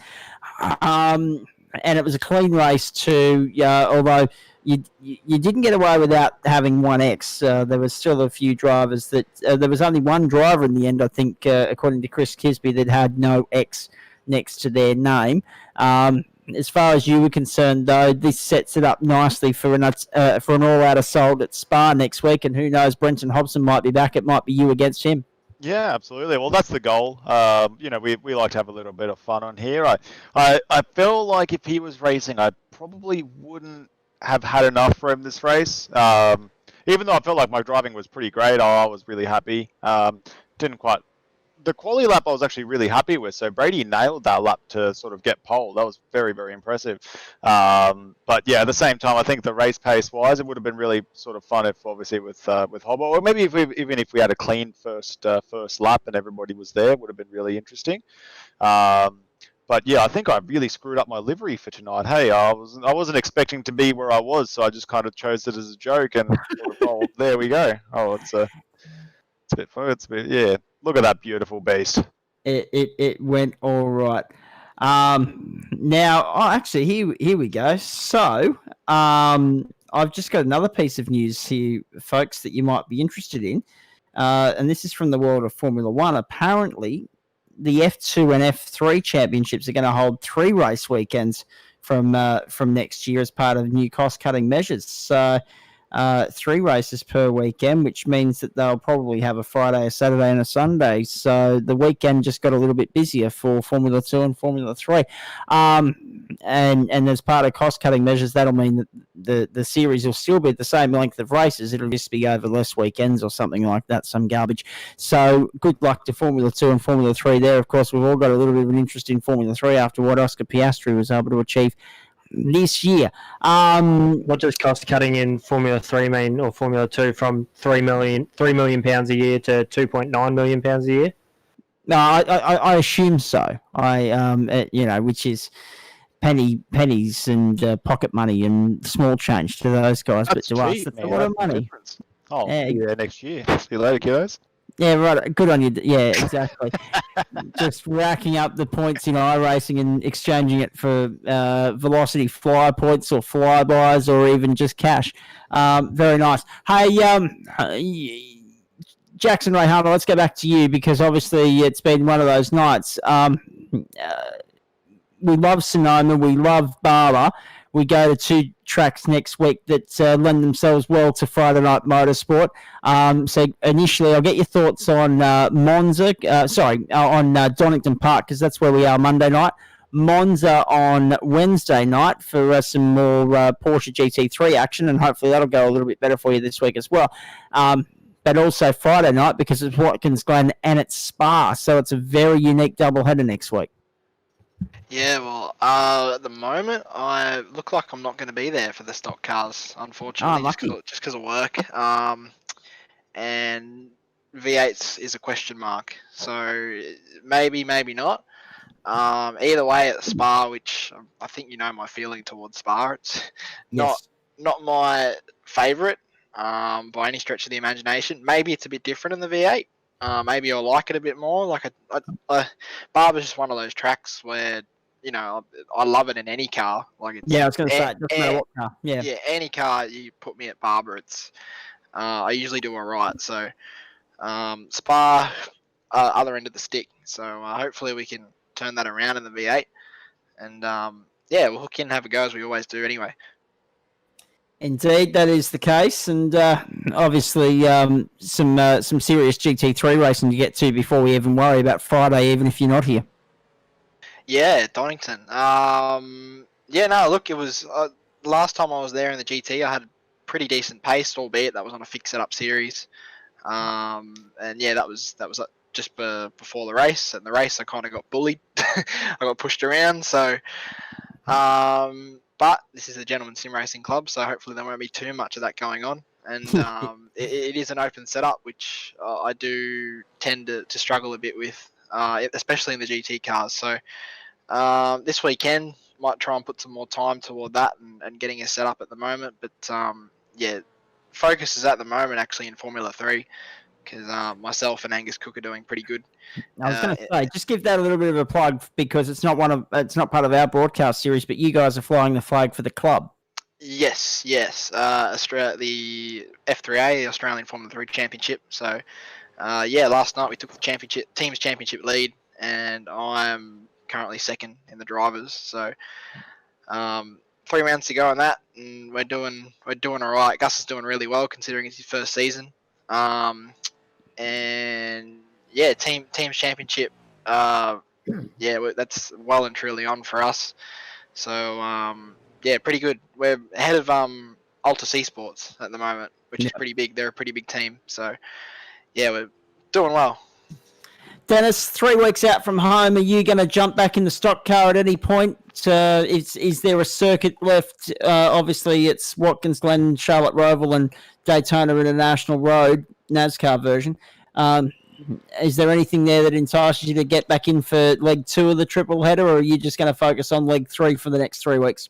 Well, I have to say, mate, I love my Charlotte Roval. It's a beautiful track. It's absolutely awesome. You definitely know I'll be there for Charlotte Roval. That's for sure. It's a beautiful track. But I generally want to focus on my supercars. I'm loving it. It's a lot of fun. Yes, they are, as Trent say, numb. But when you get that sweet spot and you get it right, you can really feel that you've done it. So it's a really fun car to drive, and I'm really enjoying it. Probably a little bit more than my GTs, to be honest with you. But yeah, I think I'll be focusing more on the V8s, to be fair. Fair enough. We're about 10 minutes from home here, folks. So we've got championship points to get through and get to, I should say, in just a moment. Trent Lavis, we've noticed you've been obviously with real world commitments creeping back in, a little bit absent from the GT3s. But surely when we get to Bathurst in a couple of weeks' time, you've got a couple of ledges that need to be squared. Oh, I'm not a fan of the GT cars around Bathurst, to be honest. They haven't served you well, have they? Oh, it just requires too much brain power, and by the end of the night on a Monday, too many spicy coals, the brain power tends to diminish. So, but I might jump in there for a run if I can get home from work or finish work in time. Unfortunately, next Friday as well, I'll be incognito. I'll be heading up to Noosa to have another run. That's right. Yes. So my weekend will be spent crawling underneath the dirty old Nissan and trying to get it back together. So it's literally in a million pieces right now. So fingers crossed I'll get it together to have a run next weekend. Yeah, which shoots the next question. I was going to ask you what your thoughts were on Watkins Glen for the stockies, but no need now. You mean Callum Watmore Glen?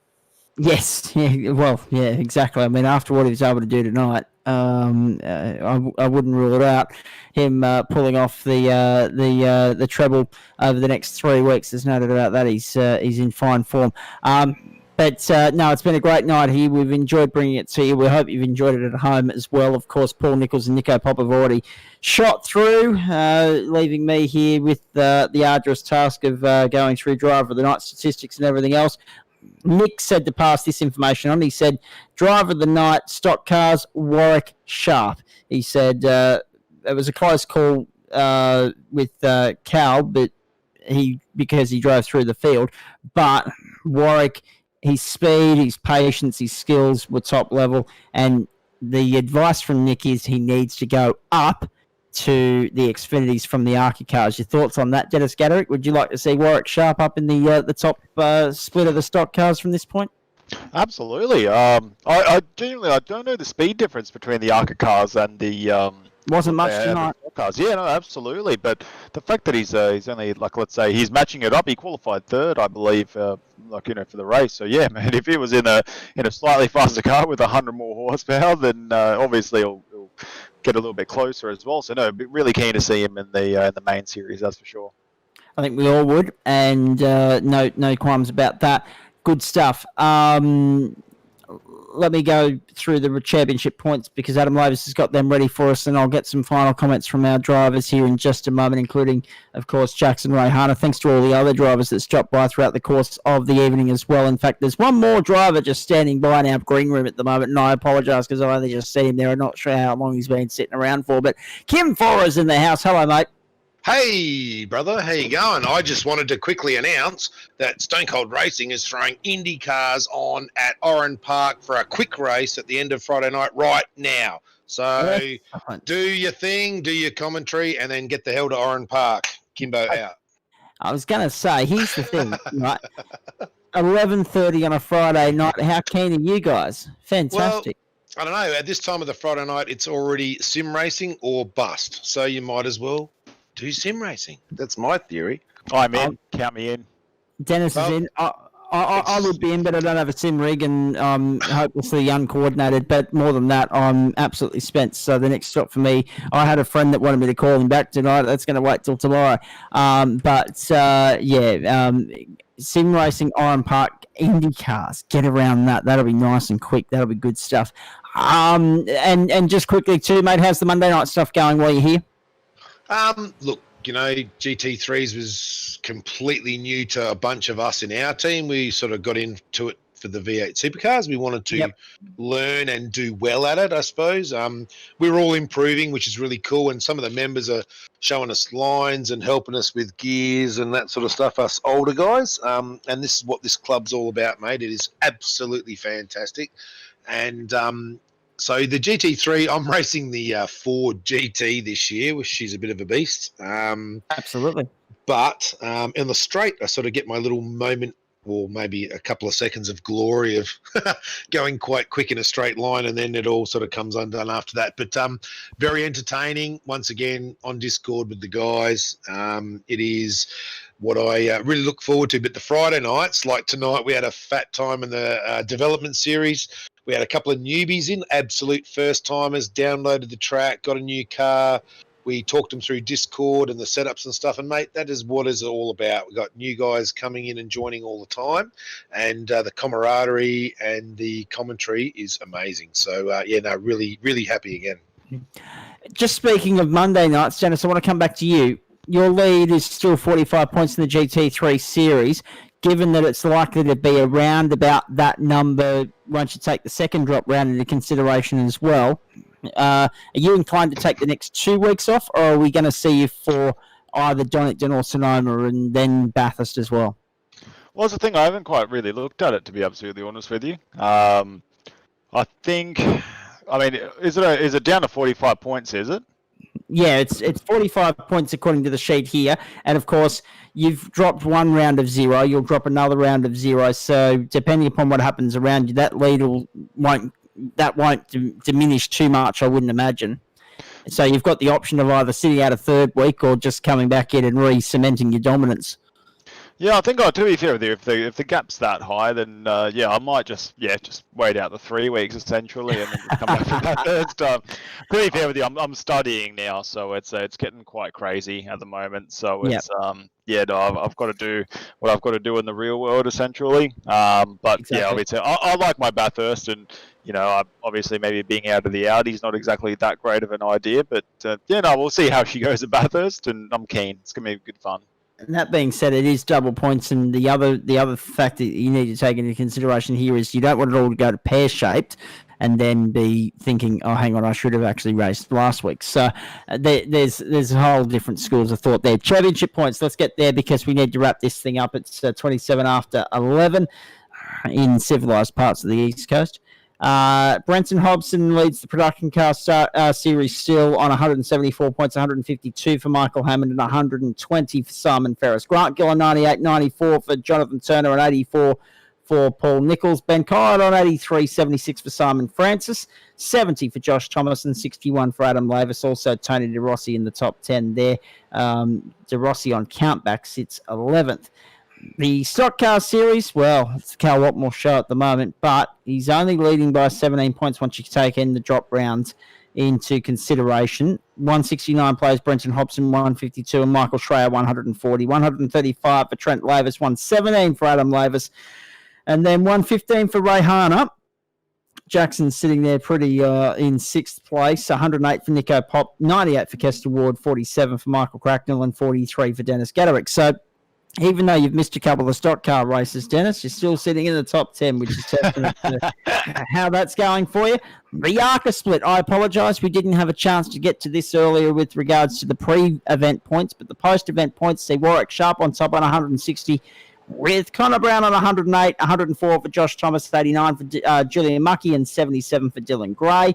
Josh Millard, 75. Anthony Visma, 72. Paul Rogers, 67. 48 for Hudson Sinclair and 39 for Jamie Welch.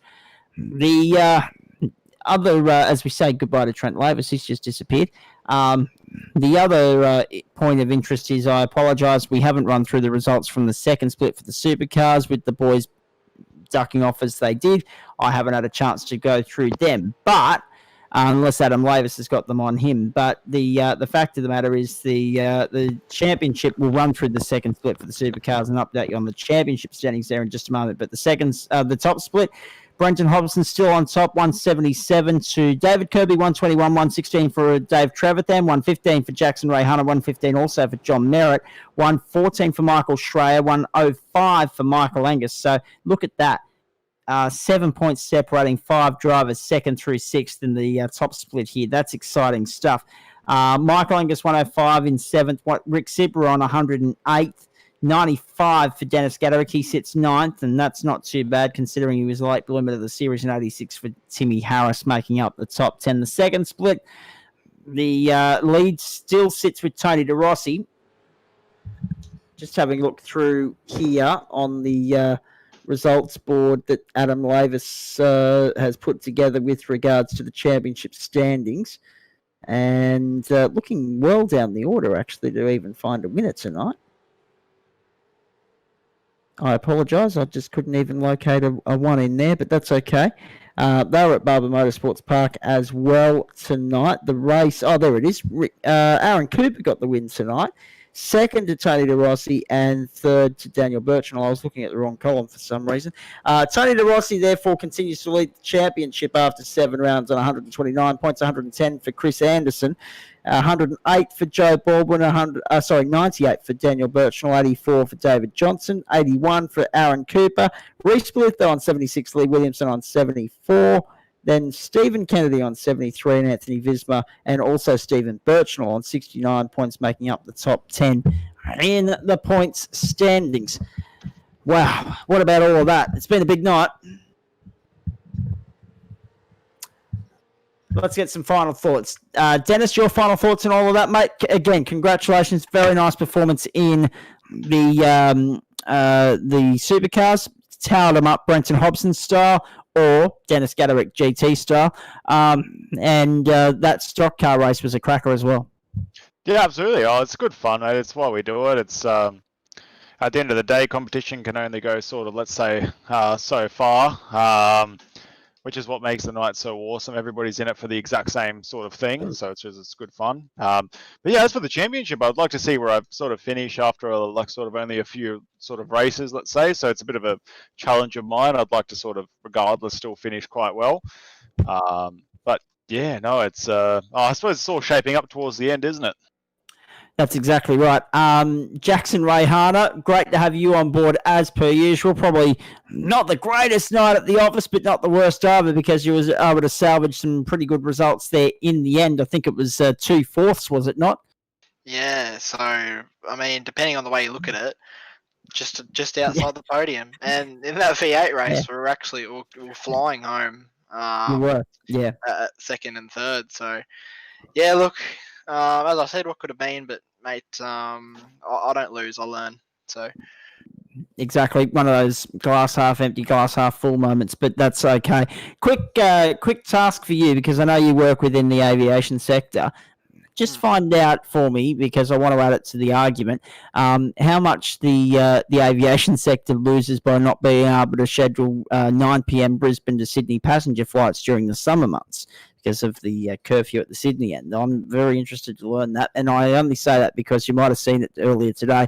Facebook Memories brought up some painful memories of last year where I had to get mum and dad to come and pick me up from somewhere just north of the Central Coast because of the fact that we had a delayed flight that meant that because of the time difference with Sydney, the transport at the other end got around. Yeah. So I'm interested to learn that. And if anything, the aviation sector should be on our side as well. Dennis Gaderick, well done. Jackson Rayhana, well done. Thanks so much for your time and efforts tonight. Adam Lavis, thank you to you as well, punching out all the points there within bugger all time of getting the races run and won tonight. We've had great fun. We hope you have as well. Barber Motorsports Park and Sonoma Raceway delivering some cracking racing tonight across all 3 races. Michael Hammond getting the job done in the production cars and the BMW that he's so beautifully piloted in the GT4 series in the past. Carl Watmore, simply brilliant, giving himself a penalty at the start of the... it wasn't iRacing inflicted, it wasn't Club inflicted, it was Carl Watmore inflicted, just to spice things up and make it interesting, and boy was he successful in achieving that, giving himself a penalty and driving through the pits at the end of lap 1 and driving back through the field to clean up in emphatic style in the stock cars from Nico Pop and also Trent Lavis. And what about Warwick Sharp winning the ARCA split? And then, of course, Dennis Gaderick, just simply brilliant. Too good in the supercars, but those battles, David Kirby, Dave Trevathan, and Rick Sibber, Brady McHugh will be talking about for a long while yet. We hope you've enjoyed it. We look forward to your company next week as we look ahead for you on the Gentlemen's Sim Racing Club as far as motorsport is concerned, and there's plenty of it. 3 weeks, 21 races separate us and the checkered flag for the 2020 iRacing year as far as the club is concerned. and it's a big 3 weeks. Monday night, all roads lead to Donington Park in the UK. Intro to Wings Round 8, of course, another race that should feature Jackson Rayhana, of course. He's been enjoying the Intro to Wings of late. And, of course, the GT3 series to follow that. So that's Monday night, 7:30 Australian Eastern Daylight Saving Time. Wednesday night, Monza. So we go from Imola to Monza, the Temple of Speed, the Colosseum of Speed and horsepower that is the Monza circuit. Hump Day Pilot Series. Nick looking to back up the dominance of last week and win again, going into, of course, the Racecraft Porsche Elite GT3 split. And that will be the top split. That's coming up Wednesday night, 7:25 Eastern Daylight Time. And then, of course, on Friday night, 7:30 Eastern Daylight Time again, we head to Spa for the Prod Cars and the Supercars, the Stone Cold Racing Supercars series, of course. Looking forward to that immensely. And, of course, the second portion of the triple header will be round 8 of the Stock Car series with the ARCA cars from Watkins Glen. So 7 races, 4 different countries, really top-notch, top-shelf week of racing coming your way next week as far as the Gentleman Sim Racing Club is concerned. But for now, thanks so much for your company tonight, Michael Hammond, Cal Watmore, Dennis Gaderick, 3 of the usual suspects at the top of the charts, at the top of the sheets at the end of the night. We've had great fun. We hope you have as well. From all of us here, a huge thanks to the great people at SimShed Broadcasting for making the broadcast happen, and to all the sponsors without whom we wouldn't be able to do what we do. Of course, Racecraft, Oculair, Flash Graphics, Simple Sim Computers, Stone Cold Racing, LJ Hooker, Gaindar, and Central Coast Motor Group as well. On behalf of Paul Nichols, Nico Pop, and the entire broadcast and production team here, I'm Zach Caban. Have a great weekend, everybody. Thanks for your company again. Friday Night Motorsport over and out for the first time in the month of November. Just 3 weeks left, and what a thrilling 3 weeks it should be. Hopefully, you'll come along and join us for the ride. But in the meantime, have a great weekend, everybody. From all of us here, it's bye for now.